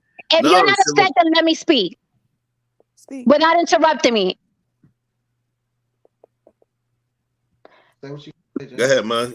Go ahead. My point was, right, I'm not saying it from the point of view, oh, I'm a victim and the white man got his boot on my neck. Systemic oppression is real. I don't give a fuck how Republican you are. Okay? Systemic oppression is real. Racism is real. I don't give a fuck how Republican you are. I have very conservative views. Shit, I'm a fan of fucking Candace Owens. So I'm far from the type of woman that's like, oh, I'm a victim. But you can't change the facts. Systemic oppression is real. Okay? Susan will get a loan before you. It doesn't matter if you make 6 figures. It is what it is. This is a racist country. My only thing was, if you believe that the government is in your favor as a black woman in America, you are drinking the Kool-Aid and you got mind fucked. That has nothing to do with your success. Absolutely none at all. I'm glad you made it out the gutter. We all did. We all had to do that, right? But I'm not a victim because I know who my enemy is. And by my enemy, I don't mean, oh, I'm a victim of the enemy. But these motherfuckers make you jump over hurdles to get what you got to get if you are not white. And that is a fact. Jump over hurdles, rumor. And I'm black. That's not a rumor. That's not a rumor. Jump over hurdles. You didn't jump. Oh, so it was just easy for you to make 6 figures? I did what I needed to do. I saw what was going on around me. I looked at the situation. I knew I didn't want to do that. I saw this person doing that person doing that. I didn't want to do that. I said I wanted to do this, and I got it. I never had. I just don't see that top 10 things in my life that probably have hindered me from not being where I want to be. I just can't say it's because I'm black. I can say it because I've been lazy. I can say it because I didn't listen to my dad. I can say that I wanted to procrastinate. I can say that I was distracted. I can say a lot of shit that is personal things that may have not got me to where I want to be. But other than that, I can tell you that every time I focus and I put my mind to something and I bust my ass to get it, I get it. I'm not even looking in nobody else's lane to see how they got and guess there. what? I know that I'm in my lane. And guess what? I agree with you. There was nothing. And guess what? And guess what? And guess what? I agree with you because I had to do the same. That doesn't mean that because we have determinism, that systemic oppression isn't real. And I think that's what you don't realize. Just because we got out of it, just because we looked around and said, I ain't gonna be a baby mama, I ain't gonna be on welfare, it doesn't erase systemic oppression. It doesn't erase it. So that's my only point. It does not erase it. And we can't ignore that our people are going through shit. We can't ignore that just because I'm stronger than I'm stronger than Maria. No, everybody sees the trap. So if everybody sees the trap, and we've talked about the trap, and we've acknowledged the trap, and we told you everything from the trap, and they put the TV and they showed you the TV shows on how you can fall in the trap, and they told you this is the trap, and all we talk about is this is the trap. This is what it is. Get the likes this up. is what it is. And that's all you want to do is focus on that shit and you never get nowhere. That's on you. You told me that that's fucked up. I'm moving around that. That shit fucked up. I'm moving around that. If you don't get that mindset to I'm moving around all this fucked up shit, all you want to sit around and do is complain about who against you and what. Man, fuck what's against me. I don't give a fuck because ain't no man, ain't no woman, nobody couldn't stop me from doing what I was gonna do. I'm gonna do this shit just like everybody else get up that mindset. They get up their mindset and do what they want to do. They just choose to do what the fuck they want to do, and sometimes the majority of the times that shit is negative. Okay, hold on to you. I don't have no hate I'm next, for you. I don't have no hate for you. But understand, you got to understand. All I want people to do is understand this. Yo, that shit is on you now. You here. You here. Fuck the past. You here. It's your go time. This shit is on you. What you gonna do? You gonna fold? You gonna fold and put your life into their hands? Because guess what? As much as you want to say fuck the government, hate the government, I showed you how I said fuck the government and I didn't trust the government. I didn't put my fucking life in their hands. You gonna turn around and put your life in their hands and then talk about how they don't got no love for you. I ain't putting my life in their hands. Chef, let me say this so I can go. Fuck your loans, fuck your prison system, fuck your Section 8, fuck your benefit, all that, fuck all that. Breathe, baby. I don't want your shit. Breathe, baby. Breathe. I'm gonna go get my own shit. Breathe. Chef, let me say this so I can say goodnight. Goddamn. Let me say this so I can say goodnight. Wait. We gotta stop. Sherelle, just please tell me, are you parked? Cause I ain't trying to have no motherfucking suing me. Hey man, I'm saying you gotta be responsible. Is your truck parked? Say if I can go. I need to go. Please, people. I love all of y'all. But I don't have no hate for you, Jen. I'm just saying this. I love it. I don't want my people. I feel like this. Anything that couldn't kill us made us stronger. We can't keep talking about what's holding us back and giving it. That's every time we do that shit and give them more power over our life. That's exactly what we're doing. We're giving them more power over our life. Man, I don't need the government for shit, man. Fuck you. Fuck your loans. Fuck your shit. Take my little money. I'm gonna try to get it down as much as I can to try to hide it from you and try to take it away from you so I don't gotta pay you that much. Other than that, man, fuck you. Fuck your shit because all your shit come with some shit behind it. Everything the government ever gonna give you is gonna come with some shit behind it, man. Fuck the government and whatever they got to do.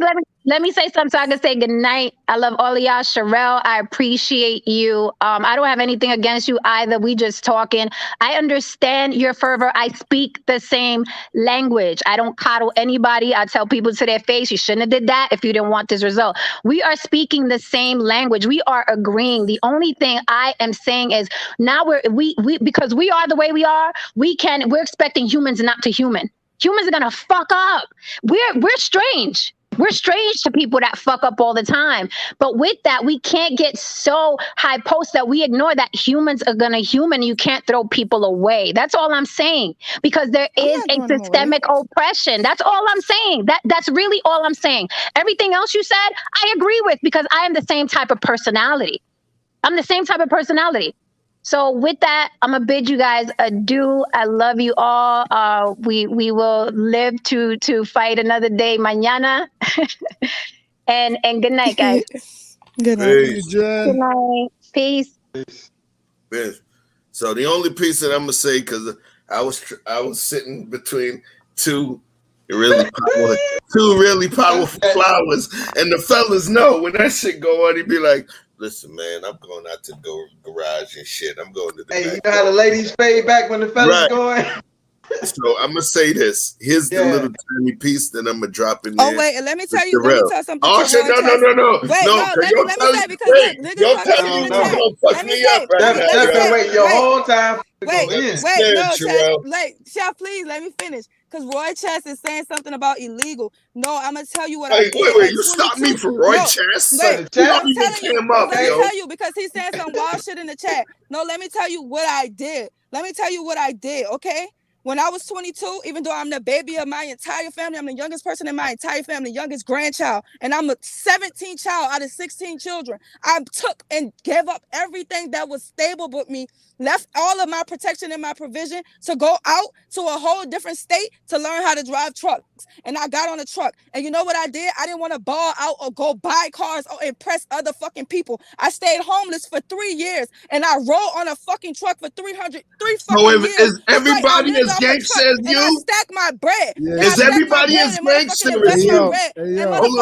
No, I stacked my bread and I built up my shit. And I read books and I invested and I learned how to be better and do better because I want better for the people that's fucking around me. And I can still go back and I can do for my nieces and nephews and the people that's coming underneath me to make sure that they're gonna be straight. Because I got tired of fucking working 3 jobs and going to college, even though I was still on the dean's list. That's what I did. I changed my world around from making $13,000, $14,000 a year till I started making $60,000 a year, till I make over $100,000 a year for the last consecutive 3 years. And I save my money. I still don't spend my money like no young kid doing no dumb shit. I invest my money. I buy more trucks. I get drivers. I that's what I do. And I got a plan. I'ma stick through it because ain't no white man, ain't no none of that shit. Don't stop me, nigga. I'm a drive body. What you talking about? I got this. Hold on, let me say this. What you talking about? None of that shit that was supposed to be on me can't take me. Ain't none of that shit gonna break me. I'm gonna make it regardless. Fuck what I've been through and what I went through. Sherelle, I got you, yo. I'm just saying, fuck them hold on eyes, one second. Fuck them eyes. Everybody better feel like it. Fuck them eyes. Fuck them eyes and fuck anybody else controlling your life. Get on your shit and make sure I'm doing whatever the fuck I need to do for me because I got 100% control over everything I do every day. Let me get this, Vic. Just hold on, Vic. I'm mute. I got you, my nigga. Just hold on, my dude. Sherelle, here's what's important for you to understand, yo.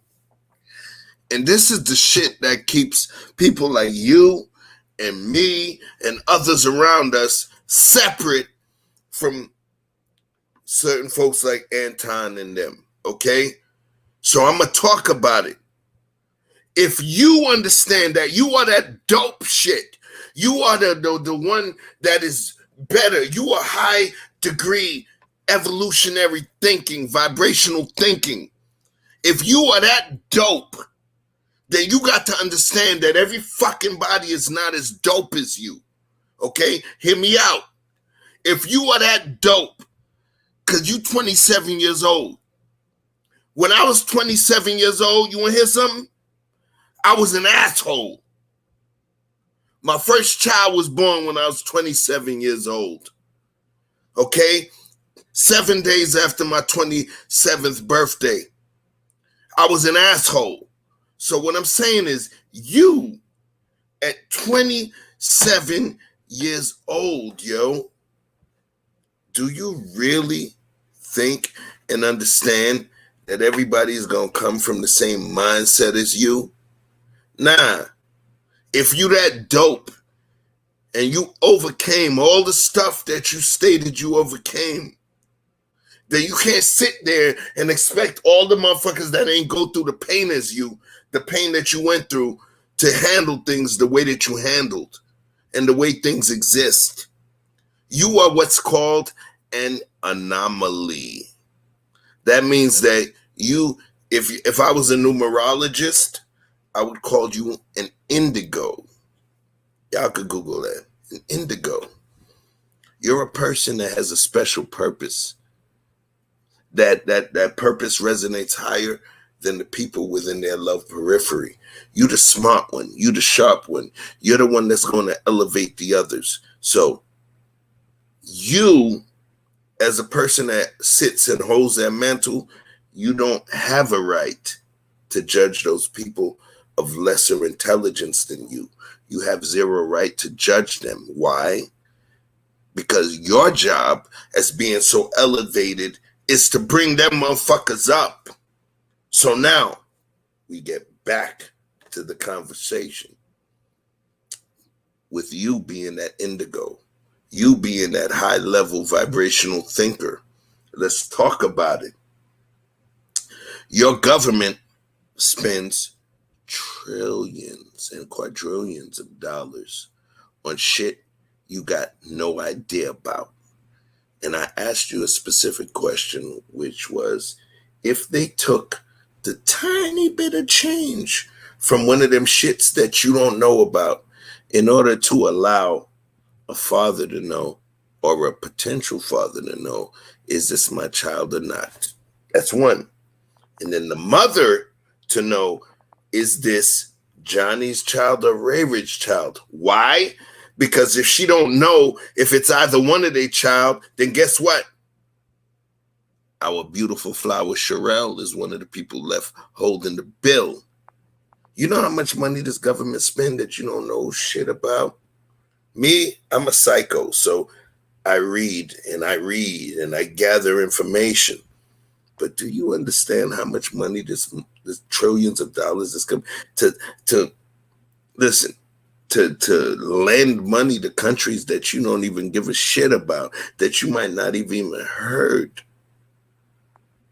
So at this point, the thing is, the mantle you're taking is to fight the fact that it should be funded. Do you know the shit you paying taxes for, my sister? You know what I'm saying? Do you understand the shit you paying taxes for? Remember, we do this is entertainment, debate, blah, blah, blah, blah, blah. But one of the things is, if you rewind the tape, you're going to understand where I jumped in and what I said and what I had to say. The thing is, the question was that we're going to get back to was mandatory paternity testing. Should the government even get involved? And when I listened to your answer, it seems leaned more towards, it seems less geared towards those fathers that end up having to pay all kind of shit for a kid that was not theirs, but they were that good dude.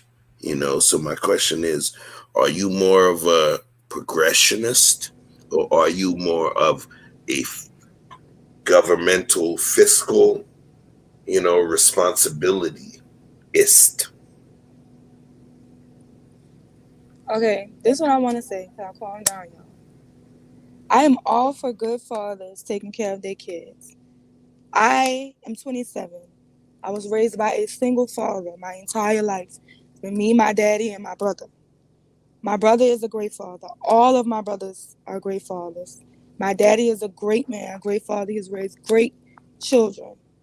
But what I do know, and what my daddy taught me, because we come from very, very, very hard times. None of this was easy. My daddy taught me is that we have to be intentional about the decisions that we make. And when we make bad decisions, we're going to have consequences behind them. But that's okay, because those consequences, that's what makes us learn. That's what he taught me how pain is. Pain, that's supposed to teach you when to stop. That's what those nerves are for. If I put my hand on something that's hot, it burns me. I'm supposed to learn that I'm not supposed to touch anything that's hot.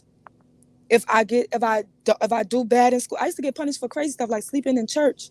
You see what I'm saying? I sleep in church, and then I know every time I fall asleep in church, I'm gonna have to write 1,000 lines that I my will not mom sleep used in to church.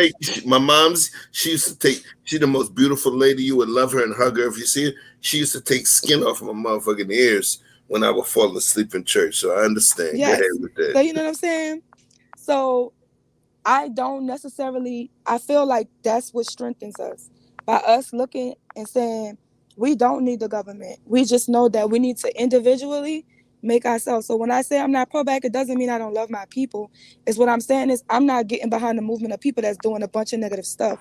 And the majority of people that I know that are in my color skin, they do a bunch of negative stuff. I can't get with that.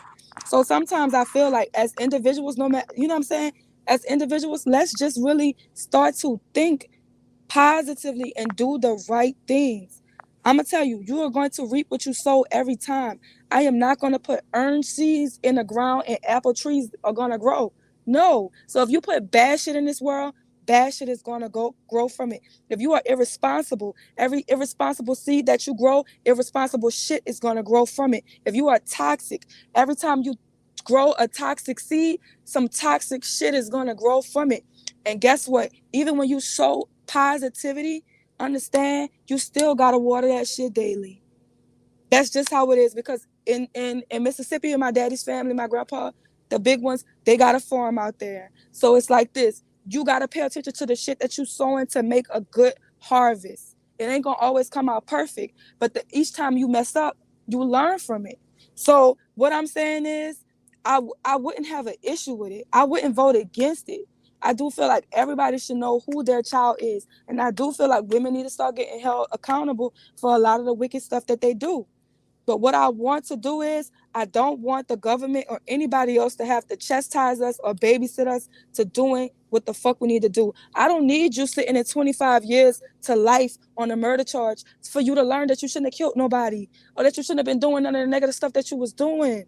I don't want them to have to punish you. That's what we do. That's what my daddy used to punish me so I don't go out in the streets and do nothing crazy and then get caught up in the government and have dumb people having to do to me. So he would rather beat my ass than have me go out there and then do all and make the mistakes. So what I want to do is have us in home. Let's check ourselves.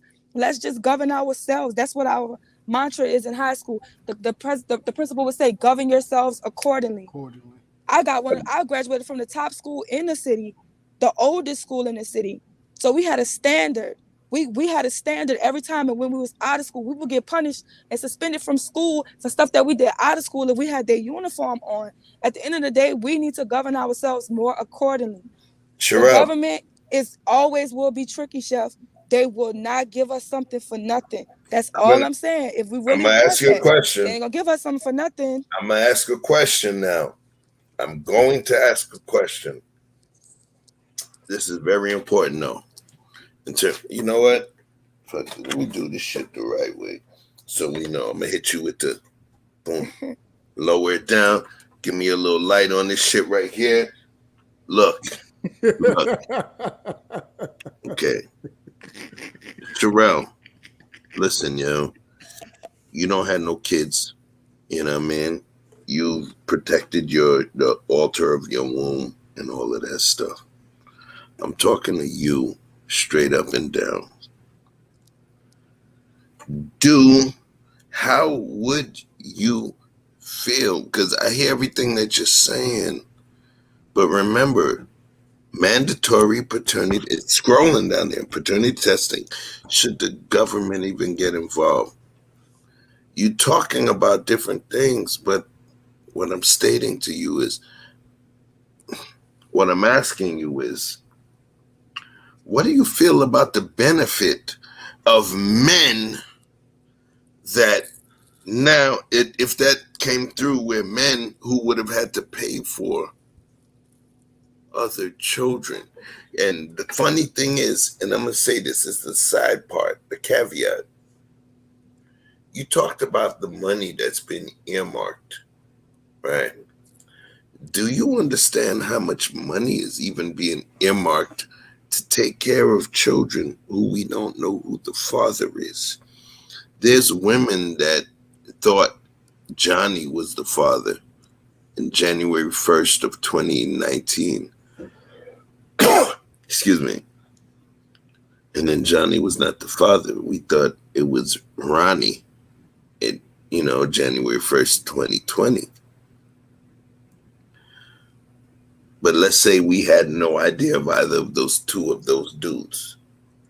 Did you realize that you would be paying for that same shit you talking about? You wouldn't be paying for a test that costs maybe $150. You would be paying for the totality of an individual's life. Talk to me about that. Hey, when you stepped up, Chef, that's what I brought up was the economic. I'm gonna tell y'all. Yeah, I think I'm just looking at the big. I'm looking at the bigger picture of what I know the government will do, and because I don't necessarily feel like it's ever gonna try to benefit us. I have watched in history that nothing that they do will technically benefit us. There'll always be some type of drawback, type of I gotcha. You know what I'm saying? So in my best opinion, I would say get married and do what you need to do the right way so we won't have to run into these issues. But if we ran into these issues, Chef, and we didn't have to, we could take money from some unnecessary stuff to make sure that everybody could get tested at birth, then I would agree with that. How about that? Oh! God damn. Stop. Don't say shit. Hold on. Whoever's watching this, download and rewind that shit. Listen here, Sherelle. No backsies. No backsies. No backsies. You said it. No backsies. Back. Boom! Oh, God bless. Thank you. Listen. So what I'm saying to you is, and hold on, Vic, because I know, Sherelle, that's the piece that I think that we're coming from. And I want you to understand this, right? Look, this government that we have, is it set to oppress us? Do I believe it currently now? Is it set to oppress us? No. There are oppressive aspects of this particular government that exists, even in the change, Yes, was it set to oppress us? No, it was actually set to keep a certain level of oppression upon us because of the greater good of this union. So what I'm saying to you is this, man. This government spends money, trillions, quadrillions of dollars on shit that we would never agree to. Never. And so being the fact that me, even as smart as I think I am, or people think I am, I'm down here with you. This government is using all of the money that we make to do whatever they want to do. And what I'm saying is that if you and me at our tiny position within this dynamic of trillions and quadrillions of dollars, if we actually had the opportunity to say, hey, this tiny bit of money that goes to this shit, we should apply it to this shit. Because guess what? Here's what you don't see. You don't see the actual amount of money that is being spent by virtue of NATO, by virtue of the UN countries, and all of the monies that we're delivering and lending out to all of the tiny nations in the world. You don't see that. But forget all of that. Let's talk about what you do see, what we see. We see situations where there's people that have been forced to pay child support for children that are not theirs. We've seen situations where taxpayers like Sherelle, myself, Vic, 100 Watts, Truth, On the Block with Jen, Colette, the tax money that we already been spending on certain shit, on dudes who is deadbeats, on dudes that's not on point. Those situations. In this conversation, if we have an opportunity to earmark the funds that we've been blowing on bullshit we don't agree with, why would it not make sense to throw a couple of those funds over to the things that we actually agree with? Because guess what, Sherelle, you know less military soldiers that are sitting in a country that you never heard the name of. You know less of those than you know folks that have paid child support for a kid that's not theirs. So now, who do you want your taxpayer funds to go to? The motherfuckers you ain't hear about never, or the actual kind of people that you know? And I'm gonna leave that one for you. Talk to it. Okay, so y'all got me to agree. But listen, I still feel the same way. I feel like that was sorcery. Go ahead. Like I feel like I'm not gonna be like too overly passionate about it, because I do want everybody to be able to, you know what I'm saying? This is what I'm saying. Whenever I feel like when people want to think that the government is going to come do it, I start to feel like we get in this savior complex again, right? Like somebody's coming to save us. Somebody's going to implement something to make us better. And I just don't see, after watching this country in the way it's been treating my people, like I don't see them doing anything to save us. So I just feel like, well, what's next? I'm always like that. My mindset is always, okay, yeah, this is going to be an issue. How do we get around it? How do we solve it without needing somebody to come and, I just don't have this somebody's going to come and save me complex. Nobody's going to come and save me. Even my daddy taught me, because I'm 27, my daddy is 72. So it's a big difference. You know what I'm saying? My daddy's always been preparing us from a young age, because he was oldest, that, you know, one day he's going to be dead and gone. So me and my brother, essentially, we have each other, and even one of us will lose the other. So a lot of times we had to learn survival skills, and we need to learn that we need to get things done. Obstacles will always be in our way. We need to be able to prepare ourselves to get around it, because the weak, they die off. So that's because I have that mindset, I'm never going to come through with this, oh yeah, the government definitely needs to come save us, or put something, create a bill or something like that, because I just don't believe in them that much. Now, if it was a fairy tale world and they did it, kudos, I'm all for it, y'all, I promise y'all. But I just don't believe in fairy tales. I don't believe in Disney princess stories. I don't believe in the heroes coming to save the day. You understand what I'm saying? Even with Christ, when Christ comes back, he's gonna be killing people, yo. Like, it's not gonna be kumbaya moment. He's gonna be killing people. So like that's a whole different situation.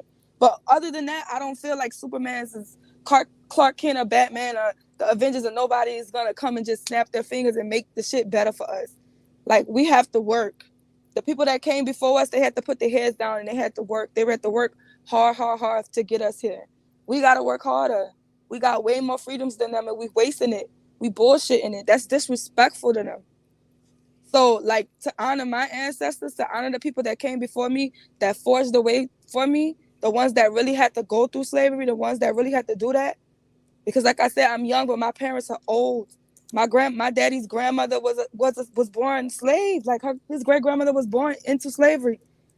They did a lot. They did a lot for us to get here. So what I got to do is I got to carry that torch. I got to carry that torch, and I got to keep running with it. I can't sit and wait and think that it's a fairy tale world, and then all of a sudden America loves me and America wants the best for me and my people. I don't believe that. So I know a lot of people feel like I'm coming from this, oh, I'm this. No, I'm telling y'all, I'm 10 toes down from the most gutterest of gutter stuff. But because I've been in those situations, I know ain't no handouts. Ain't no mandates for me. Ain't nothing. I got my black president. He ain't passed one black bill because they told me that my president can't make bills just for black people. And then somebody got in that and made a whole Asian bill. Yeah, but you can't make bills just for one specific people. You say your president.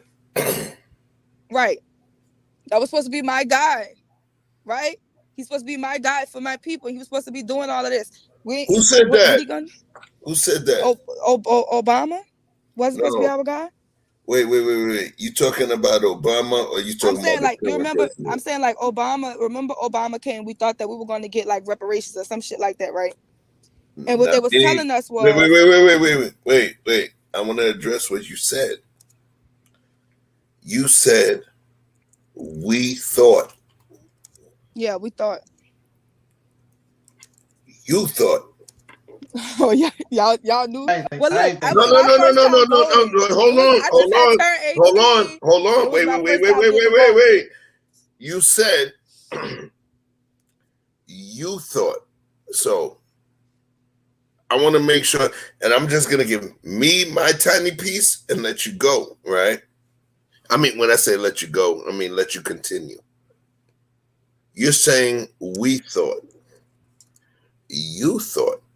Because me, I paid attention to a lot of stuff. So let me help you with this. I'm a Flatbush, Brooklyn dude. But guess what? I live in Atlanta.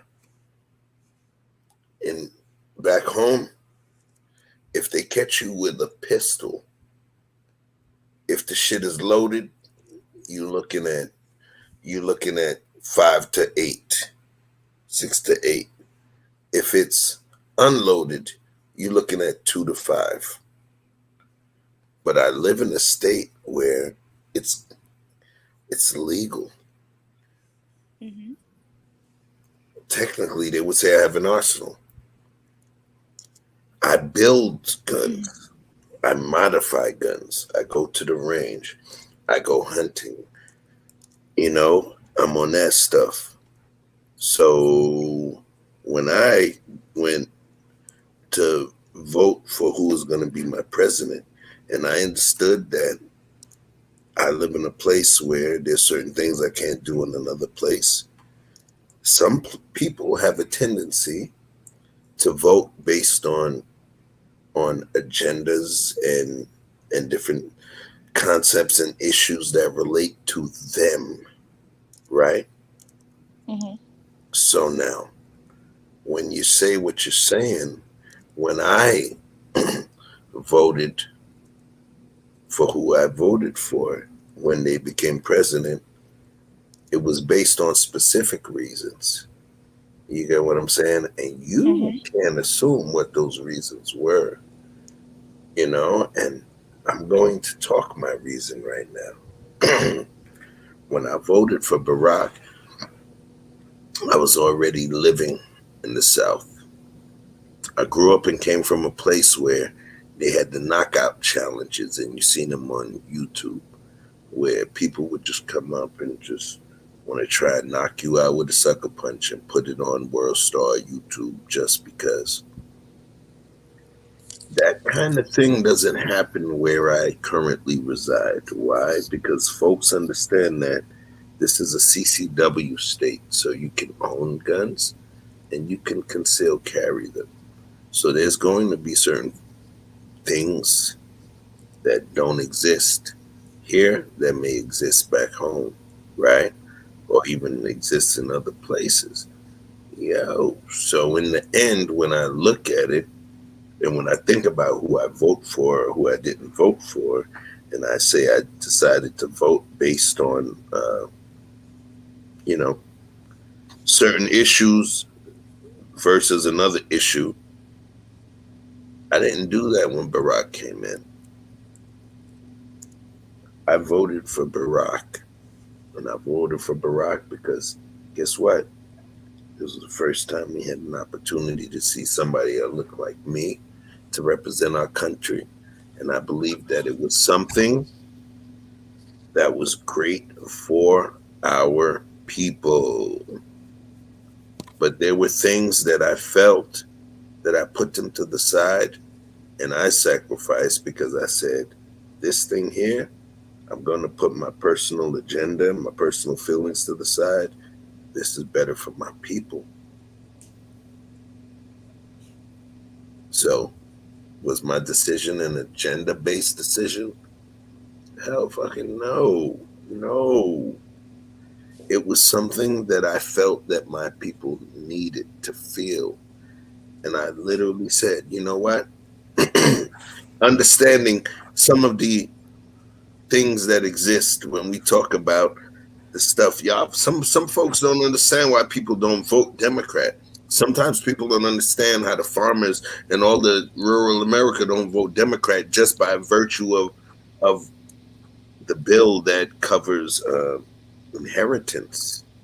You know, in the United States, you get a lot of farmers that don't even like Trump, but they voted for him. Why? Because they knew that with the current Democratic rules that was in there, at least a good 60 to 70% of when they die, 60 to 70% would go to the government and the rest would go to their children. So there's a lot of people that didn't care for that individual, for that man with the little hair, the orange guy with the hair swept over. But guess what? They voted for him because of the fact that they knew if I made $100 million and I have $100 million and I die tomorrow, that my kid will not only get $30 million. So I said all of that roundabout shit to say, you got to be conscious of the decisions that we make and why we make them, and don't assume that the reasons that we make them would be for the same reasons as you. What do you think about that? I mean, I can agree with that.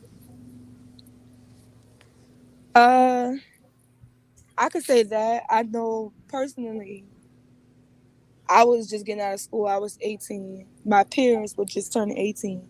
We definitely didn't understand nothing about politics. And I mean, it's like 200 of us. So we all was just excited because we was taking pictures and we was in the group chat, and it was just a bunch of all of us. We was excited to be able to say that we voted for a black president. I know a lot of people that I talk to now, especially since I'm not on the side of just voting in the interest of that, but just in voting in the interest of myself. And I vote off policies, not personalities. Just learning more in power into that and just getting into politics more. I see the bigger scope of things. I don't necessarily feel like everybody understands the bigger scope of things. I don't feel like big government should, just like I really hate this whole, V word of the forcing people to try to get it. Like, that's like you are overstepping your boundaries. Why you think that you can force somebody to do something they don't want to do? I'm just not with giving the government more power, because they already have so much. They already take so much, and we always gonna get the short end of the stick every time. So why jump in bed and get in cahoots with them? It's not just. How do we get this? How do we get so? Let's be real. Let's make believe we didn't make it let's make believe we didn't make it a governmental thing. All this conversation about the government. Let's just make believe it was just a conversation about guys that had to spend so much amount of money taking care of kids that's not theirs. Let's make believe it's just that conversation. Is that conversation enough for you? What do you mean? Forget the government part about forced testing. Forget this, that, other parts of the government. Let's just make believe this conversation today was about brothers that was getting fucked over in the game, taking care of children that's not theirs. Right? Right. What would be your stance? Because remember, the whole point about the testing was to prevent from people who are not the father of the children to be forced to pay for those children. So my question to you is, how do you feel about that? Forget the cost. I think tomorrow that y'all can really let's go to courts, draft a bill, and put that into law. You coming back to the law? I'm not talking about that. I'm talking about, hear me out. I'm talking about what's right and wrong, yo. I'm just talking about what's right and wrong. Yeah, it's wrong. It's wrong for men to have to take care of kids. That's not for them. That's wrong. That's dead wrong. Oh, wait. No. You said that's their wrong. Tell me, what do you mean by that's their wrong? Dead wrong.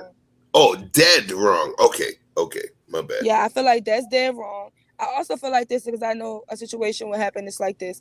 If you truly believe that your child, there's a like when it comes to like blood types, different things like this, different parts of it.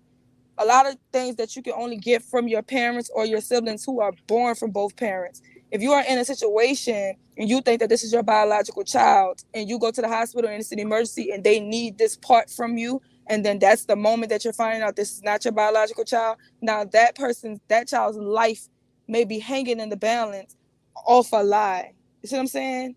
Oh, but so the person that had to pay for it, that pay for that life, and they eventually find it's not theirs. Are you saying that it's okay? They're going to have to charge it to the game? No. I feel like it's messed up. So I do feel like people should be doing it. Like, I don't feel like no man, don't sign these birth certificates. Do not sign these birth certificates. I tell people this all the time. I tell my friends, but I hold them accountable so I can't just go easy just to sound politically correct right now, because I go hard on the men that are in my life and personal about the decisions that they make, about the women that they choose to lay with, about the women that they choose to have kids with, about having broken homes. And you know what I'm saying? And I get it. People feel like, it's life. Majority of us do it. You see what I'm saying? Listen, my daddy raised 14 kids in the hood, and we came out pretty good because he was just a stern man about, you gonna do this way, and this the way it's gonna get done. I don't care what everybody else do. You gonna do what I said you gonna do because you my child, and that's it. I don't care what the whole crowd could be jumping off the bridge. You gonna go your ass to sleep because I said your ass gonna sleep. Sherelle, so I've heard you say quite a few times, right? So you give the example of your father and being in a hood and raising you guys. What are like the reason I can understand the sentiment, but the reason I can't relate to that, especially early, you said 22, especially that early in my life, because my grandmother came to this country and English was her second language. My grandmother basically had to raise 6 children by herself. Where she came from, man? From Panama. Oh shit, Panamania. Okay, I got right. My Spanish teacher was Panama. So coming from the bottom, and it's not, we're not trying to play the sorrow Olympics or nothing like that. I'm not trying to play that. You know what I'm saying? But the bottom that, where your family is based out of and where my family is coming out of is 2 different things. You know what I'm saying? So instead of, right. So for my grandmother, it was about learning English first. Then it was about trying to get her citizenship second. And then it was about trying to figure out financial literacy. You see what I'm saying? So it was already so many more obstacles that was in front of her before I got to even start receiving financial literacy information. You see what I'm saying? Mm-hmm. So I know you like life happens and all that. I can understand that, because now that I'm in a spot where I'm trying to take accountability for my life and the shit that I'm doing, I have no option but to sit down and be like, you know what, Watts, that was your fault, because you could have made a better decision than doing this, that, and the other. I can have that accountability about myself now. But at 22, with everything that I needed to, it was just so much. It was so much that just took away. It's too easy to tell people you need to decide where you put your dick at. It's too easy to tell people to do that. It's way too easy to do that. If that was the case, then we wouldn't be talking about paternity tests. There wouldn't be any need for that if that was the case. If that was the case, then we wouldn't have any need for WIC or Planned Parenthood or any, all of that stuff is too easy. This stuff exists because people are living their lives in a fucked up way. A lot of people are moving through life with pain, making painful decisions. So now that we understand that is the reality, We need to figure out how to do this shit the right way. Okay, so this is my thing. I understand that. I 100% understand that. What I'm saying is, do we just how do we fix that? Do we just keep allowing people to do fucked up shit and then we reward fucked up shit? No, Like, this do is we incentivize the bad behavior? And do we think that by incentivizing the bad behavior and saying that, oh, we're all human, so we're all gonna fuck up? You see what I'm saying? We should all get like a tap on the wrist for certain things that we do. And then we gotta correlate it on who knew it was wrong. Did we know it was wrong? Because some of us know stuff was wrong and we still do it anyway. I'm a witness, Yeah, like I'm living proof of doing the no wrong laws are things even though perfect. I know the right things. No laws are perfect. I'm a corporate executive, and I have a large amount of people that report to me and that I look at. I control budgets. I control budgets within a company that I'm in. There's a budget that I control, which is about $1.2 million annual budget. This is not a joke. The question becomes, when we talk about FMLA, some people call it FEMLA. We understand that that thing is put into place. It's a Family Medical Leave Act, right? And that's the thing that protects you so that, God forbid, something happens to you or somebody in your immediate family, you can tend to them, you can tend to yourself, and you will not, you will not sacrifice your income to do so. You could take care of your mama, your kids, whatever the case may be. So when we look at that particular act, and we look at what the government set it forth for, then by the same token, we have to understand, and me personally, I know there's people that's full of shit out there. There's people that ain't really sick. There's people that's not hurting. There's people that are sick, that are using that system and that process to get over. It's like we know all the people that got PPP loans and That's didn't not have a the point. business. That's not the point. So, okay, I'm going to use that shit too. Thank you. But the people that really deserve the FMLA shit, okay, should we say fuck them? Or the people that really have the companies or the businesses that employ Black people? Just because you got 1 or 2 or 3 or even 30 out of 100, 30 out of 100 are scammers. Do we eliminate it because of the scammers, or do we keep it there for the people that really deserve it? Do we allow? We're gonna keep it. Wait. Do we allow people to die without using us, without us, implementing a certain thing, because of the fact that there's going to be people or more people in them that we think there's going to scam the system? Or do we do what we do to help them out? Yeah. No, we definitely got to take the good with the bad. We definitely got to take the good with the bad. We got to take the consequences. We got to take the good with the bad. Everything has a giveaway and a takeaway. That's what I said when I first came on. It's all going to be a giveaway and a takeaway. All I want people to know is your giveaway and takeaway is dependent on the life that you decide to live for yourself. Bigger than the government, who is chef.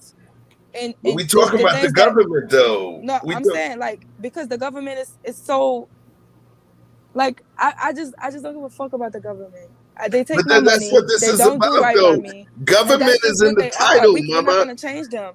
But government is in the title. Government is in the title. But this is what I'm saying. But if I govern myself, if I don't put myself like a sovereign citizen.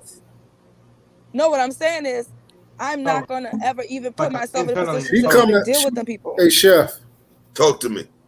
She's basically like, she's not in disagreement. She's just saying that in order to be proactive for these type of things, we need to be more self-accountable and self-aware. Yeah, like, I agree. Yeah, I'm in full question though. No, and that's what I was about to go to this sector. Okay, go ahead. What Sherelle need to understand is you're trying to stay on topic. And pertaining to this specific question, which has to do with the government, even though you're saying you don't include. Pause. God is good right now. I got truth is never favored, speaking the blessings of what I'm saying. I love it, yo. Y'all don't know how good I feel right now. Go, truth. Let it go. So crazy. No, I mean, y'all really not disagreeing. I think she just right now. It's just funny hearing this because this is kind of the reason why we beef. But she's actually sounding more like myself when she got mad at me about something like this. When I was sticking strictly on morality about something and people being honest to themselves. So it's funny, but again, I gotta agree with it because this is how I carry my life. It's black and white, right and wrong. We need, especially coming from what I did. I tell people all the time, I'm the chief of all sinners. It ain't something out here that I haven't done, except for any perverse things to a woman and a child. Other than that, it ain't nothing I haven't done.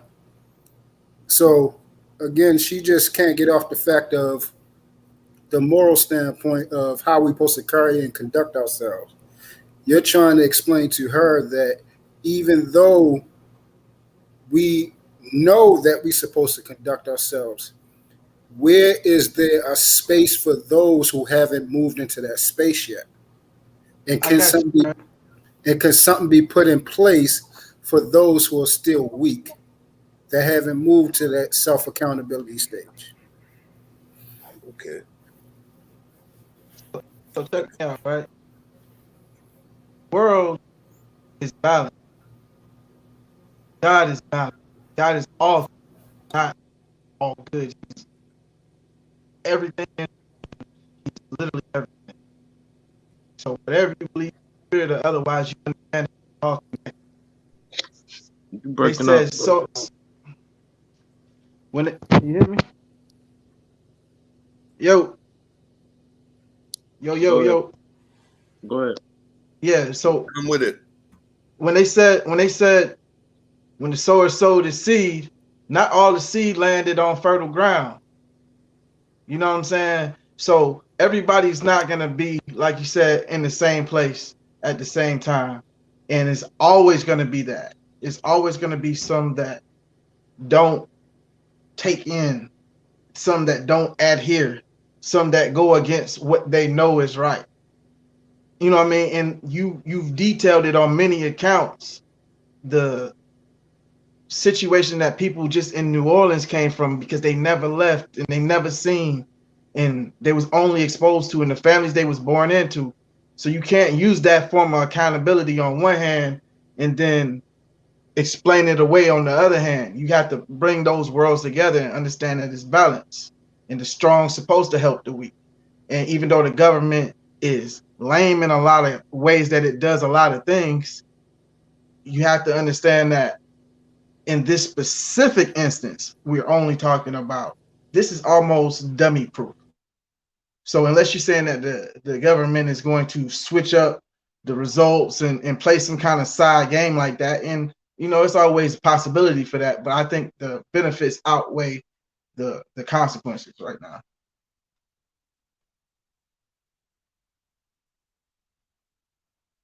That's it. So truth, are you it was a lot going on. I didn't hear much from you, but we didn't hear much from me. Were you in agreement or disagreement with the government being involved with the test?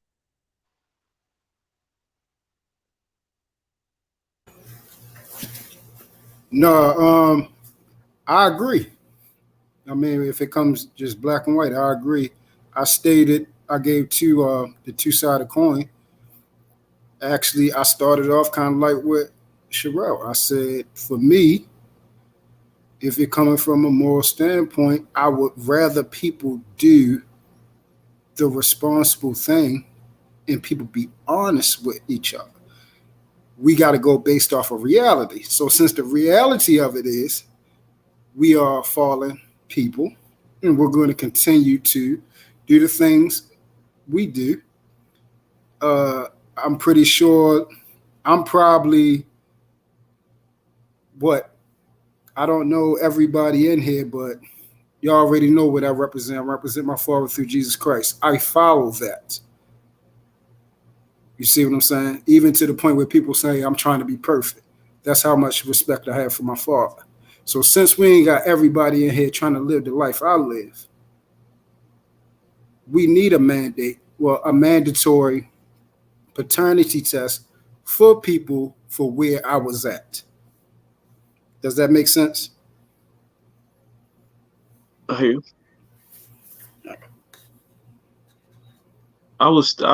In the entire time we've been talking about it.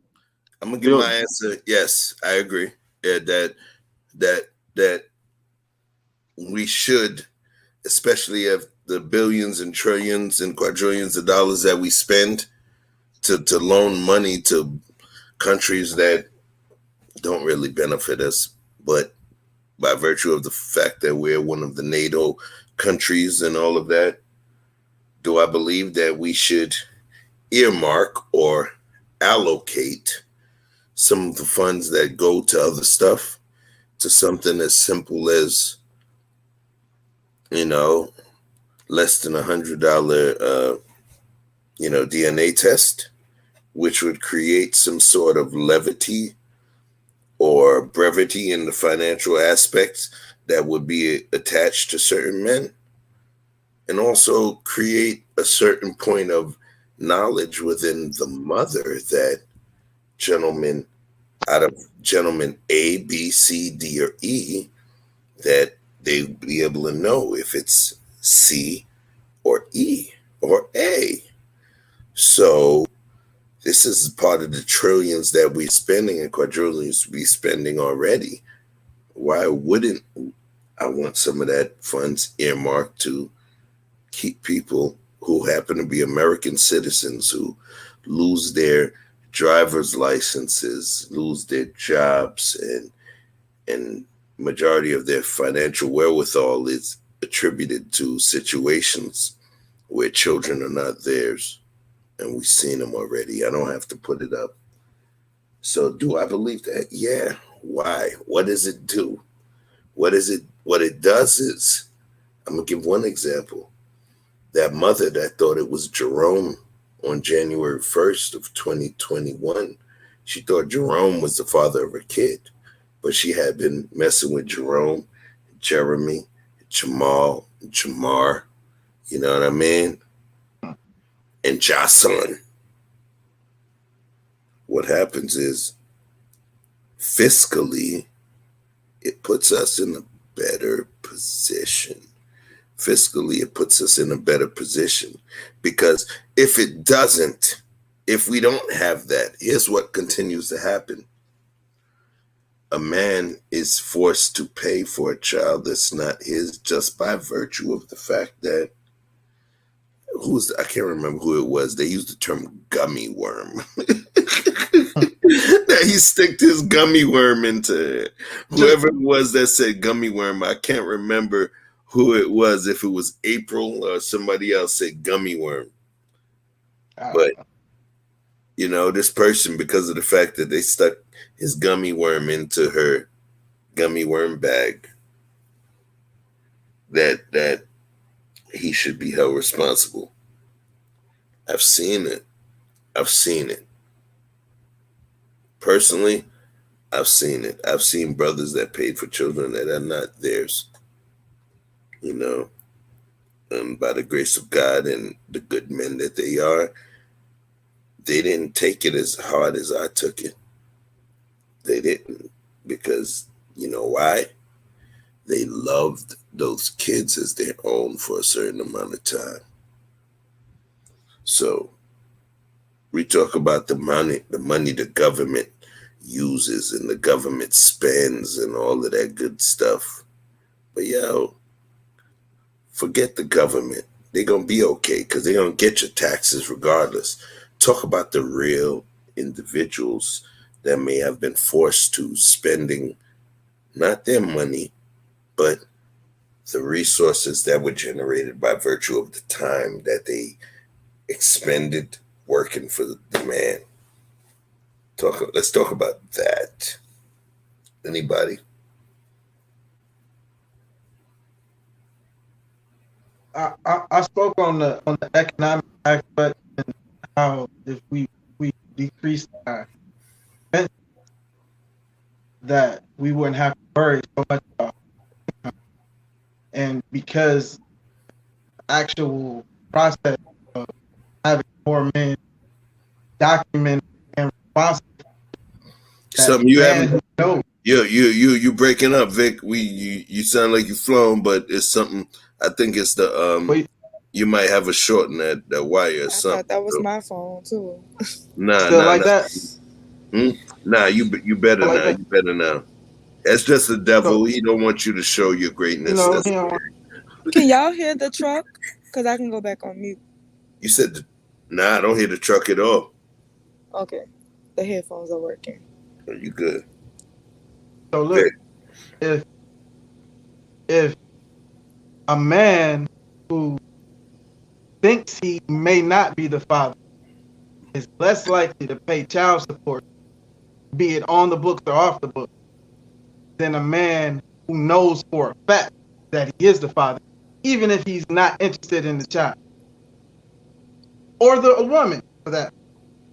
He may have that obligation in him because he knows for a fact that that's his. So even if he matures down the road, he can come back and know for a fact that's his child. And the flip side of the coin is that that child has a right to know as soon as possible who his biological father and mother are. Just like a child in a orphanage, they understand that their parents aren't these people coming to pick them up. So they're glad to be in these homes, in these situations, but they have an understanding that there is somebody out there where I get my shit, whose blood type looks more like mine, whose hair is more like mine, who has these mental issues and deficiencies that I have. All of these things are important for children to know, and nobody's addressing that part of life that's being created. And that part you have to be fair to as much as possible. I mean, I think we understand that, and that's why everybody should be more careful with what they see. You know what I'm saying? We gotta be careful out here. We ruining our future. These children are our future. They're going to run the world. This is their world. This is their future. Not if you kill them before they get out here. Yeah, that's sad too. That's sad too. But my thing is, you can't. I'm just not into. Like, I can't control it.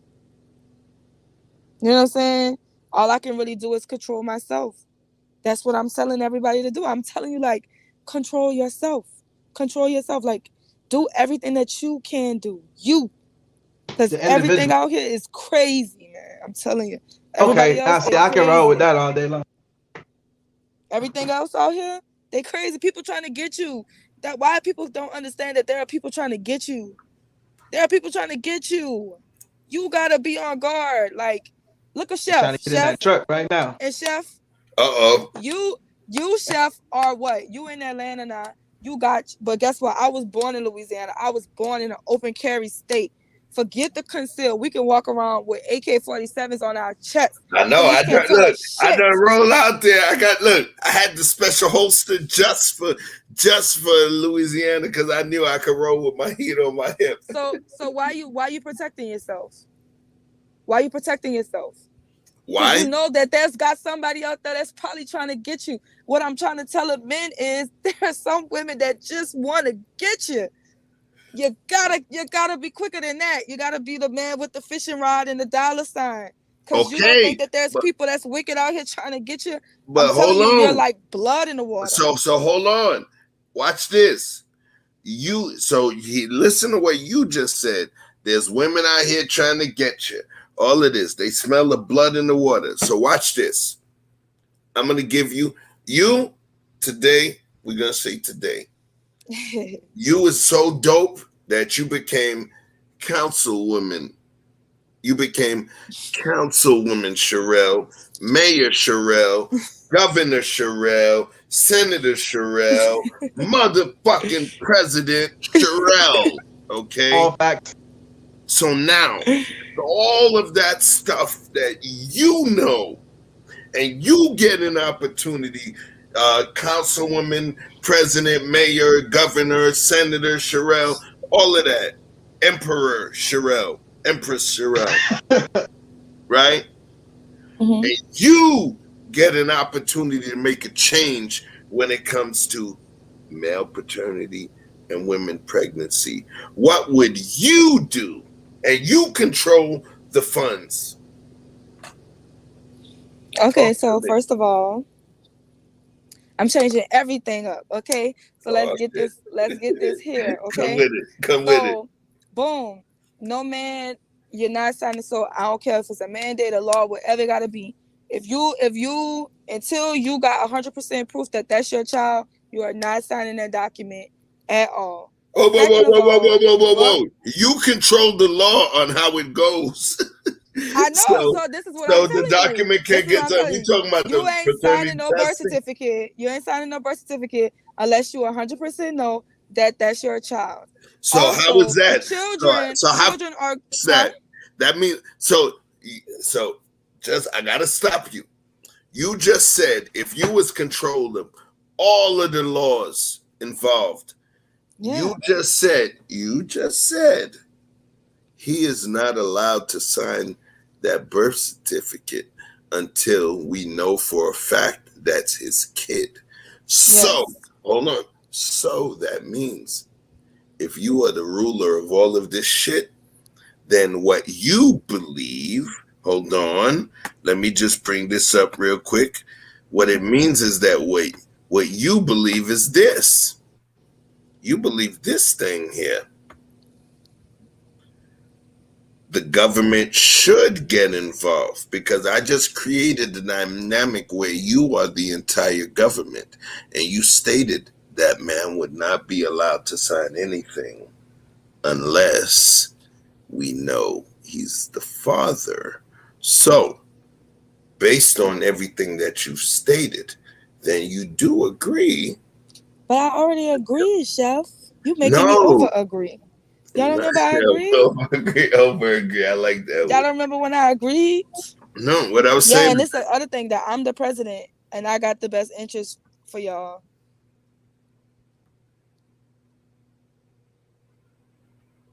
Wait, I can't hear y'all no more. Y'all can hear me? Yep. Okay, so she did agree, Chef. I did agree. You already won that.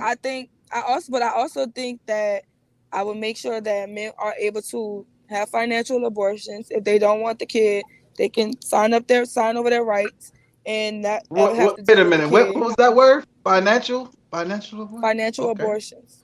Financial abortion. So is that the? Remember when I put in that statement about if men should be able to? Let me just say that so we have that right. Funny how that shit come all the way back around full circle. No. Everything got to come back. If a man has the right to abort a child, should the man have the right to abandon that child? Yeah. So see, but I said that before you even asked the question. Before I even got up here, I put it in the chat. So that, and on top of that, let's say that parents they go through with it. They both want the child. I feel like the child should be with that whole child support shit that's dead. Like, if the father can work out and be able to provide the best life for that child, I do not feel like children should automatically go to their mother. I am 100% benefactor from being able to be raised by my daddy, and I am blessed to be able to be raised by my father. So I do feel like every child should have that, because it's just really a different experience. Don't get me wrong, I wasn't raised by my mom, so I would be like on a total opposite of the spectrum of people who was raised by single moms. But I'm just telling you, my daddy raised 14 kids. None of us are on drugs. None of us do no crime. None of us ever been to jail. We don't have felonies. We all have careers. We take care of our family. It's love is love. Like, we ain't the perfect. We ain't senators and presidents and all of that. But coming from the circumstances that we was, like, my daddy just raised a very good stock. Especially with my brothers. My brothers all married the girls that they went through middle school with.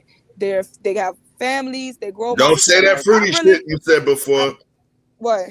Don't say that fruity shit before you said. What before. fruity stuff? Don't say it. Whatever you said that other show where you almost got my shit taken down. What? Well, you said that all of my sons. Don't say it. Don't say it. Don't say it. All my daddies are married to women, yeah, and have children with the women. But you know what I'm saying? Just stop there. You know what I'm saying? All my sisters are even married or been married. It's just me. You know what I'm saying? I got enough nieces and nephews for a lifetime. So, yeah. So I just feel like strong men. A man that is strong, he really, a man that's really strong on his purpose, and he's gonna love his kids, because I don't think that a mother's love is stronger than a father's love. Like, a father's love for his children is just like, it's next world. And I feel like That's children are big shit missing right there. out when they don't get to experience that. Because especially with a lot of women, I feel like they get into the world and they search for this love for all these different type of dudes. But it's like, I know that I have love and protection and provision from my father. I've had a man honor me and respect me and teach me and love me. You know what I'm saying? So it's like, I just want all Black kids to be able to have that. I want, my daddy taught my brothers how to be men. I want all Black kids to be able to have a strong Black father that loves them and that's going to teach them how to navigate this world, because this world is stressful, it's hard, it's going to throw stuff at you. You just got to be good at dodging these bullets. You got to be good at jumping over these hurdles, because the weak do die. That's the truth.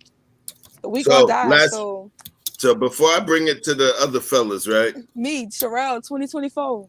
Right. No, I get what you're saying. Before I bring it to the other fellas, you see all of those things that you said, but I wish and I hope and I want. The question goes back to the initial question, was about mandatory. If all of these things that you state that you wish and that you want, if those things cannot be naturally or organically generated, manifested by an individual, and they require laws to make them real, if those are the things that you want, I go back to the initial question. The initial question remains, the initial, you know what I'm saying? The initial question remains this thing right here, which is, what is the deal? Do we? I said yes already. Jesus I know. It's not that. I'm gonna tell you something You're else. saying yes, but what it is. But look, but I'm gonna tell you something else. Some of the questions. Another thing I got to push back with. People don't follow rules. Let's get that clear. We have enough rules. We have enough people in prison to show you that people don't give a fuck about rules. They're gonna do what they want to do anyway. Think about that. So we got enough government mandates, rules, and all of this stuff, and we got a bunch of people trying to find their ways, loopholes, and the ways around following the rules. And they got people that would just outright break them, just boom. So think about that too. Just because the government makes rules doesn't mean that the people are going to follow them. Mm-hmm. Think about that too, right? Yeah, I'm not. Remember this. Y'all put quantum love to sleep. Do we want mothers in jail because they don't want to give people? We're gonna put single mothers in jail because they don't want to give a DNA test. Think about that. Come with it. What's gonna be the consequences? Quantum love. Is you sleep or is you still watching the broadcast? Put something in the chat if you still watching. Shit, I ain't see Quantum Love say something till 9 p.m., 9:45 p.m. Eastern Standard Time. I mean, it's really 3:00 in the morning, huh? Yeah. Nah, she told somebody else she was gonna carry him up. So I want to see what's happening. I think we need another female voice. I think that Blunt took Quantum Love out the game, man. Okay. I think they was offering me blunts and everything. Zoot it. Blame it on the loud pack. Zoot it. Quantum Love, where you at? I think Vic wanted to see you came up. You know what I'm saying? So, you know. Tell him I said it. Right. Vic said it. Where you at? But yeah, man. Anyways. You know, listen. Where we are right now, in terms of this whole conversation, I believe, you know, I would have liked a lot more flowers to jump in on this one right here. But I do believe, and this is my personal feeling. So I'm really going to give my personal feeling. The rest was just conversational for debate skills. What do I believe? So I believe this. In terms of all of the money that I've spent in my life related to taxes, if I did some good shit at the job that I was at a few years ago and I earned a bonus, I know that when that bonus comes through, if I don't go exempt, it's going to fuck my paycheck up. Y'all know what I'm talking about. If I don't go exempt for that check where I get that nasty bonus, that when I say nasty, not bad meaning bad, but bad meaning good, quoted LL Cool J. I know I got to go exempt. Why? Because that $3,000 bonus is going to fuck my check up. So those kind of thought processes, if you ever had that come through, you understand that this government that we exist under controls stuff that we have zero control over. And we understand that the money that goes out, we don't have a say over it. We don't got a say over shit. We can vote, but here's the problem. Our folks tend to vote for a president. They don't vote for a governor, senator, mayor, councilman, alderman and councilmen. Those are the ones that be in your community you could actually see and shake their hands. We don't vote for them. So now when we look at the whole dynamic of the situation, we don't vote for any of those people, but we understand that this money that I make, or me busting my ass and doing good within the corporation I work for, I understand that I'm going to be taxed at a high rate. So now when I have an opportunity, if they would have given me an opportunity and say, hey, what kind of laws or mandates would you prefer that we did based on what we're doing? Yes, I would put that as a mandate. Why? It's a mandate that's impacted me. It's a mandate that it's a mandate that would positively impact me. It's a mandate that would positively impact others. It's a mandate that would allow a mother to know Johnny, who's running them big packs over here on the west side, is not the baby, and it's Ronnie who's working at such and such for IBM, you know, who actually is the father, and vice versa, so that no one is doing something or taking care of a child that's not theirs. So when I talk about all of that, there's a certain point of resonance. It's a definite point of resonance, you know. So we've been on this piece for a minute. I'm shocked. I'm literally shocked that we were on this long. I thought it was going to be 2 hours and change, but I allowed you guys to run the show and kind of, you know, address and control the resonance that's coming through. So now I want each one of you folks to kind of give me your final blessings or feelings on the particular question, which is, yeah, remember what it is?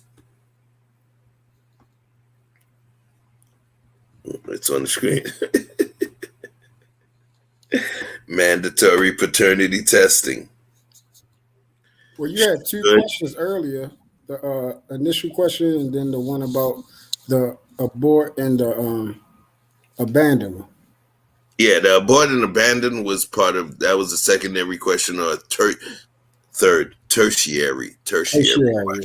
Right. But this is the full resonant question, for us to wrap it up, because we've been in this piece for almost 5.5 hours. So come with it, G.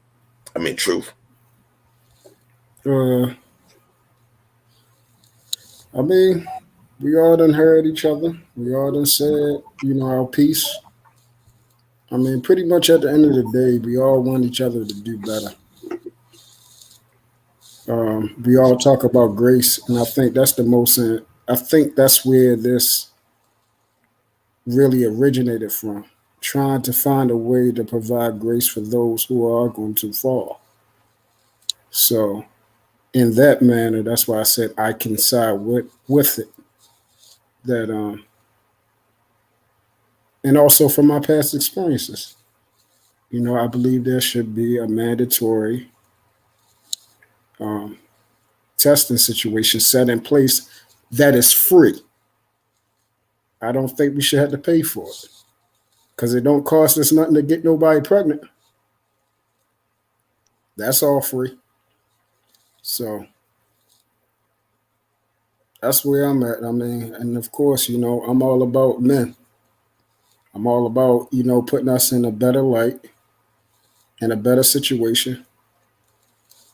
And, that would cause a lot less stress, because so many of us has fallen victim to a system that is pushing this, the situation, putting power in the hands of females, and then letting the whole thing dictate. I gotta stop you. I don't know why. It's just we gotta call the sisters. We gotta call them women or sisters of flowers.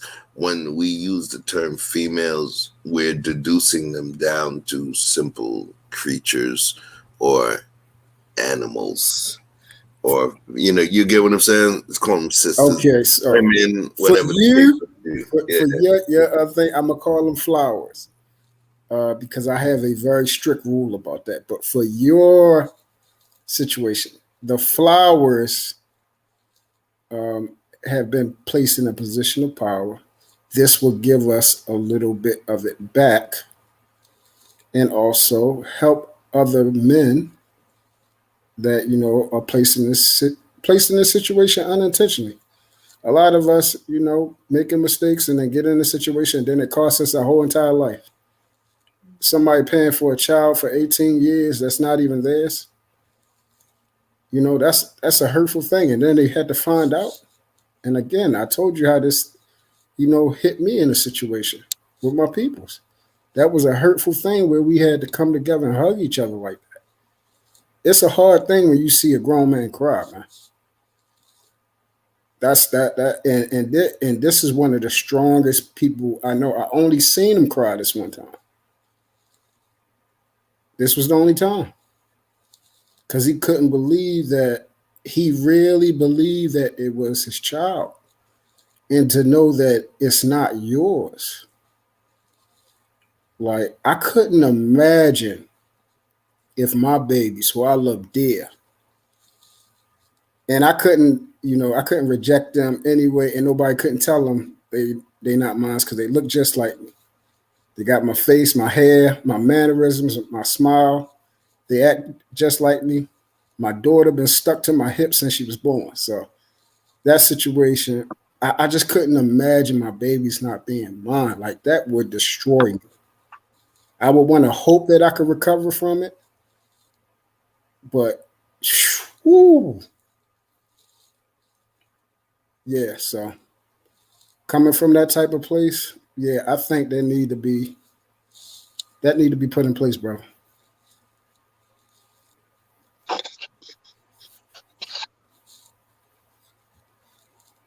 Chef, you're mute again, brother. You're mute. Thank you. I keep forgetting that shit. Ladies and gentlemen, look, don't give me the credit. I don't care. But I just wanted to introduce y'all to the smoother, kindler, gentler Truth Is Never Favored. You know what I'm saying? He spreaded his loving wings. He ain't just that gangster Okay. motherfucker right now. Listen, man. That's what that's what I'm proud about. I don't go hard. I like to make sure that I'm able to show what the other person is about. And I know truth. You get what I'm saying? Rock with me, man. And I appreciate the way you spreading your wings right now on this platform, family. All bullshit aside. Thank you. You get me? Look at it. Yeah, we ready to play that Ralph Tresvant music from. Hey, you switched it up on him. A man like me. Hey, go ahead, man. I appreciate you. Yo, Sherelle, Vic, and 100 Watts, y'all say your piece and let me know what's what, man, before we shut this down. Go ahead, Watts. Wait, why did Watts gone? He gone, sir? No, Watts is on, but I think Watts probably went to go do number 2. So let him. Man, chill, bro. Chill, bro. Chill. Hey, Chef, yo, you've been having me rolling all day, yo. You've been having me rolling all day, bro. I'm messing with you, man. Come with it. That yak got you cleaning up today, shorty. Yeah. Look, to me, honestly, to answer the question, I'm going to say no. I don't think the government needs to mandate DNA testing. I honestly feel like the bigger problem is the laws that are around other things, right? Because let's say, for instance, let's say, for instance, she got pregnant. You took care of her that entire 9 months. She had the baby. You took the DNA test and found out the baby was not yours. The way laws are set up right now, you're still responsible for that because you set up an expectation of living while she was pregnant. There are some states that are still going to get you for that. I feel like there needs to be more focus on the laws that are around those type of situations rather than making everybody take a DNA test. And I think it's more realistic, definitely. Those bills now, if can we be are passed. going to mandate DNA tests, there are 2 situations where I feel like they should be mandatory.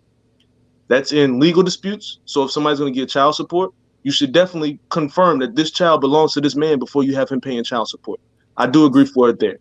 The other place is going to be government assistance, because you're already involved in the government. They already ask you how much money you're making. They already ask you all this personal information, right? For one. And like we talked about, if the baby ends up, if she ends up getting food stamps or something like that, you're going to end up having to pay it anyway. You're already responsible for the child. You already have to pay child support of some kind. So if the government is going to be assisting your baby moms, they need to make sure that they're going to take the money from the right paycheck.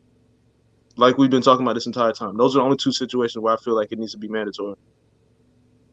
And that's just me. We made so much progress, man. We made so much progress.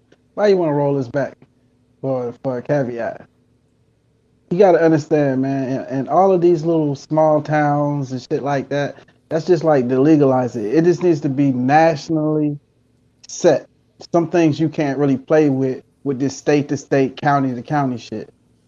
The likelihood of you getting everybody to agree to make all of these small minor adjustments with all of these old ass laws on the books, you fighting an uphill battle. But if but that's what mandate but that's down, it. But with that logic, nice that's and the same. With that logic, that's the same as thinking every small county is going to do this paternity test shit.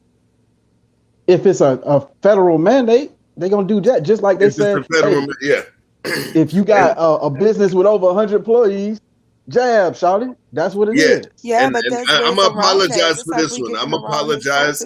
Hold on one second, Sharon. I'm gonna apologize if I didn't provide the right degree of clarity in terms of the question.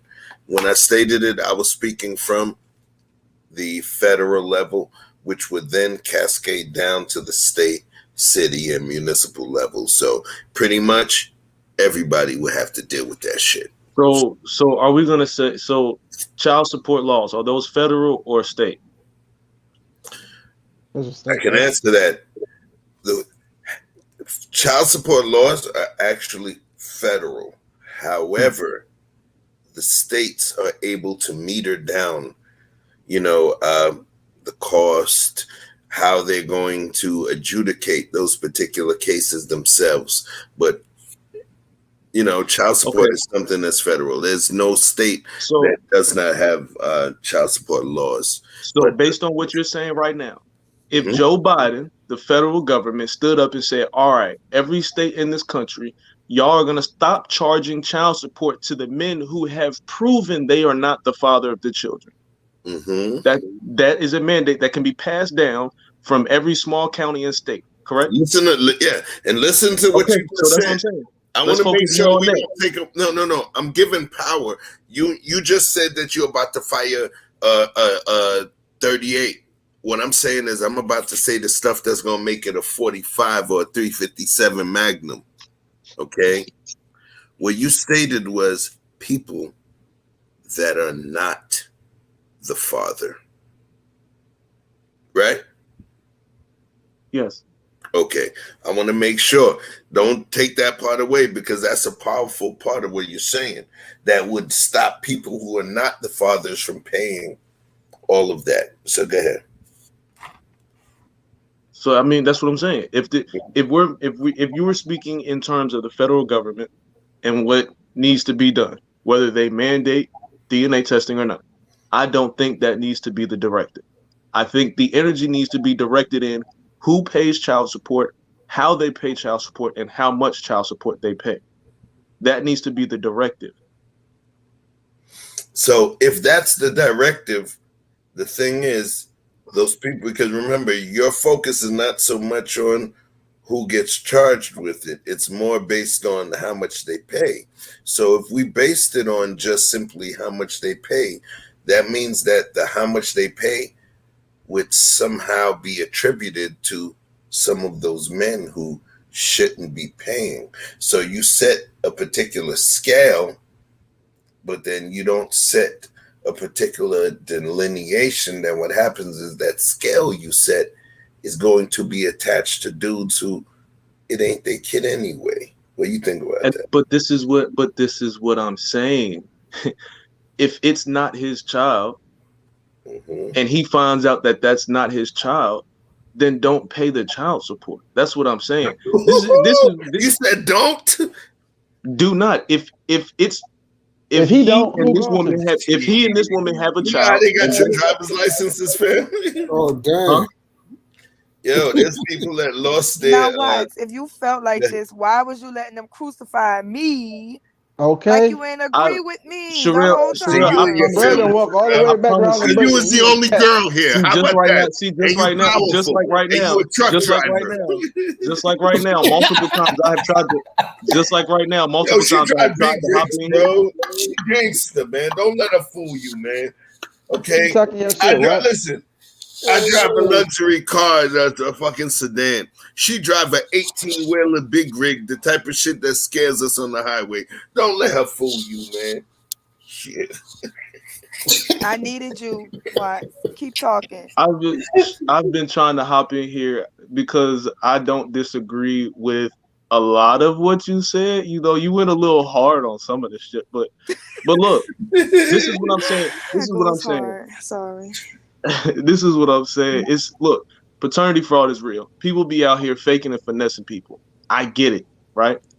But let's be honest. Let's be 100% honest. If there is a man who's questioning whether the child is his or not, and he never one time asked the question, I don't think that man really wants to know. Because like we've heard multiple times, if you feel like Truth was talking about, when he found out that kid was not his, that shit broke his soul. But he still spends time with that child because of the connection that he built. But it's different now. Now, is it better that he knows? Yes. Is it better that the child gets to find out who her father is? Yes. That's what needs to happen. But there are some men that don't. So why not know from the gate? Why not know from the gate? Why play with it? Why eat around the tush? Why fuck around with a half the tush, not the bush.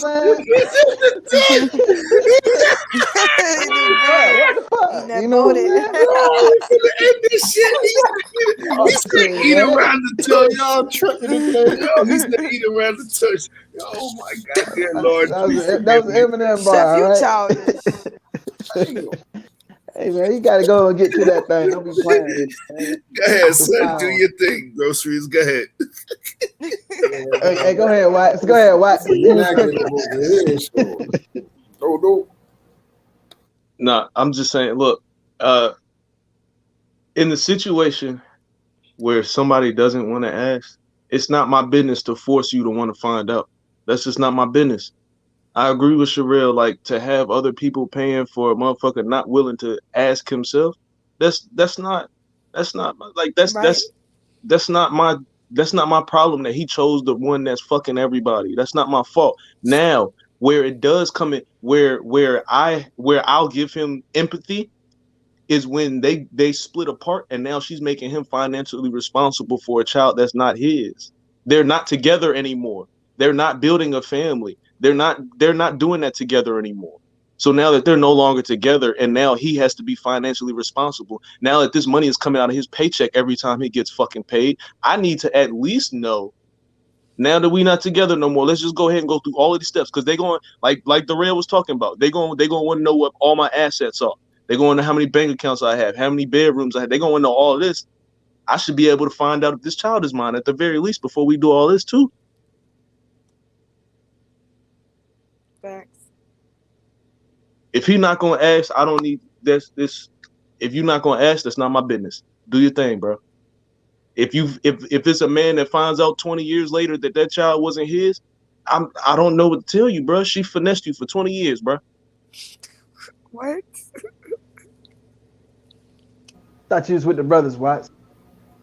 Look, man, if we're gonna be accountable, no, hell no. Because if we're gonna be accountable, we're gonna lay down with the bitch.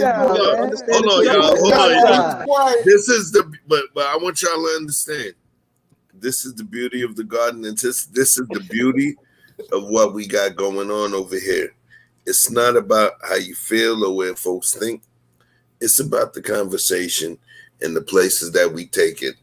And also, with all fairness, us allowing a Vic, a Sherelle, 100 Watts, Truth is Never Favored, On the Block with Jen, or Colette WME, to walk us down that rabbit hole or walk us down a particular path, or where we could be like, let me see what the hell they're talking about. That's the beauty of all of this. That's the beauty of us being online. When I'm not going to lie to y'all, I expected this show to be 2 hours, 2.5 hours. We pushed this double that time plus. We almost at 6 hours. I've never done a broadcast this long.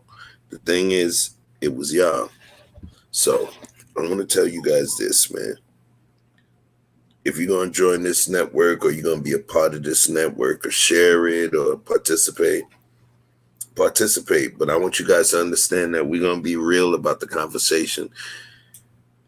And I'm real slick about not telling y'all exactly how I feel about certain things within the conversation, because that's not what it's about. And if I go and show how I feel in the beginning, I feel being the proprietor of this particular channel, I don't want people to feel like, oh, now I want to be cool with them.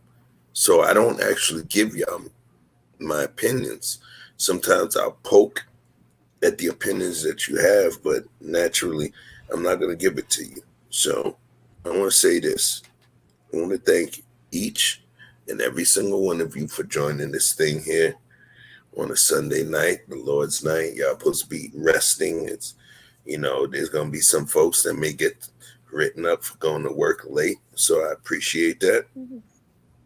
But man, these are real conversations. I share my email address with y'all, and I'm gonna share it again.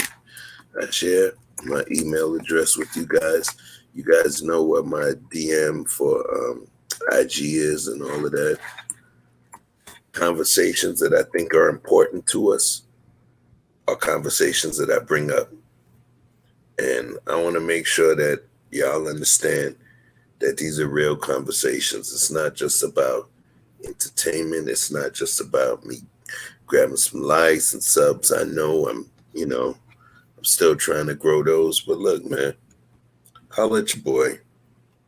I think this was a beautiful conversation that we had. We had great people on this piece.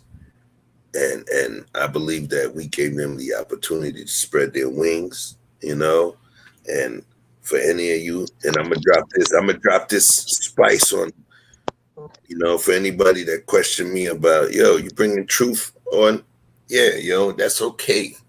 That's okay. He rubbed you the wrong way. And I know dudes like him. I grew up with dudes like him. He lived a life that may be more of an adventure that you ever seen. But the point is, he's a man of God now, and he's chosen his faith, right? And then here I'm gonna give a funny joke for truth, right?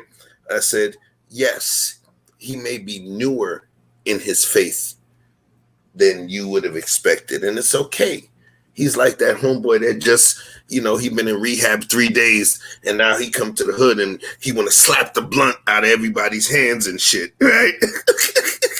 But it don't mean that he ain't right, So when I say that,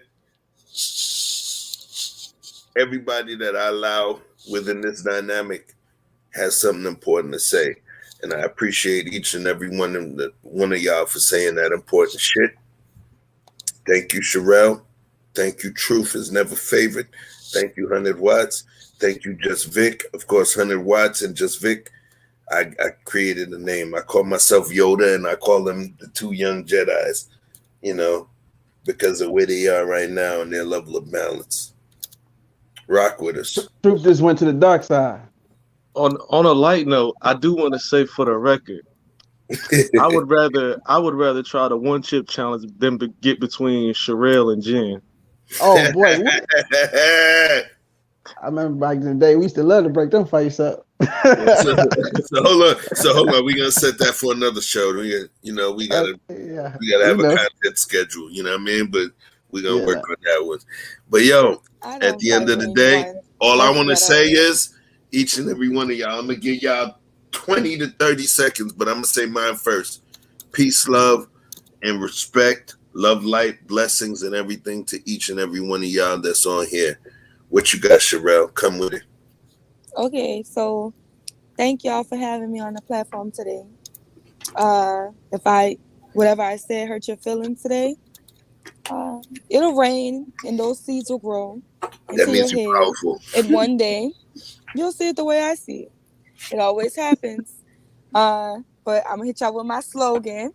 Okay, I'm not easily offended because I'm easily offensive. So if I offended you tonight, oh well. Go cry. Woo! But it's life. Man. Life is not sweet. You'll live to see another day. So thank y'all. I see y'all tomorrow. Y'all know I will. I'm on every. You already listen, man. It ain't YouTube if your shit ain't on there. So you already know. So what you got, Truth? Talk to me, fam. Uh-oh. Come on, Truth. It's all you right now. We gave them kind of a gentler truth tonight. You know what I mean? We sexified truth tonight. You know what I mean? We turn you sexy. You got to come and talk, yo. No, what up? When it comes to them children, man, that's a little different for me. You feel me? That's different. People that know me, I got a what's called an affinity for children. I love them. To me, they're the closest thing to God that you're going to see, especially looking in their innocent eyes. You feel what I'm saying? So I just try to tell people, most importantly, I always try to encourage people, seek the Lord while he may be found, man. Jesus said, a new commandment I give you. Love others as I have loved you. And most importantly, when you're facing adversity, like you see, I face adversity through the chat all the time. Sometimes I got to understand, the world never loved Jesus and they will never love his children. But he said, understand, I have overcame the world. So I'm always going to be a conqueror, bro. You heard me.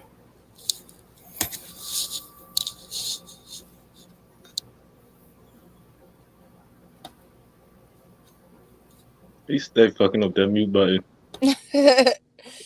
All right, well. Fuck, yo. I was wondering. Yeah, man, I'm gonna let one of y'all control that shit because I start flowing. Damn it, man. So, yo, Vic or 100 watts? Which one of y'all want to go next? Don't Vic. matter.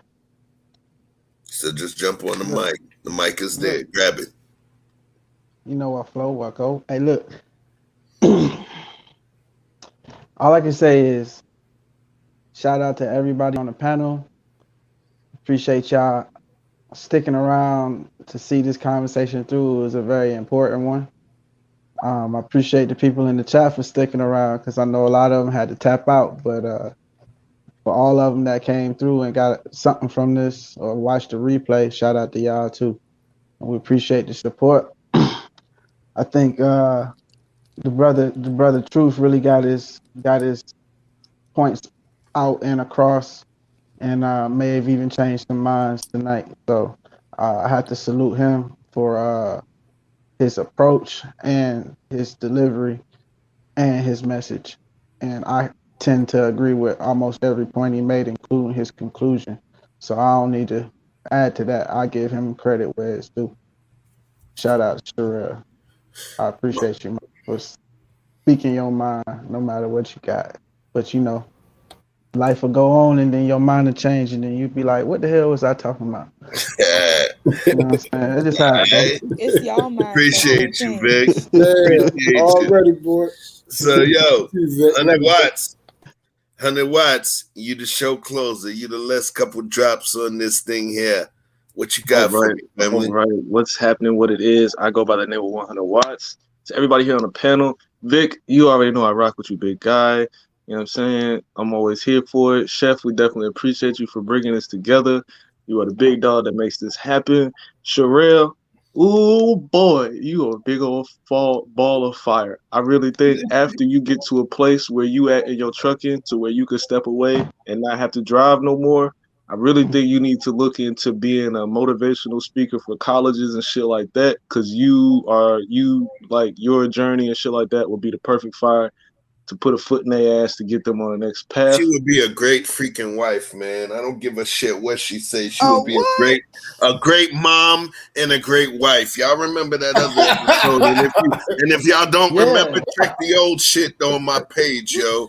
She gonna be a great mom. She gonna be a great wife to a dude that when he's falling down, when things are stressed, she don't even realize she is gonna be that person that's gonna be that superwoman, that Wonder Woman to that dude that needs it. She just don't realize that because she knows how to gain all of that without a dude.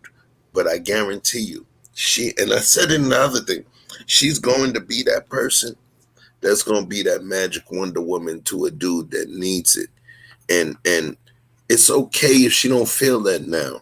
The same way when I talked with Truth and we had our stuff, and it's okay. As time progresses, the world and the universe is going to have a thing called homeostasis. homeostasis.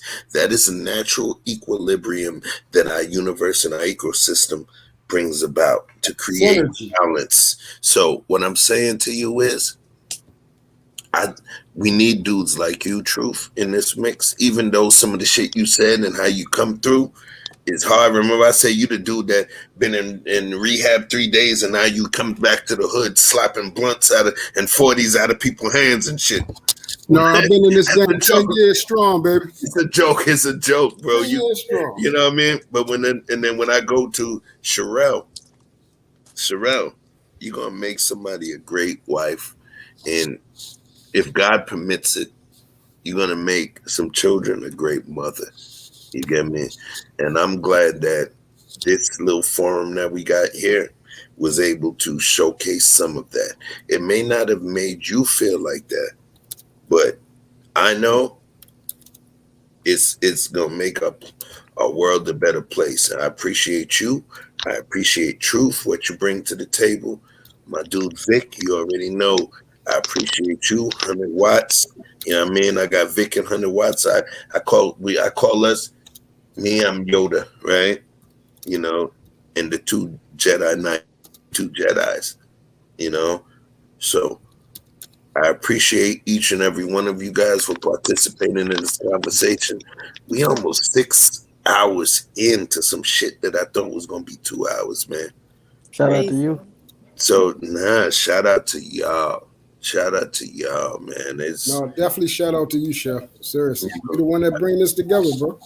Yo, I appreciate you. I appreciate you. Real You know what I mean? And look at the RZA in the back.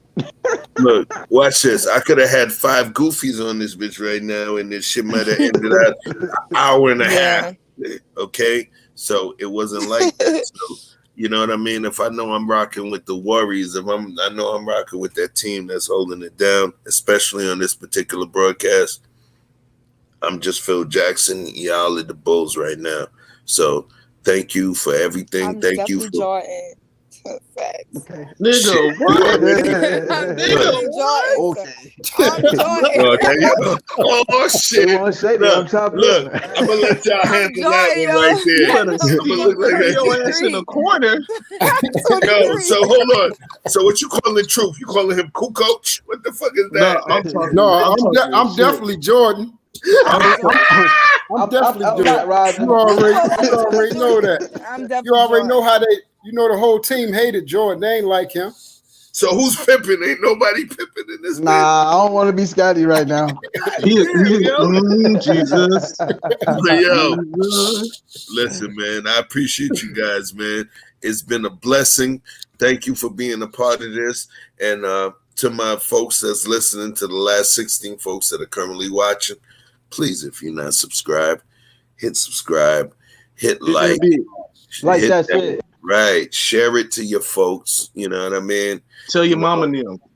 Tell your mama and them. All right. So this is where we at. Thank you, y'all. Thank you for joining the broadcast. It's been a beautiful thing. I'm about to shut this thing down. Now I can take my meds. Yeah. Should have said that off. Hey, I'm about OD.